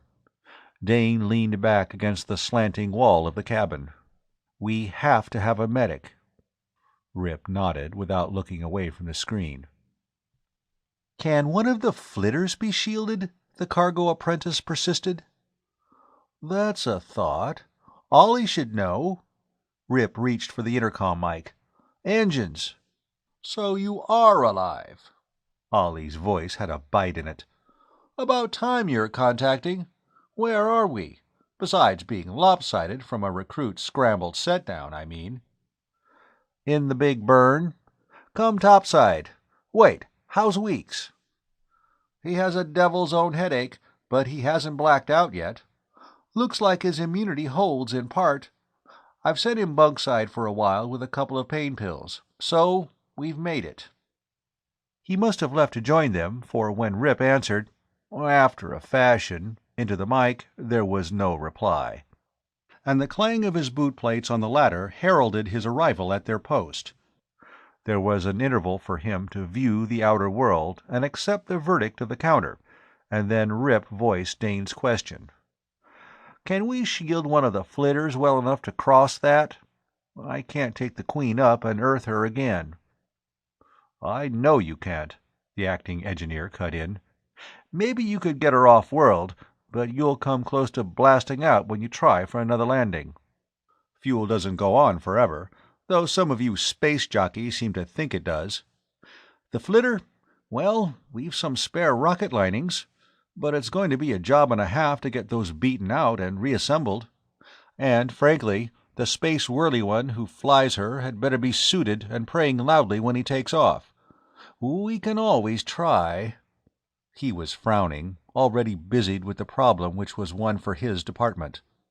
So, with intervals of snatched sleep, hurried meals, and the time which must be given to tending their unconscious charges, Rip and Dane became only hands to be directed by Ollie's brain and garnered knowledge. Weeks slept off the worst of his pain, and though he complained of weakness, he tottered back on duty to help. The flitter, an air sled intended to hold 3 men and supplies for exploring trips on strange worlds, was first stripped of all non-essentials until what remained was not much more than the pilot's seat and the motor. Then they labored to build up a shielding of the tough radiation-dulling alloy which was used to line rocket tubes. They could only praise the foresight of Stotts, who carried such a full supply of spare parts and tools.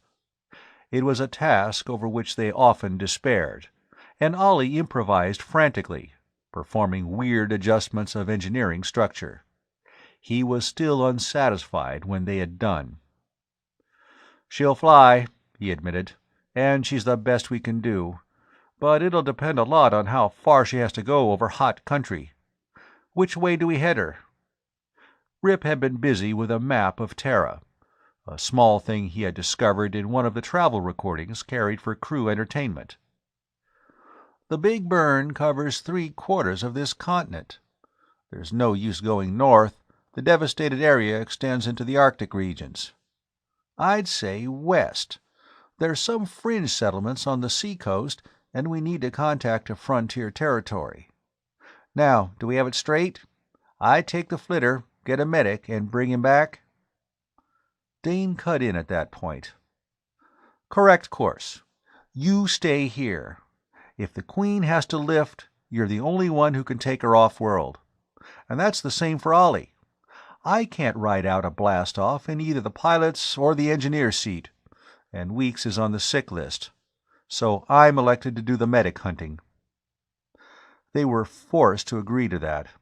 He was no hero, Dane thought, as he gave a last glance about his cabin early the next morning. The small cubby, utilitarian and bare as it was, never looked more inviting or secure. No hero. It was merely a matter of common sense. And although his imagination, that deeply hidden imagination with which few of his fellows credited him, shrank from the ordeal ahead, he had not the slightest intention of allowing that to deter him. The spacesuit, which had been bulky and clumsy enough on the Eastad asteroid under limited gravity, was almost twice as poorly adapted to progression on Earth. But he climbed into it with Rip's aid, while Ollie lashed a second suit under the seat, ready to encase the man Dane must bring back with him. Before he closed the helmet, Rip had one last order to give, along with an unexpected piece of equipment. And, when Dane saw that, he knew just how desperate Shannon considered their situation to be. For only on life-or-death terms would the astrogator apprentice have used Jellicoe's private key, opened the forbidden arms cabinet, and withdrawn that blaster. "If you need it, use this." Rip's face was very sober. Ollie arose from fastening the extra suit in place. "It's ready."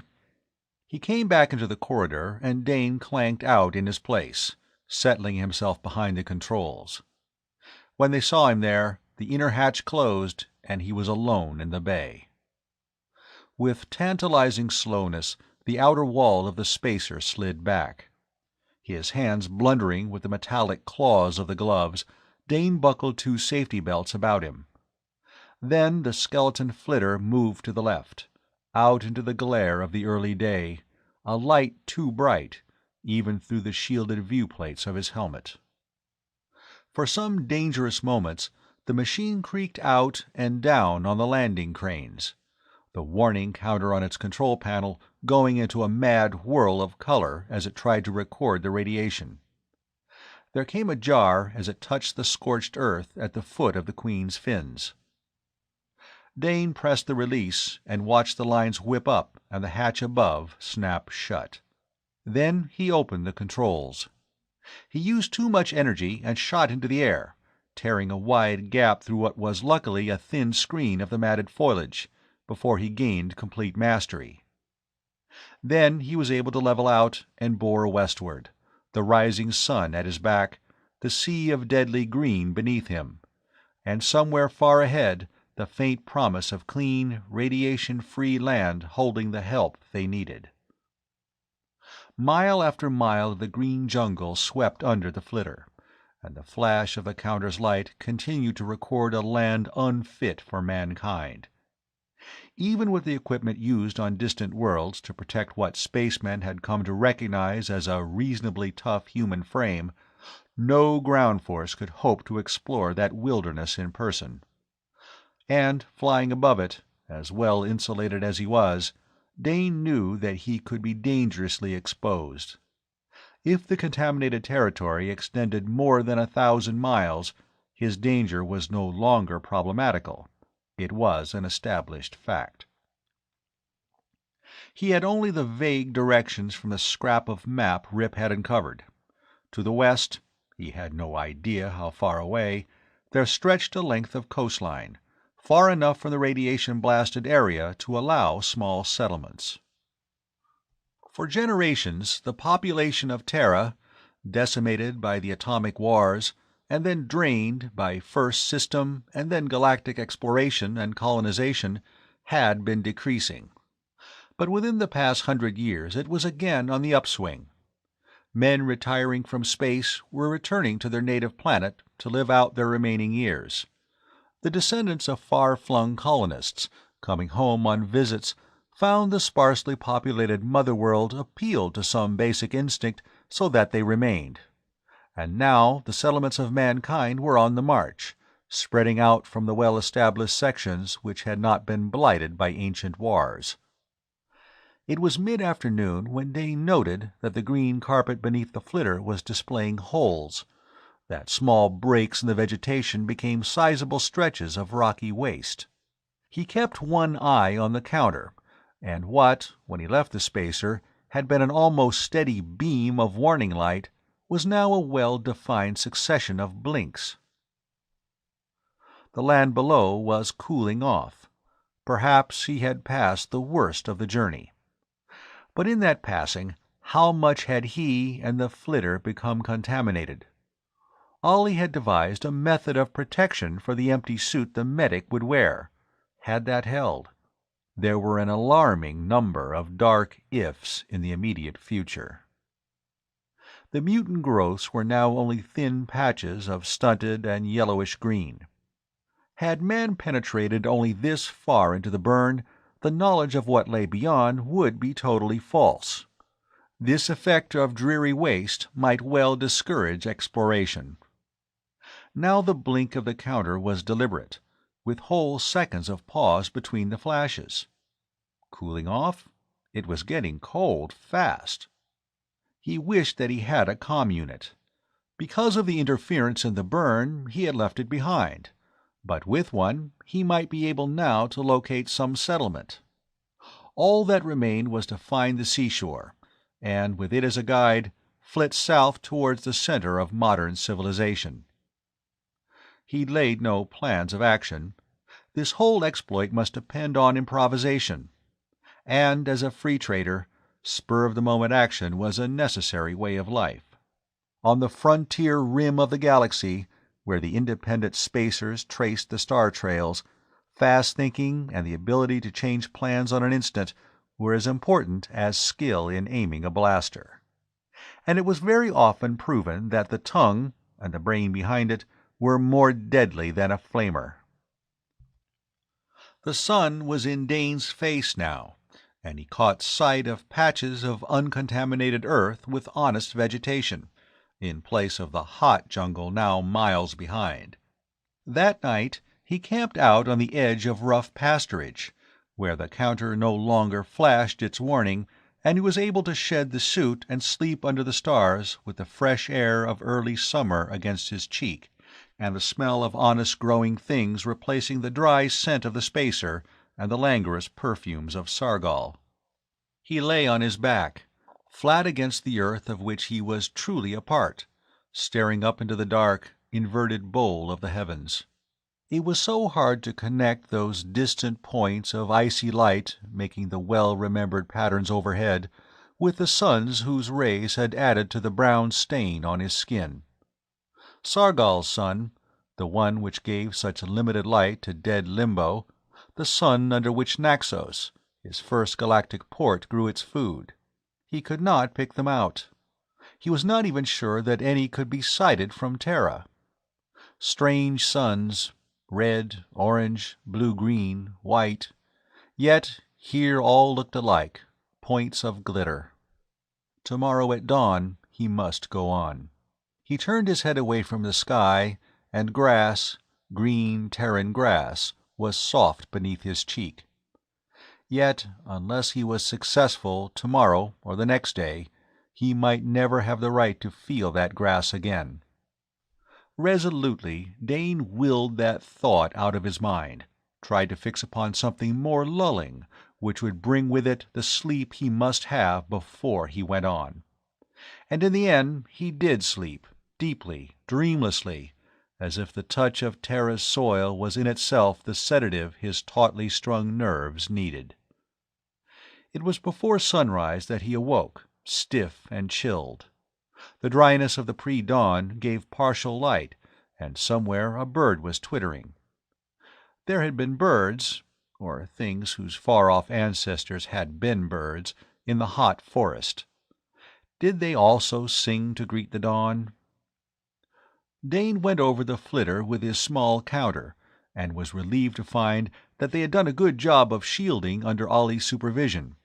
Once the suit he had worn was stored, he could sit at the controls without danger and in comfort. And it was good to be free of that metal prison. This time he took to the air with ease, the salt taste of food concentrate on his tongue as he sucked a cube. And his confidence arose with the flitter. This was the day. Somehow he knew it. He was going to find what he sought. It was less than 2 hours after sunrise that he did so. A village, which was a cluster of perhaps 50 or so house units strung along into the land. He skimmed across it and brought the flitter down in a rock cliff-walled sand pocket with surf booming some yards away, where he could be reasonably sure of safe hiding. All right, he had found a village. Now what? A medic. A stranger, appearing on the lane which served the town, a stranger in a distinctive uniform of trade, would only incite conjecture and betrayal. He had to plan now. Dane unsealed his tunic. He should by rights shed his space boots too, but perhaps he could use those to color his story. He thrust the blaster into hiding at his waist. A rip or two in his under-tunic, a shallow cut from his bush knife allowed to bleed messily. He could not see himself to judge the general effect, but had to hope it was the right one. His chance to test his acting powers came sooner than he had anticipated.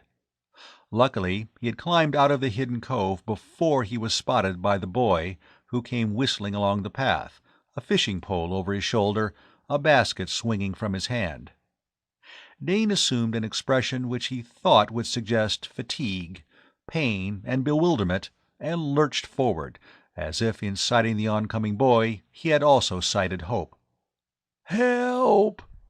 Perhaps it was excitement which gave his utterance that convincing croak. Rod and basket fell to the ground as the boy, after one astounded stare, ran forward. "What's the matter?" His eyes were on those space boots, and he added a "sir" which had the ring of hero worship. "Escape boat." Dane waved toward the sea's general direction. "Medic! Must get to medic!" "Yes, sir." The boy's basic Terran sounded good. "Can you walk if I help you?" Dane managed a weak nod, but contrived that he did not lean too heavily on his avidly helpful guide. "The medic's my father, sir. We're right down this slope, 3rd house. And father hasn't left. He's supposed to go on a northern inspection tour today." Dane felt a stab of distaste for the role being forced upon him. When he had visualized the medic he must abduct to serve the Queen in her need, he had not expected to have to kidnap a family man. Only the knowledge that he did have the extra suit, and that he had made the outward trip without dangerous exposure, bolstered up his determination to see the plan through. When they came out at the end of the single long lane which tied the houses of the village together, Dane was puzzled to see the place so deserted. But since it was not within his role of dazed sufferer to ask questions, he did not do so. It was his young guide who volunteered the information he wanted. "Most everyone is out with the fleet. There's a run of redbacks." Dane understood. Within recent times the redbacks of the North had become a desirable luxury item for Terran tables. If a school of them were to be found in the vicinity, no wonder this village was now deserted as its fleet went out to garner in this elusive but highly succulent fish. "In here, sir." Dane found himself being led to a house on the right. "Are you in trade?" He suppressed a start. Shedding his uniform tunic had not done much in the way of disguise. It would be nice, he thought a little bitterly, if he could flash an IS badge now to completely confuse the issue. But he answered with a partial truth and did not enlarge. "Yes." The boy was flushed with excitement. "I'm trying for trade service medic," he confided. "Passed the directive exam last month, but I still have to go up for prelim psycho." Dane had a flash of memory. Not too many months before, not the prelim psycho, but the big machine at the assignment center had decided his own future arbitrarily, fitting him into the crew of the Solar Queen as the ship where his abilities, knowledge, and potentialities could best work to the good of the service. At the time he had resented, and even been slightly ashamed of being relegated to a free-trading spacer, while Archer Sands and other classmates from the pool had walked off with company assignments. Now he knew that he would not trade the smallest and most rusty bolt from the Solar Queen for the newest scout ship in IS or Combine Registry. And this boy from the frontier village might be himself as he was 5 years earlier. Though he had never known a real home or family, scrapping into the pool from one of the children's depots. "Good luck." He meant that, and the boy's flush deepened. "Thank you, sir. Around here. Father's treatment room has this other door." Dane allowed himself to be helped into the treatment room and sat down in a chair while the boy hurried off to locate the medic. The trader's hand went to the butt of his concealed blaster. It was a job he had to do, one he had volunteered for, and there was no backing out. But his mouth had a wry twist as he drew out the blaster and made ready to point it at the inner door. Or, his mind leaped to another idea, could he get the medic safely out of the village? A story about another man badly injured, perhaps pinned in the wreckage of an escape boat. He could try it. He thrust the blaster back inside his torn undertunic, hoping the bulge would pass unnoticed. "My son says—" Dane looked up. The man who came through the inner door was in early middle age, thin, wiry, with a hard, fine-down look about him. He could almost be Tao's elder brother. He crossed the room with a brisk stride, and came to stand over Dane, his hand reaching to pull aside the bloody cloth covering the trader's breast. But Dane fended off that examination. "My partner," he said, "back there, pinned in." He jerked his hand southward. "Needs help." The medic frowned. "Most of the men are out with the fleet. George," he spoke to the boy who had followed him, "go and get Lex and Hartog. Here." He tried to push Dane back into the chair as the trader got up. "Let me look at that cut." Dane shook his head. "No time now, sir. My partner's hurt bad. Can you come?" "Certainly." The medic reached for the emergency kit on the shelf behind him. "You able to make it?" "Yes." Dane was exultant. It was going to work. He could tow the medic away from the village. Once out among the rocks on the shoreline, he could pull the blaster and herd the man into the flitter. His luck was going to hold, after all. End of Chapter 14. Chapter 15. Medic Hovan Reports. Fortunately, the path out of the straggling town was a twisted one, and in a very short space they were hidden from view. Dane paused, as if the pace was too much for an injured man. The medic put out a steadying hand, only to drop it quickly when he saw the weapon which had appeared in Dane's grip. "What?" His mouth snapped shut. His jaw tightened. "You will march ahead of me." Dane's low voice was steady. "Beyond that rock spur to the left, you'll find a place where it is possible to climb down to sea level. Do it." "I suppose I shouldn't ask why?" "Not now. We haven't much time. Get moving." The medic mastered his surprise, and without further protest obeyed orders. It was only when they were standing by the flitter and he saw the suits that his eyes widened, and he said, "The big burn." "Yes, and I'm desperate." "You must be, or mad." The medic stared at Dane for a long moment, and then shook his head. "What is it? A plague ship?" Dane bit his lip. The other was too astute. But he did not ask why or how he had been able to guess so shrewdly. Instead, he gestured to the suit Ollie had lashed beneath the seat in the flitter. "Get into that and be quick about it." The medic rubbed his hand across his jaw. "I think you might just be desperate enough to use that thing you're brandishing about so melodramatically if I don't," he remarked in a calm, conversational tone. "I won't kill, but a blaster burn." "Can be pretty painful. Yes, I know that, young man. And—" Suddenly he shrugged, put down his kit, and started donning the suit. I wouldn't put it past you to knock me out and load me aboard if I did say no." "All right." Suited, he took his place on the seat as Dane directed. And then the traitor followed the additional precaution of lashing the medic's metal-encased arms to his body before he climbed into his own protective covering. Now they could only communicate by sight through the vision plates of their helmets.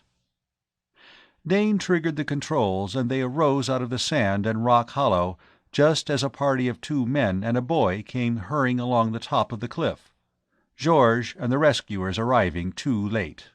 The flitter spiraled up into the sunlight, and Dane wondered how long it would be before this outrage was reported to the nearest planet police base. But would any police cruiser have the hardihood to follow him into the Big Burn? He hoped that the radiation would hold them back. There was no navigation to be done. The flitter's memory should deposit them at the Queen. Dane wondered at what his silent companion was now thinking. The medic had accepted his kidnapping with such docility that the very ease of their departure began to bother Dane. Was the other expecting a trailer?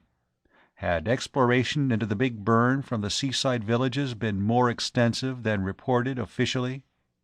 He stepped up the power of the flitter to the top notch, and saw with some relief that the ground beneath them was now the rocky waste bordering the devastated area.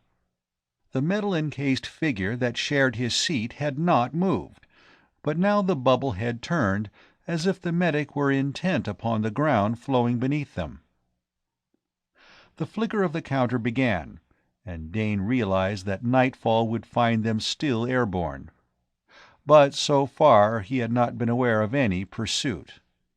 Again he wished he had the use of a comm, only here the radiation would blanket sound with that continuous roar. Patches of the radiation vegetation showed now, and something in the lines of the medic's tense figure suggested that these were new to him. Afternoon waned as the patches united, spread into the beginning of the jungle as the counter was once more an almost steady light.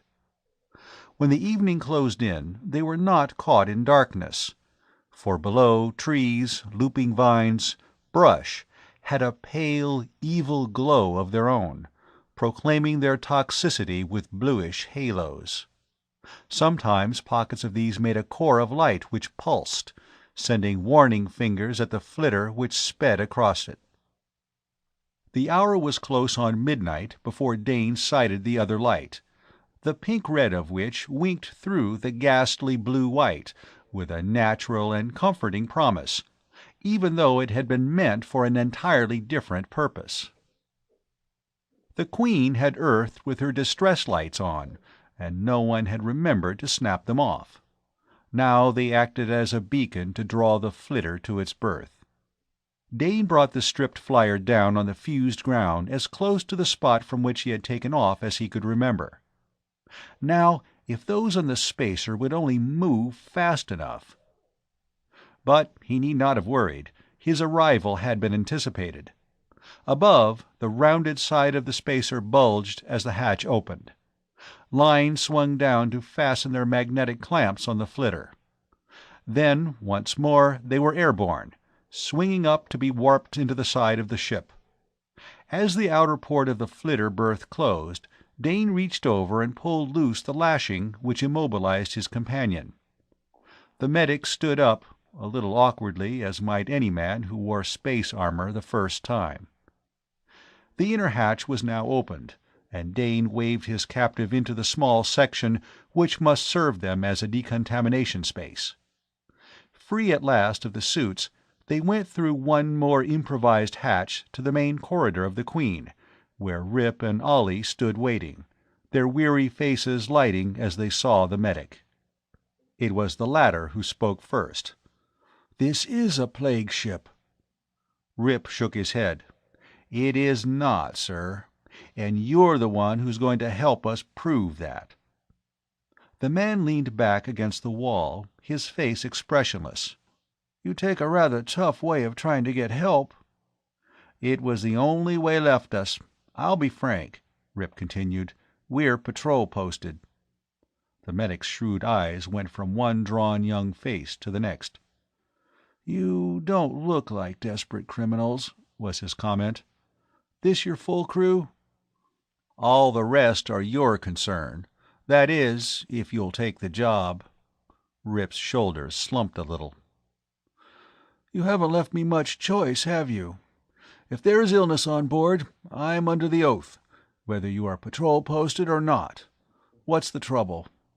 They got him down to Tao's laboratory and told him their story.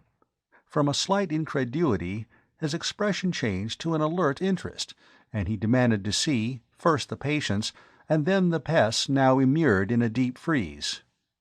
Sometime in the middle of this, Dane, overcome by fatigue, which was partly relief from tension, sought his cabin and the bunk from which he wearily disposed Sinbad, only to have the purring cat crawl back once more when he had lain down. And when he awoke, renewed in body and spirit, it was in a new Queen, a ship in which hope and confidence now ruled. "Hovan's already got it," Rip told him exultantly. "It's that poison from the little devil's claw, right enough. A narcotic. Produces some of the effects of deep sleep. In fact, it may have medical use. He's excited about it."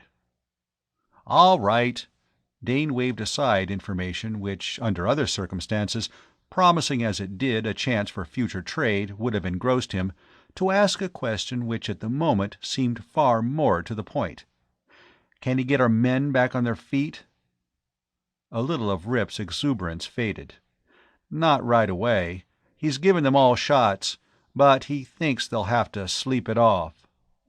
"And we have no idea how long that is going to take," Ollie contributed. Time, for the first time in days Dane was struck by that. Time. Because of his training, a fact he had forgotten in the past weeks of worry now came to mind: their contract with the Storm Priests.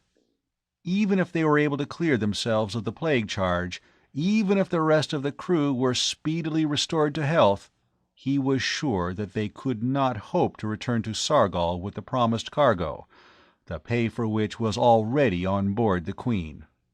They would have broken their pledge, and there could be no hope of holding to their trading rights on that world, if they were not blacklisted for breaking contract into the bargain.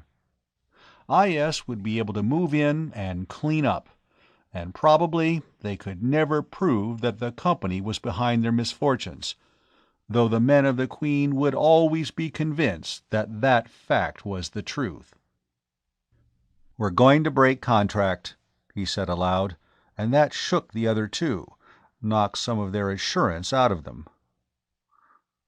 "How about that?" Rip asked Ollie. The acting engineer nodded.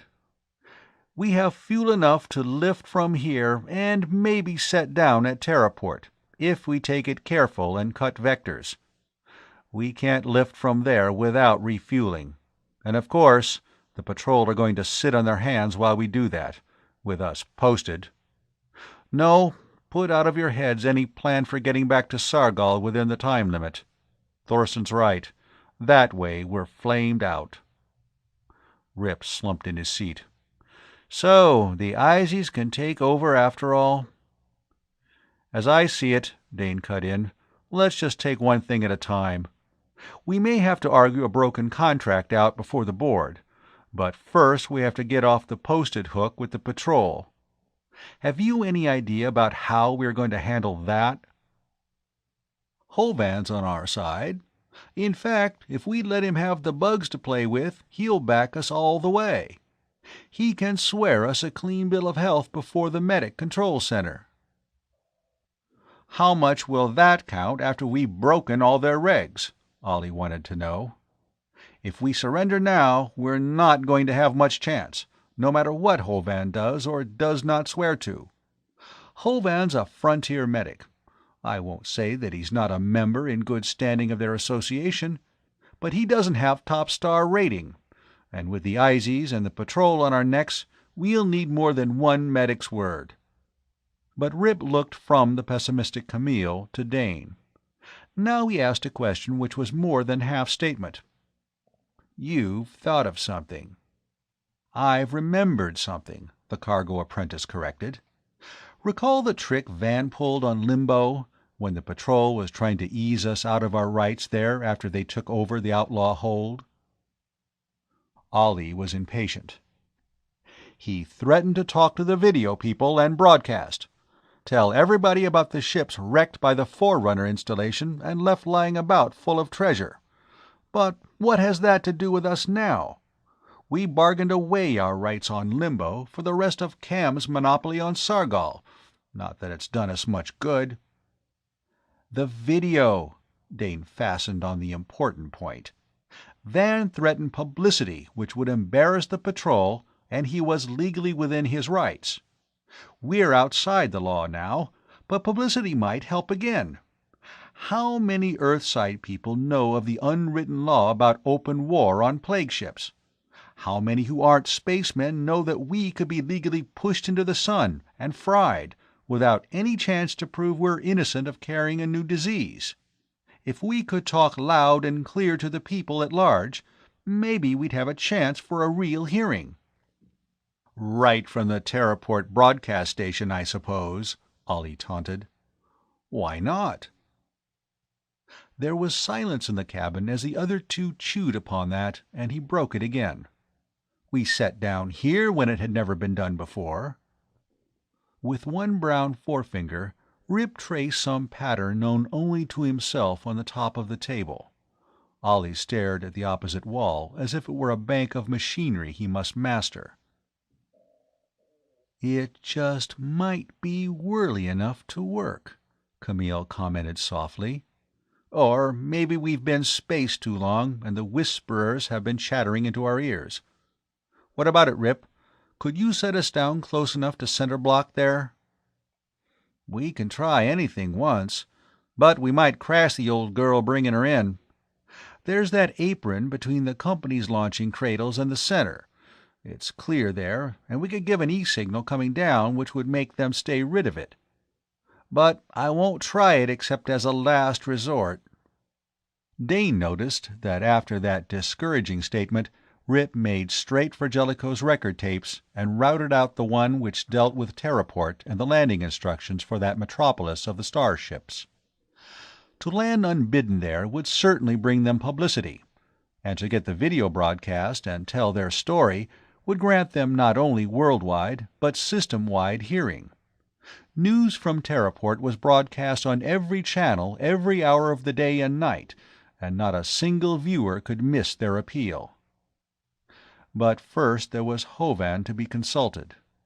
Would he be willing to back them with his professional knowledge and assurance?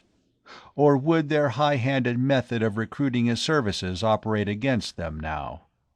They decided to let Rip ask such questions of the medic. "So you're going to set us down in the center of the big jump-off," was his first comment, as the acting captain of the Queen stated their case. "Then you want me to fire my rockets to certify you are harmless. You don't ask for very much, do you, son?" Rip spread his hands. "I can understand how it looks to you, sir. We grabbed you, we brought you here by force. We can't make you testify for us if you decide not to." "Can't you?" The medic cocked an eyebrow at him. "What about this bully boy of yours with his little blaster? He could herd me right up to the telecast, couldn't he? There's a lot of persuasion in one of those nasty little arms. On the other hand, I have a son who's set on taking out on one of these tin pots to go star hunting. If I handed you over to the patrol, he might make some remarks to me in private. You may be posted, but you don't look like very hardened criminals to me. It seems that you've been handed a bad situation and handled it as best you know. And I'm willing to ride along the rest of the way on your tail blast. Let me see how many pieces you land us in at Terraport, and I'll give you my final answer. If luck holds, we may have a couple more of your crew present by that time also." They had had no indication that the Queen had been located, that any posse hunting the kidnapped medic had followed them into the Big Burn, and they could only hope that they would continue to remain unsighted as they upped ship once more and cruised into a regular traffic lane for earthing at the port. It would be a chancy thing, and Ollie and Rip spent hours checking the mechanics of that flight, while Dane and the recovering Weeks worked with Hovan in an effort to restore the sleeping crew. After 3 visits to the hold, and the discovery that the Hubbat had uncovered no more of the pests, Dane caged the angry blue horror and returned it to its usual stand in Jellicoe's cabin, certain that the ship was clean, for Sinbad now confidently prowled the corridors and went into every cabin of storage space Dane opened for him. And on the morning of the day they had planned for takeoff, Hovan at last had a definite response to his treatment. Craig Tau roused, stared dazedly around, and asked a vague question. The fact that he immediately relapsed once more into semi-coma did not discourage the other medic. Progress had been made, and he was now sure that he knew the proper treatment. They strapped down at 0 hour and blasted out of the weird green wilderness they had not dared to explore, lifting into the arch of the sky, depending upon Rip's knowledge to put them safely down again. Dane once more rode out the takeoff at the comm unit, waiting for the blast of radiation-borne static to fade so that he could catch any broadcast. "Turned back last night. The high level of radiation makes it almost certain that the outlaws could not have headed into the dangerous central portion. Search is now spreading north. Authorities are inclined to believe that this last outrage may be a clue to the vanished Solar Queen, a plague ship warned off and patrol posted after her crew plundered an Estat belonging to the Intersolar Corporation. Anyone having any information concerning this ship, or any strange spacer, report at once to the nearest Terra Police or patrol station. Do not take chances. Report any contact at once to the nearest Terra Police or patrol station." "That's putting it strongly," Dane commented as he relayed the message. "Good as giving orders for us to be flamed down at sight." "Well, if we set down in the right spot," Rip replied, "they can't flame us out without blasting the larger part of Terraport Field with us, and I don't think they're going to do that in a hurry." Dane hoped Shannon was correct in that belief. It would be more chancy than landing at the Estat or in the Big Burn. To gauge it just right and put them down on the Terraport apron where they could not be flamed out without destroying too much, where their very position would give them a bargaining point, was going to be a top-star job. If Rip could only pull it off. He could not evaluate the niceties of that flight. He did not understand all Rip was doing. But he did know enough to remain quietly in his place, ask no questions, and await results with a dry mouth and a wildly beating heart. There came a moment when Rip glanced at him, one hand poised over the control board. The pilot's voice came tersely, thin and queer. "Pray it out, Dane. Here we go." Dane heard the shrill of a riding beam, so tearing he had to move his earphones. They must be almost on top of the control tower to get it like that. Rip was planning a set-down where the Queen would block things neatly. He brought his own fingers down on the EE red button to give the last and most powerful warning. That, to be used only when a ship landing was out of control, should clear the ground below. They could only pray it would vacate the port they were still far from seeing. "Make it a fin point, Rip." He couldn't repress that one bit of advice. And he was glad he had given it when he saw a ghost grin tug for a moment at Rip's full lips. "Good enough for a check ride?" They were riding her flaming jets down as they would on a strange world. Below, the port must be wild. Dane counted off the seconds. 2, 3, 4, 5. Just a few more and they would be too low to intercept, without endangering innocent coasters and ground-huggers. When the last minute during which they were still vulnerable passed, he gave a sigh of relief. That was one more point on their side. In the earphones was a crackle of frantic questions, a gabble of orders screaming at him. Let them rave. They'd know soon enough what it was all about. End of chapter 15.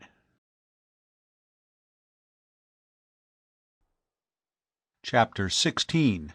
The Battle of the Video. Oddly enough, in spite of the tension which must have boiled within him, Rip brought them in with a perfect 4-fin-point landing, one which, under the circumstances, must win him the respect of master star pilots from the rim. Though Dane doubted whether if they lost, that skill would bring Shannon anything but a long term in the moon mines.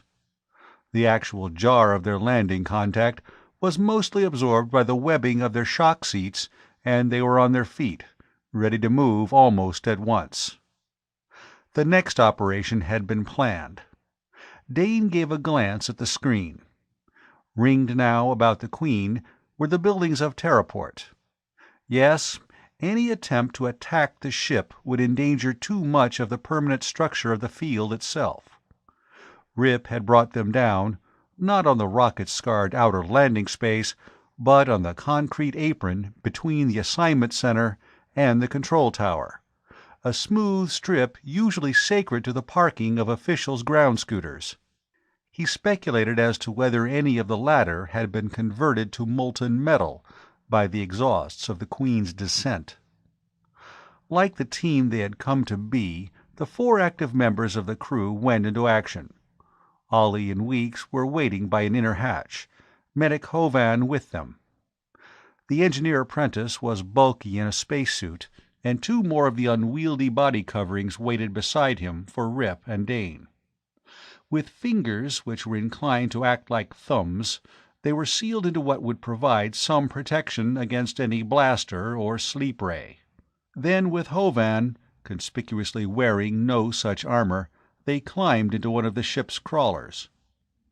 Weeks activated the outer hatch, and the crane lines plucked the small vehicle out of the Queen, swinging it dizzily down to the blast-scored apron. "Make for the tower." Rip's voice was thin in the helmet comms. Dane, at the controls of the crawler, pulled on as Ollie cast off the lines which anchored them to the spacer. Through the bubble helmet he could see the frenzied activity in the aroused port. An anthill, into which some idle investigator had thrust a stick and given it a turn or two, was nothing compared with Terraport after the unorthodox arrival of the Solar Queen. "Patrol mobile coming in on southeast vector," Ollie announced calmly. "Looks like she mounts a portable flamer on her nose." "So—" Dane changed directions, putting him behind a customs checkpoint, aware as he ground by that stand of a line of faces at vision ports. Evasive action, and he'd have to get the top speed from the clumsy crawler. "Police copter over us." That was Rip reporting. Well, they couldn't very well avoid that. But at the same time Dane was reasonably sure that its attack would not be an overt one, not with the unarmed, unprotected Hovan prominently displayed in their midst. But there he was too sanguine. A muffled exclamation from Rip made him glance at the medic beside him, just in time to see Hovan slump limply forward, about to tumble from the crawler, when Shannon caught him from behind. Dane was too familiar with the results of sleep rays to have any doubts as to what had happened. The P-copter had sprayed them with its most harmless weapon. Only the suits, insulated to the best of their maker's ability against most of the dangers of space, real and anticipated, had kept the 3 traitors from being overcome as well. Dane suspected that his own responses were a trifle sluggish, that while he had not succumbed to that attack, he had been slowed. But with Rip holding the unconscious medic in his seat, Thorson continued to head the crawler for the tower, and its promise of a system-wide hearing for their appeal. "There's a P-mobile coming in ahead." Dane was irritated by that warning from Rip. He had already sighted that black and silver ground car himself. and he was only too keenly conscious of the nasty threat of the snub-nosed weapon mounted on its hood, now pointed straight at the oncoming, too deliberate trader's crawler. Then he saw what he believed would be their only chance, to play once more the same type of trick as Rip had used to earth them safely. "Get Hovan under cover," he ordered. "I'm going to crash the tower door." Hasty movements answered that, as the medic's limp body was thrust under the cover offered by the upper framework of the crawler. Luckily the machine had been built for heavy duty on rugged worlds, where roadways were unknown. Dane was sure he could build up the power and speed necessary to take them into the lower floor of the tower, no matter if its door was now barred against them. Whether his audacity daunted the P-mobile, or whether they held off from an all-out attack because of Hovan, Dane could not guess. But he was glad for a few minutes of grace as he raced the protesting engine of the heavy machine to its last and greatest effort. The treads of the crawler bit on the steps leading up to the impressive entrance of the tower. There was a second or two before traction caught, and then the driver's heart snapped back into place as the machine tilted its nose up and headed straight for the portal. They struck the closed doors with a shock which almost hurled them from their seats. But that engraved bronze expanse had not been cast to withstand a head-on blow from a heavy-duty off-world vehicle, and the leaves tore apart, letting them into the wide hall beyond. "Take Hovan and make for the riser." For the second time it was Dane who gave the orders. "I have a blocking job to do here." He expected every second to feel the bit of a police blaster somewhere along his shrinking body. Could even a spacesuit protect him now?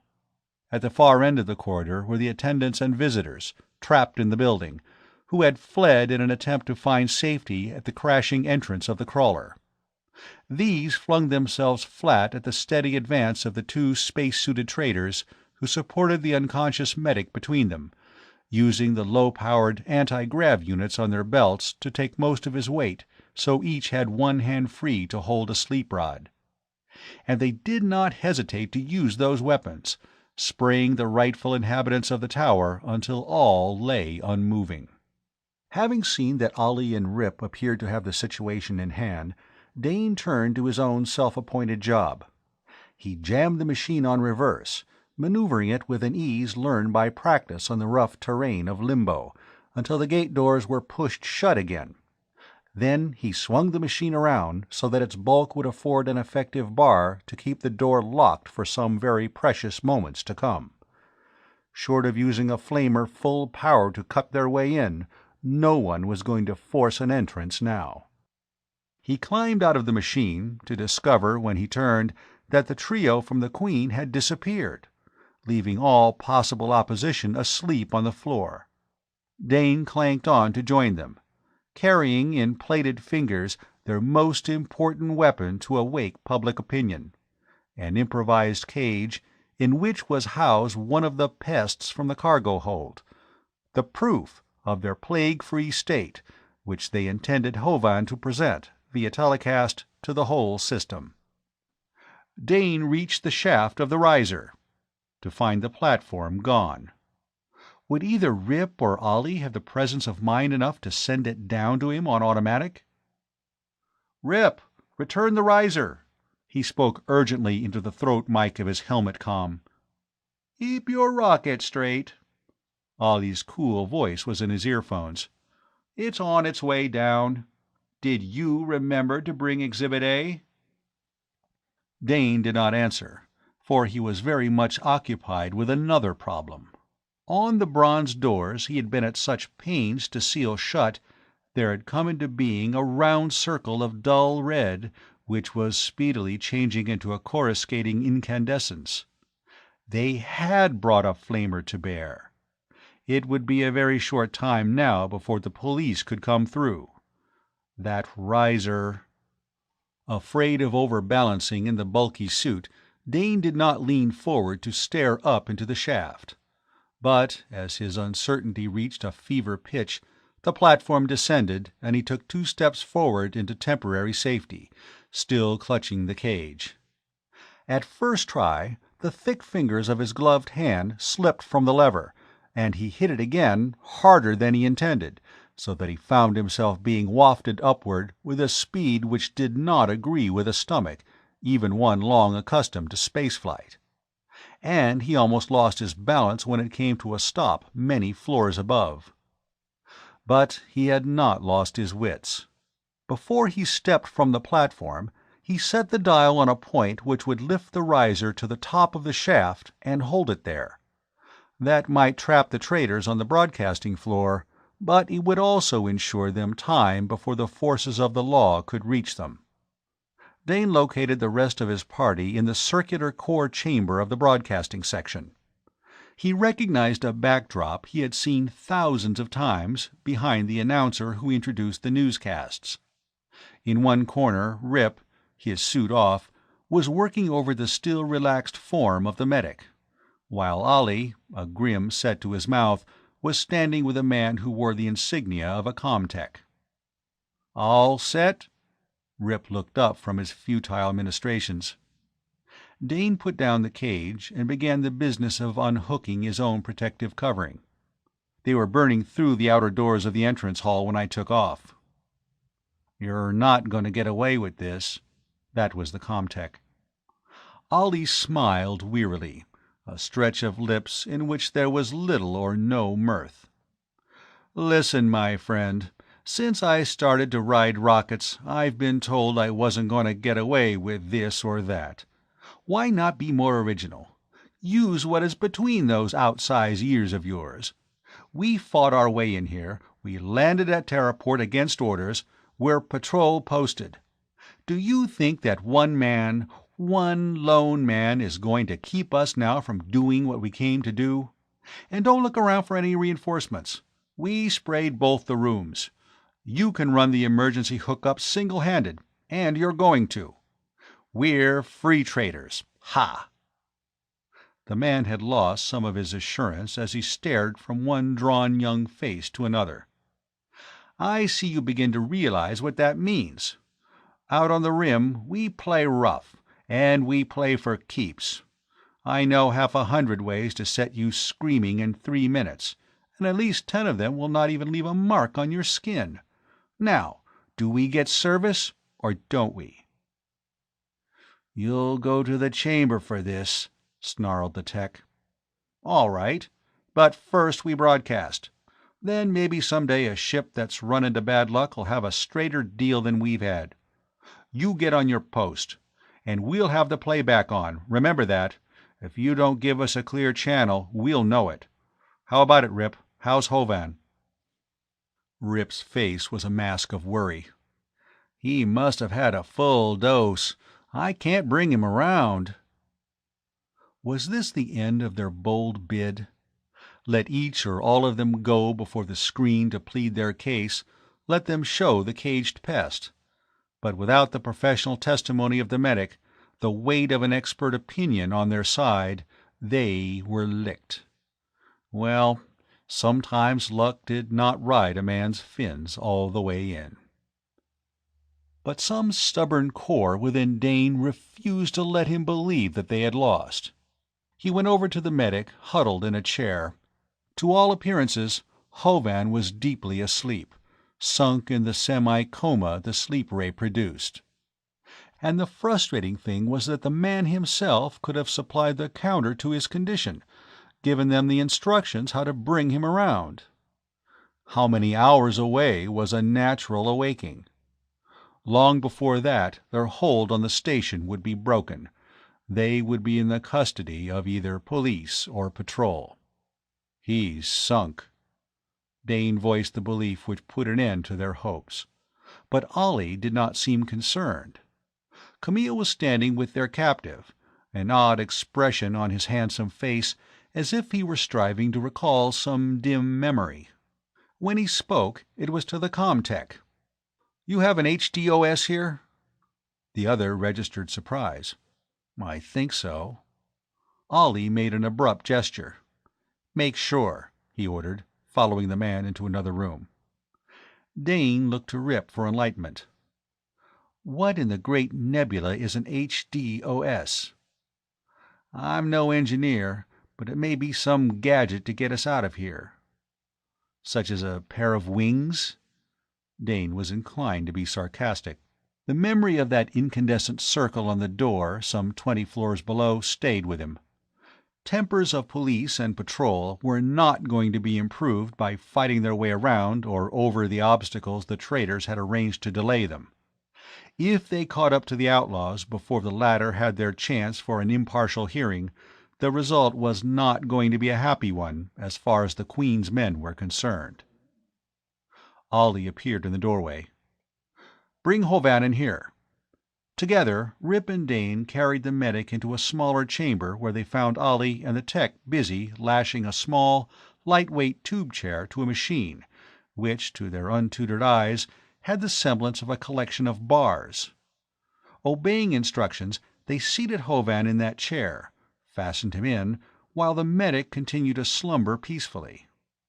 Uncomprehendingly, Rip and Dane stepped back, while, under Ollie's watchful eye, the comtech made adjustments and finally snapped some hidden switch.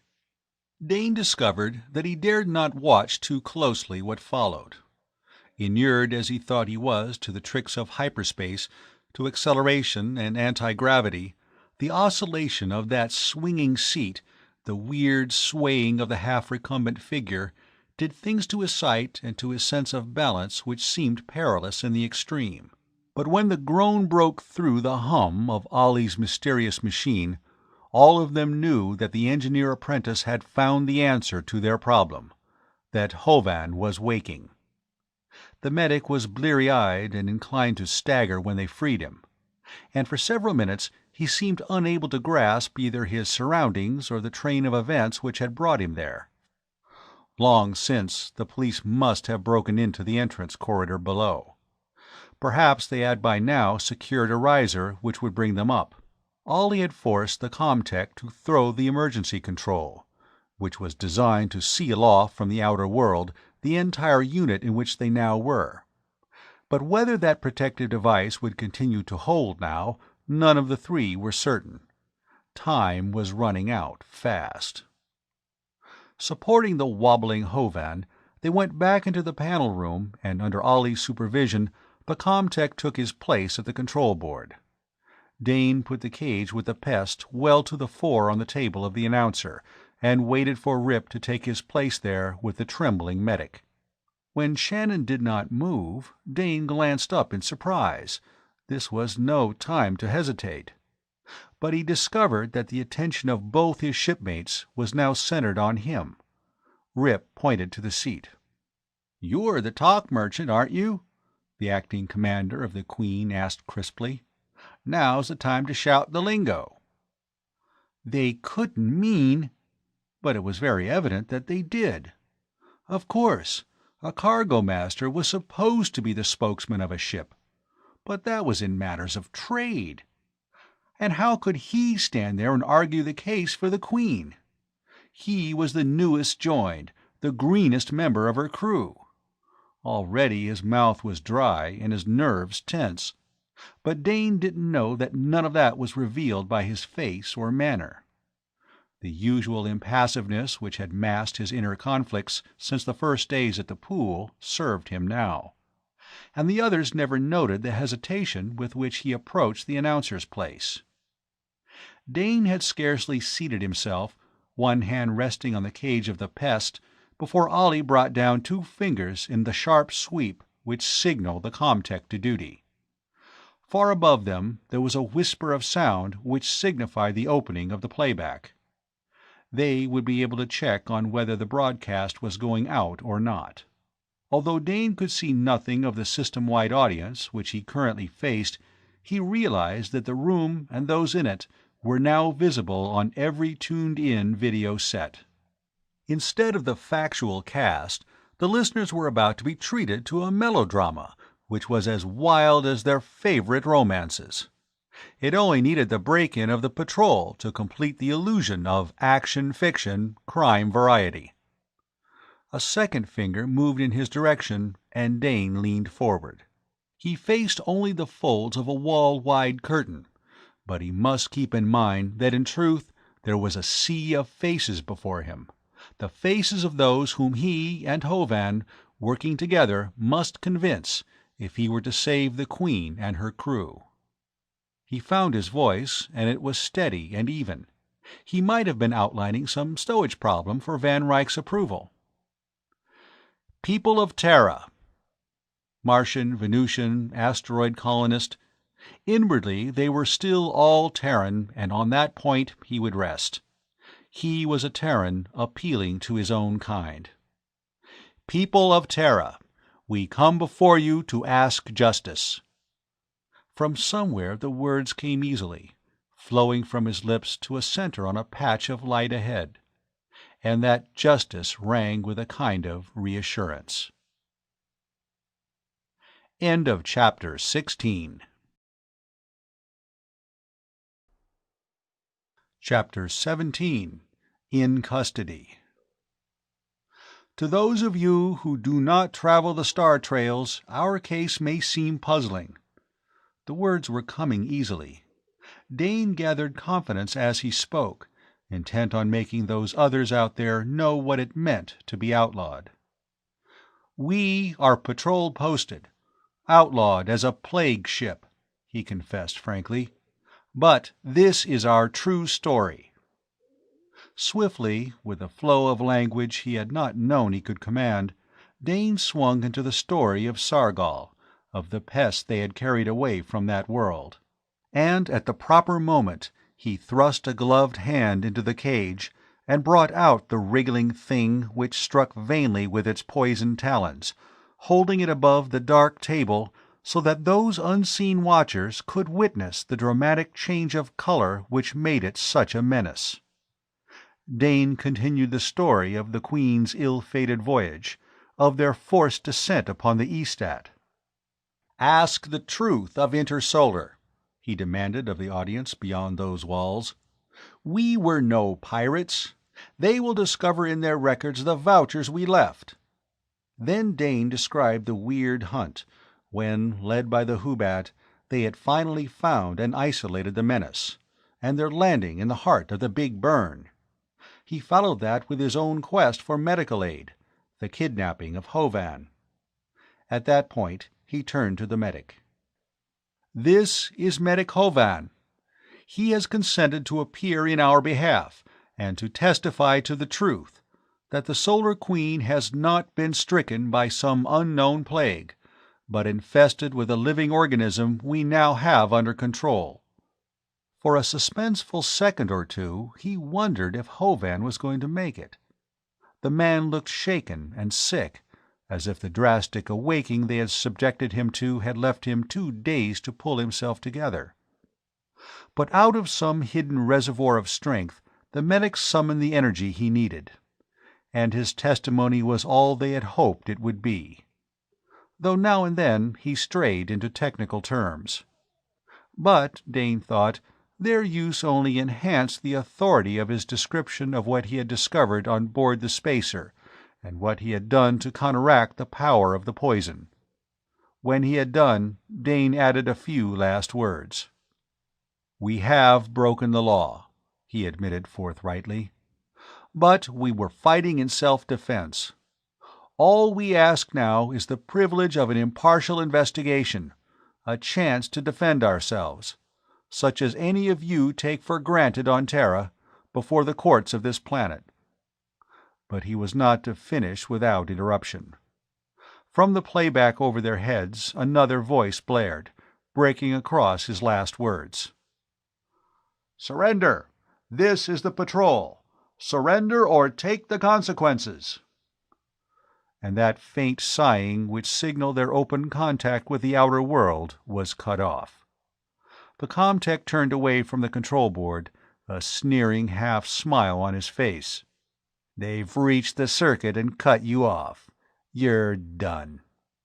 Dane stared into the cage where the now almost invisible thing sat humped together. He had done his best. They had all done their best. He felt nothing but a vast fatigue, an overwhelming weariness, not so much of body, but of nerve and spirit too. Rip broke the silence with a question aimed at the tech. "Can you signal below?" "Going to give up?" The fellow brightened. "Yes, there's an intercom I can cut in." Rip stood up. He unbuckled the belt about his waist and laid it on the table, disarming himself. Without words, Ollie and Dane followed his example. They had played their hand. To prolong the struggle would mean nothing. The acting captain of the Queen gave a last order. "Tell them we are coming down, unarmed, to surrender." He paused in front of Hovan. "You better stay here. If there's any trouble, no reason for you to be caught in the middle." Hovan nodded as the three left the room. Dane, remembering the trick he had pulled with the riser, made a comment. "We may be marooned here." Ollie shrugged. "Then we can just wait and let them collect us." He yawned, his dark eyes set in smudges. "I don't care if they'll just let us sleep the clock around afterwards. Do you really think," he addressed Rip, "that we've done ourselves any good?" Rip neither denied nor confirmed. "We took our only chance. Now it's up to them." He pointed to the wall and the teeming world which lay beyond it. Ollie grinned wryly. "I note you left the what-you-call-it with Hovan." "He wanted one to experiment with," Dane replied. "I thought he'd earned it." "And now here comes what we've earned," Rip cut in as the hum of the riser came to their ears. "Should we take to cover?" Ollie's mobile eyebrows underlined his demand. "The forces of law and order may erupt with blasters blazing." But Rip did not move. He faced the riser door squarely, and, drawn by something in that stance of his, the other two stepped in on either side, so that they fronted the dubious future as a united group. Whatever came now, the Queen's men would meet it together. In a way, Ollie was right. The four men who emerged all had their blasters or riot stun rifles at ready, and the sights of those weapons were trained at the middles of the free traders. As Dane's empty hands, palm out, went up on a line with his shoulders, he estimated the opposition. 2 were in the silver and black of the patrol. 2 wore the forest green of the Terra Police. But they all looked like men with whom it was better not to play games. And it was clear they were prepared to take no chances with the outlaws. In spite of the passiveness of the Queen's men, their hands were locked behind them with force bars about their wrists. When a quick search revealed that the 3 were unarmed, they were herded onto the riser by 2 of their captors, while the other pair remained behind, presumably to uncover any damage they had done to the tower installations. The police did not speak except for a few terse words among themselves, and a barked order to march, delivered to the prisoners. Very shortly they were in the entrance hall facing the wreckage of the crawler and doors through which a ragged gap had been burned. Ollie viewed the scene with his usual detachment. "Nice job," he commended Dane's enterprise. "They'll have a moving." "Get going." A heavy hand between his shoulder blades urged him on. The engineer apprentice whirled, his eyes blazing. "Keep your hands to yourself. We aren't mine fodder yet. I think that the little matter of a trial comes first." "You're posted." The patrolman was openly contemptuous. Dane was chilled. For the first time, that aspect of their predicament really registered. Posted outlaws might, within reason, be shot on sight without further recourse to the law. If that label stuck on the crew of the Queen, they had practically no chance at all. And when he saw that Ollie was no longer inclined to retort, he knew that fact had dawned upon Camille also. It would all depend upon how big an impression their broadcast had made. If public opinion veered to their side, then they could defend themselves legally. Otherwise, the moon mines might be the best sentence they'd dare hope for. They were pushed out into the brilliant sunlight. There stood the Queen, her meteor-scarred side reflecting the light of her native sun. And ringed around her at a safe distance was what seemed to be a small mechanized army corps. The authorities were making very sure that no more rebels would burst from her interior. Dane thought that they would be loaded into a mobile or a copter and taken away.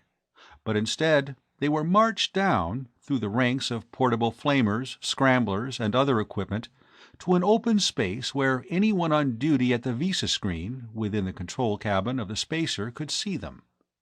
An officer of the patrol, the sun making an eye-blinding flash of his lightning sword breast badge, stood behind a loudspeaker. When he perceived that the 3 prisoners were present, he picked up a hand mic and spoke into it, his voice so being relayed over the field as clearly as it must be reaching Weeks inside the sealed freighter.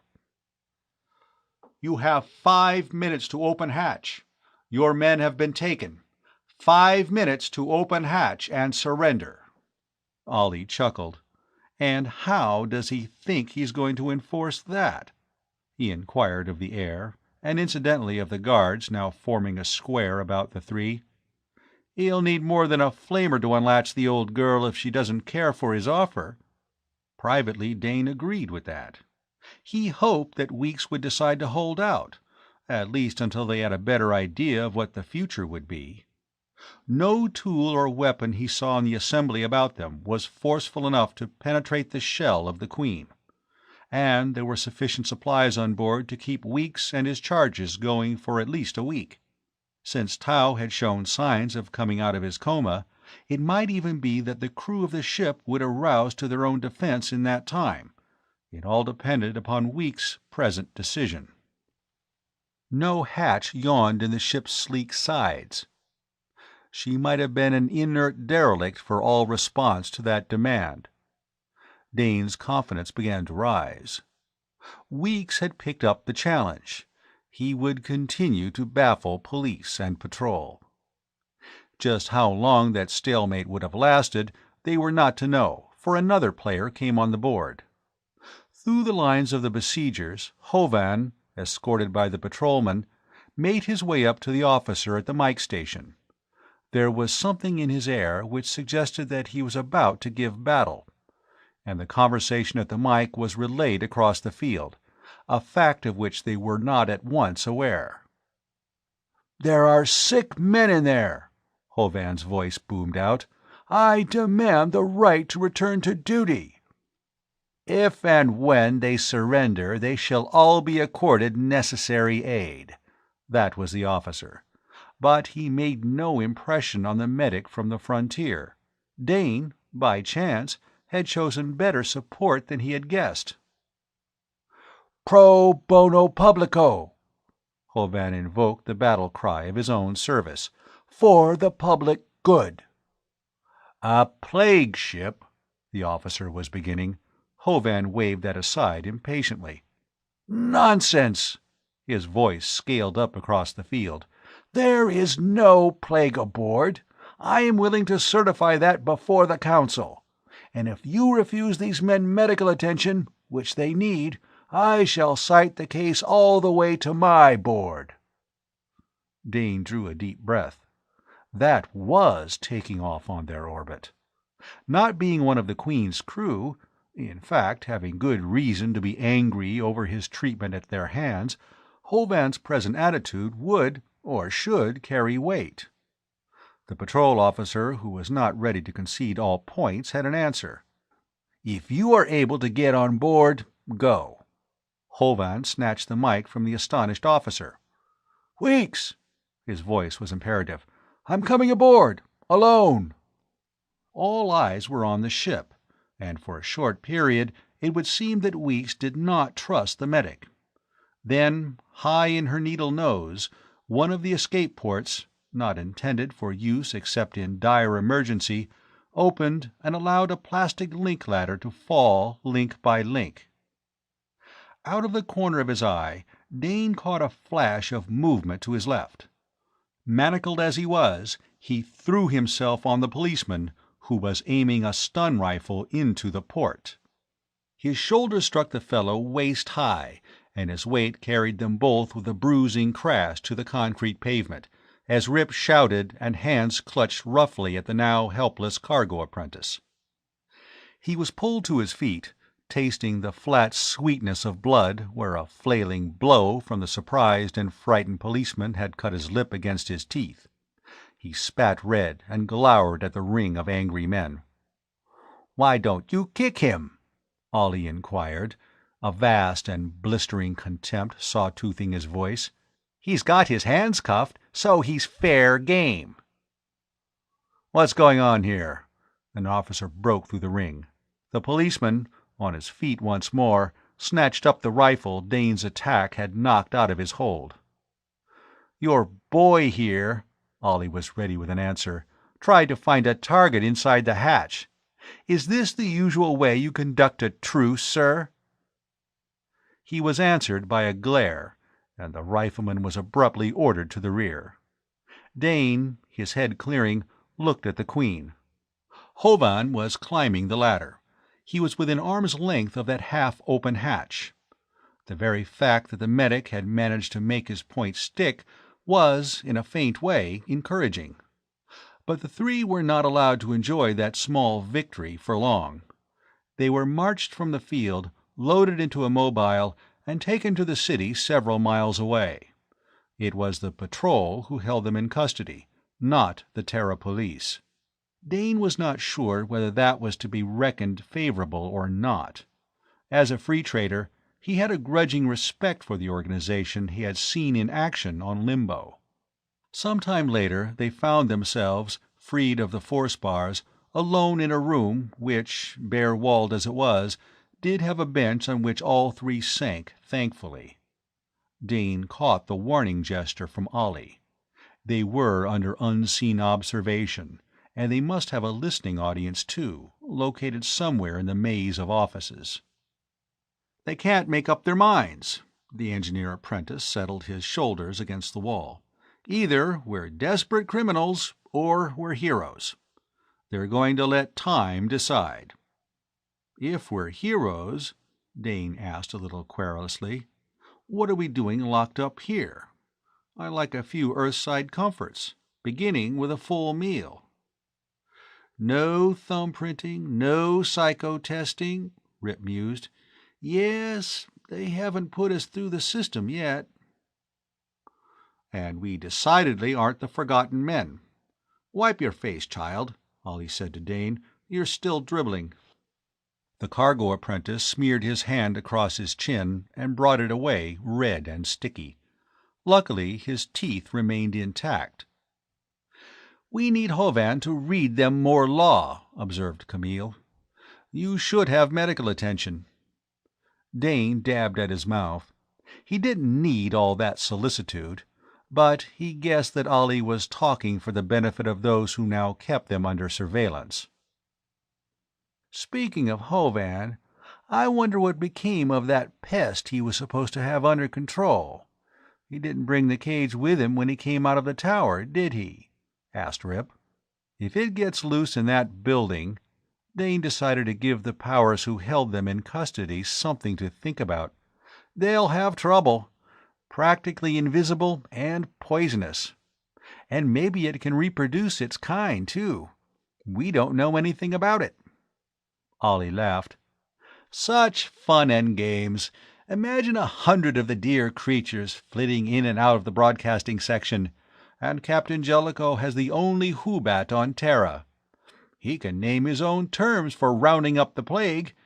The whole place will be filled with sleepers before they're through." Would that scrap of information send some patrolman hurtling off to the tower in search of the caged creature? The thought of such an expedition was, in a small way, comforting to the captives. An hour or so later they were fed, noiselessly and without visible attendants, when 3 trays slid through a slit in the wall at floor level. Rip's nose wrinkled. "Now I get the vector. We're plague-ridden. Keep aloof and watch to see if we break out in purple spots." Ollie was lifting the thermo-lids from the containers, and now he suddenly arose and bowed in the direction of the blank wall. "Many, many thanks," he intoned. "Nothing but the best. A sub-commander's rations at least. We shall deliver top-star rating to this thoughtfulness when we are questioned by the powers that shine." It was good food. Dane ate cautiously because of his torn lip, but the whole adventure took on a more rose-colored hue.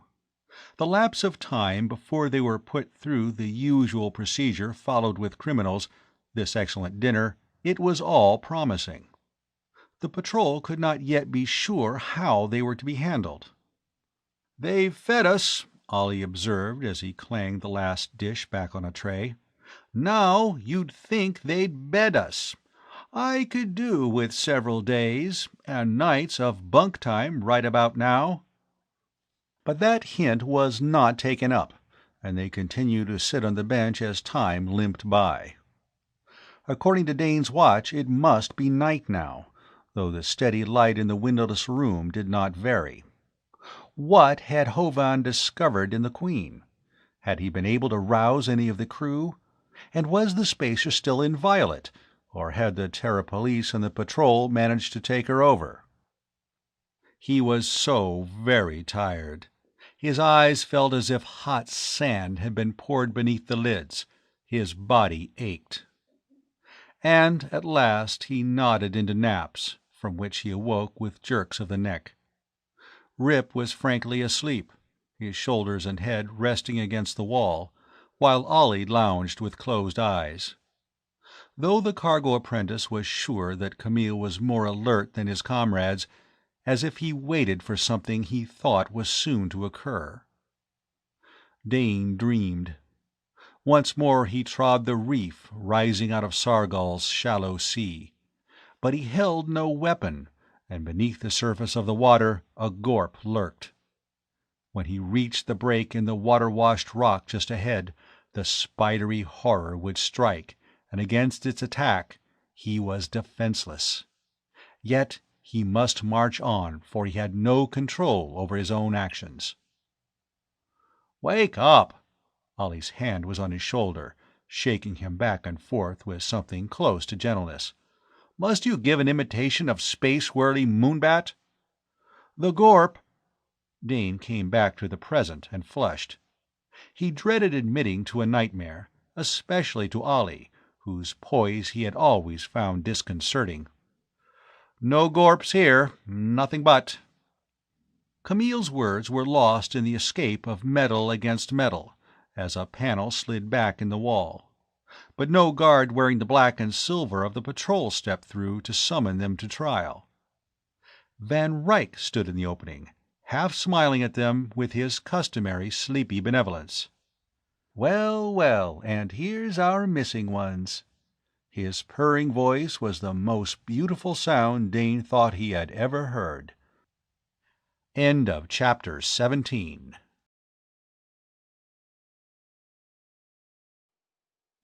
Chapter 18. Bargain Concluded. "And so we landed here, sir." Rip concluded his report in the matter-of-fact tone he might have used in describing a perfectly ordinary voyage, say between Terraport and Luna City, a run of no incident and dull cargo carrying. The crew of the Solar Queen, save for Tau, were assembled in a room somewhere in the vastness of patrol headquarters. Since the room seemed a comfortable conference chamber, Dane thought that their status must now be on a higher level than that of patrol-posted outlaws. But he was also sure that if he attempted to walk out of the building, that effort would not be successful. Van Ryck sat stolidly in his chosen seat, fingers of both hands laced across his substantial middle. He had sat as impassively as the captain, while Rip had outlined their adventures since they had all been stricken. Though the other listeners had betrayed interest in the story, the senior officers made no comments. Now Jellicoe turned to his cargo-master. "How about it, Van?" "What's done is done." Dane's elation vanished as if ripped away by a Sargolian storm wind. The cargo-master didn't approve.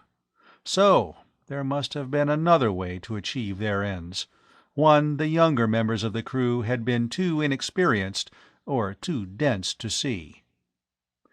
"If we blasted off today, we might just make cargo contract." Dane started. That was it, the point they had lost sight of during their struggles to get aid.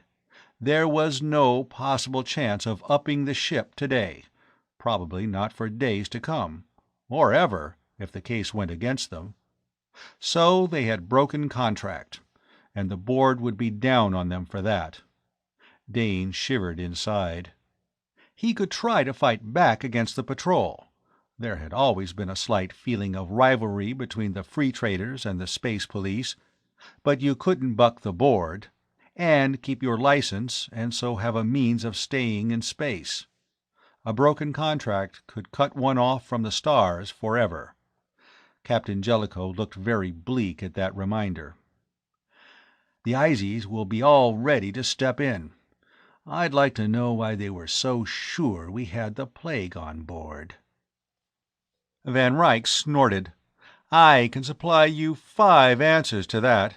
For one, they may have known the affinity of those creatures for the wood, and it would be easy to predict as a result of our taking a load on board. Or again, they may have deliberately planted the things on us through the Salaricky, but we can't ever prove it. It remains that they are going to get for themselves the Sargolian contract. Unless—" He stopped short, staring straight ahead of him at the wall between Rip and Dane.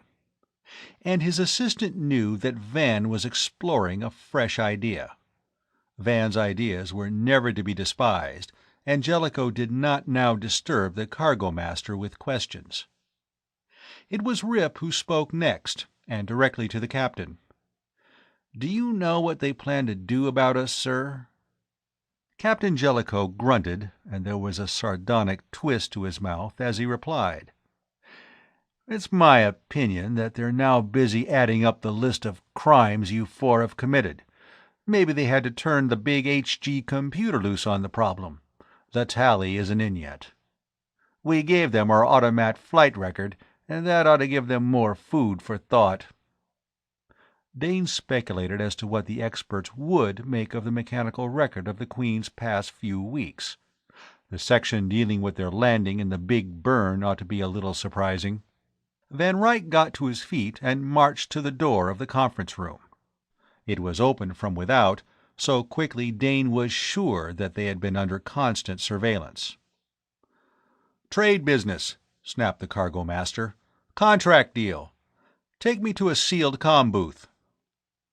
Contracts might not be as sacred to the Protective Service as they were to trade, but trade had its powers, and since Van Ryck, an innocent bystander of the Queen's troubles, could not legally be charged with any crime, he was escorted out of the room. But the door panel was sealed behind him, shutting in the rest with the unspoken warning that they were not free agents. Jellicoe leaned back in his chair and stretched. Long years of close friendship had taught him that his cargo master was to be trusted with not only the actual trading and cargo tending, but could also think them out of some of the tangles which could not be solved by his own direct action methods. Direct action had been applied to their present problem. Now the rest was up to Van, and he was willing to delegate all responsibility. But they were not left long to themselves. The door opened once more to admit star-rank patrolmen. None of the free traders arose. As members of another service, they considered themselves equals. And it was their private boast that the interests of galactic civilization, as represented by the black and silver, often followed, not preceded, the brown tunics into new quarters of the universe. However, Rip, Ollie, Dane, and Weeks answered as fully as they could the flood of questions which engulfed them. They explained in detail their visit to the Eastat, the landing in the Big Burn, the kidnapping of Hovan. Dane's stubborn feeling of being in the right grew in opposition to the questioning. Under the same set of circumstances, how would that commander, that wing officer, that senior scout, now all seated there, have acted, and every time they inferred that his part in the affair had been illegal, he stiffened. Sure, there had to be law and order out on the rim, and doubly sure it had to cover and protect life on the softer planets of the inner systems. He wasn't denying that on Limbo he, for one, had been very glad to see the patrol blast their way into the headquarters of the pirates holed up on that half-dead world, and he was never contemptuous of the men in the field. But like all free traders, he was influenced by a belief that too often the laws as enforced by the patrol favored the wealth and might of the companies, that law could be twisted and the patrol sent to push through actions which, though legal, were inherently unfair to those who had not the funds to fight it out in the far-off council courts. Just as now he was certain that the Izies were bringing all the influence they had to bear here against the Queen's men. And Intersolar had a lot of influence. At the end of their ordeal, their statements were read back to them from the recording tape, and they thumb-signed them. Were these statements or confessions? Dane mused. Perhaps in their honest reports they had just signed their way into the moon mines. Only there was no move to lead them out and book them, and when Weeks pressed his thumb at the bottom of the tape, Captain Jellicoe took a hand. He looked at his watch. "It is now 10 hours," he observed. "My men need rest, and we all want food. Are you through with us?" The commander was spokesman for the other group. "You are to remain in quarantine, Captain. Your ship has not been passed as port-free, but you will be assigned quarters." Once again they were marched through blank halls to the other section of the sprawling patrol headquarters. No windows looked upon the outer world, but there were bunks and a small mess alcove. Allie, Dane, and Rip turned in, more interested in sleep than food. And the last thing the cargo apprentice remembered was seeing Jellicoe talking earnestly with Steen Wilcox as they both sipped steaming mugs of real Terran coffee. But with 12 hours of sleep behind them, the three were less contented in confinement. No one had come near them, and Van Ryck had not returned. Which fact the crew clung to as a ray of hope. Somewhere the cargo master must be fighting their battle.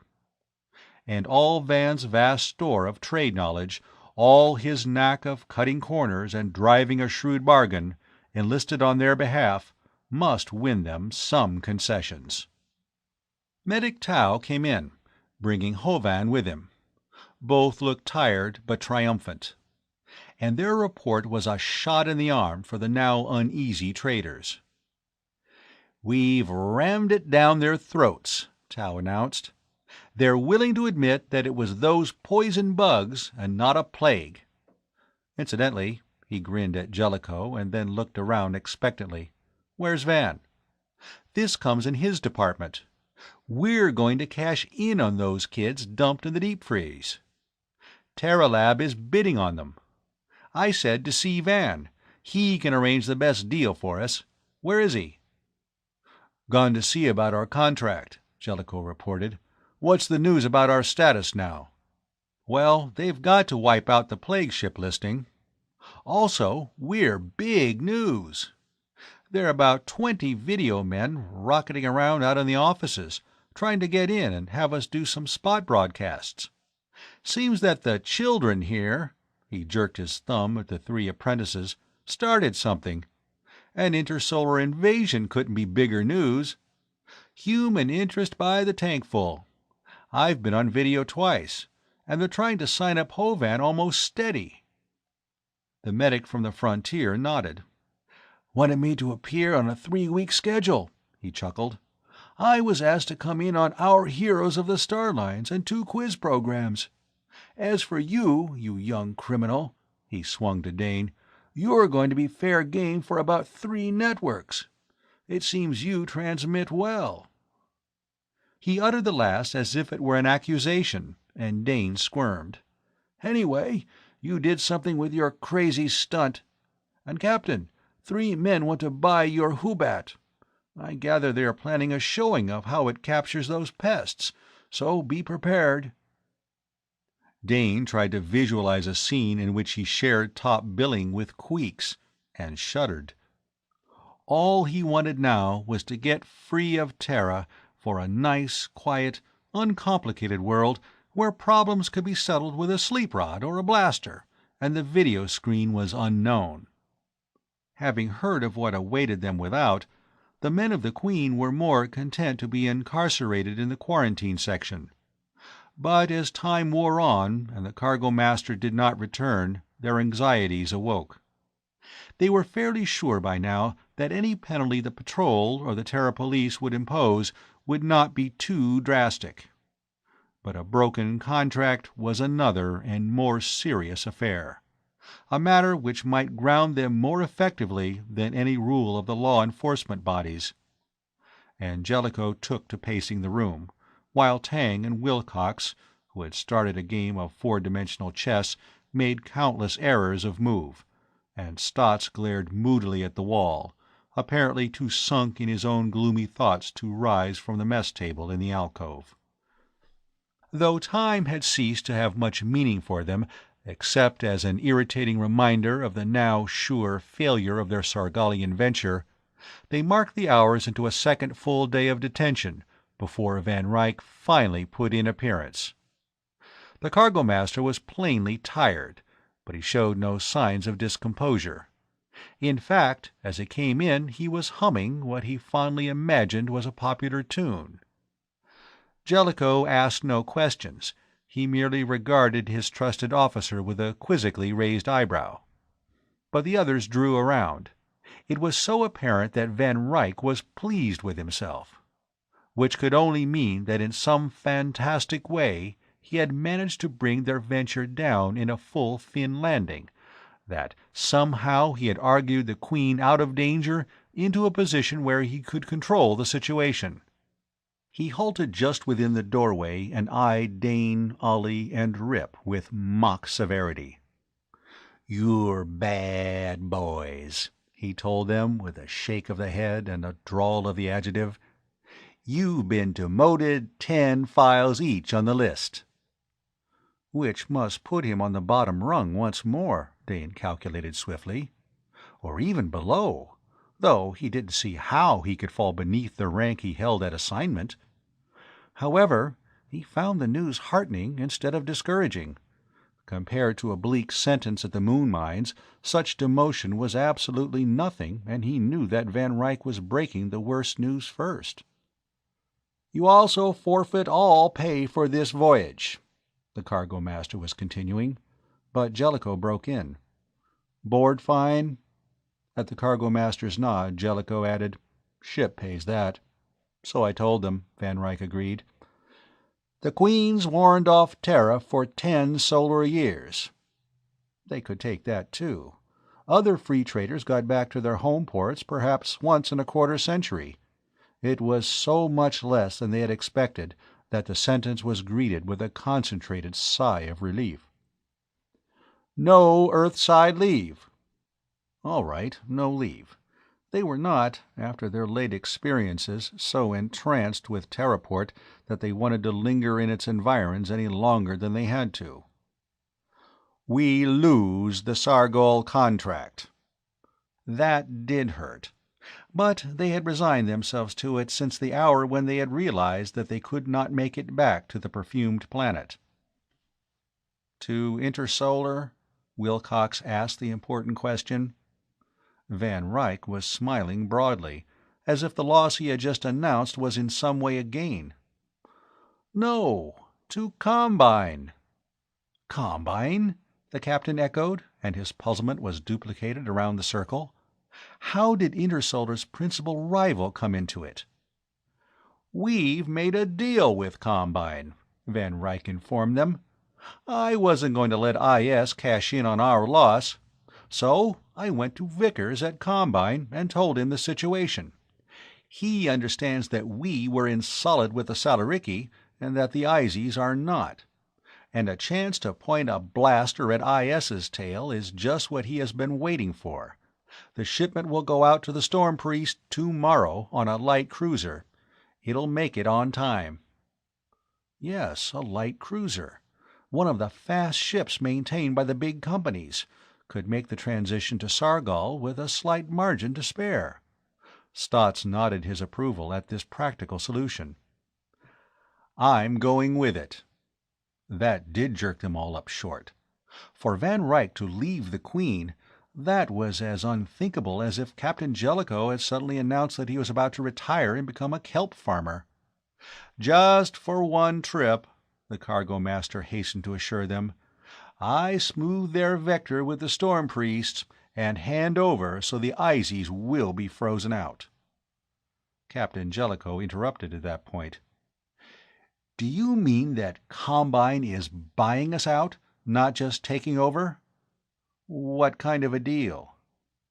But Van Ryck, his smile a brilliant stretch across his plump face, was nodding in agreement.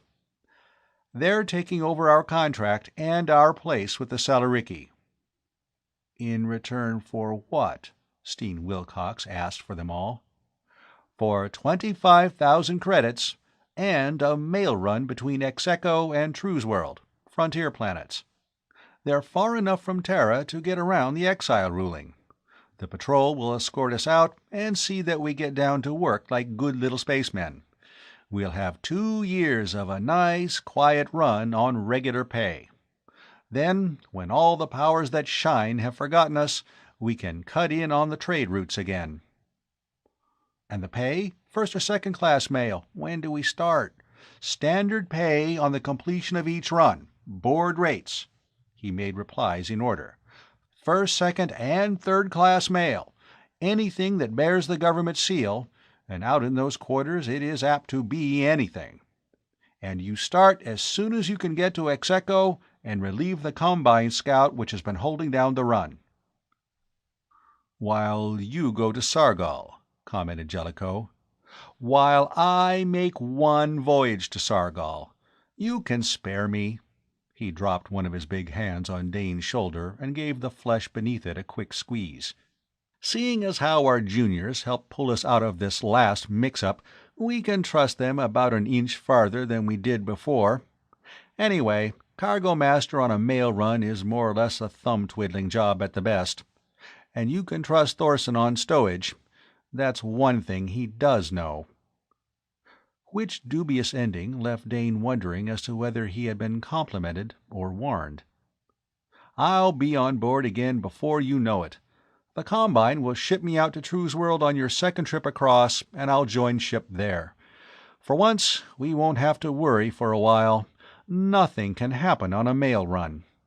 He shook his head at the 3 youngest members of the crew. "You're in for a very dull time, and it will serve you right. Give you a chance to learn your jobs, so that when you come up for reassignment, you can pick up some of those files you were just demoted. Now," he started briskly for the door, "I'll transship to the Combine cruiser. I take it that you don't want to meet the video people?" At their hasty agreement to that, he laughed. "Well, the patrol doesn't want the video spouting about high-handed official news suppression, so about an hour or so from now you'll be let out the back way. They put the Queen in a cradle, and a field scooter will take you to her. You'll find her serviced for a takeoff to Luna City. You can refit there for deep space. Frankly, the sooner you get off-world, the happier all the ranks are going to be, both here and on the board. It will be better for us to walk softly for a while and let them forget that the Solar Queen and her crazy crew exists. Separately and together, you've managed to break, or at least bend, half the laws in the books, and they like to have us out of their minds." Captain Jellicoe stood up. "They aren't any more anxious to see us go than we are to get out of here. You've pulled it off for us again, Van, and we're lucky to get out of it this easy." Van Ryck rolled his eyes ceilingward. "You'll never know how lucky. Be glad Combine hates the space IS blast-through. We were able to use that to our advantage. Get the big fellows at each other's throats, and they'll stop annoying us. Simple proposition, but it works. Anyway, we're set in blessed and peaceful obscurity now. Thank the spirit of free space, there's practically no trouble one can get into on a safe and sane mail route." But Cargo Master Van Ryck, in spite of knowing the Solar Queen and the temper of her crew, was exceedingly over-optimistic when he made that emphatic statement. The End of Plague Ship by Andre Norton. This recording is in the public domain.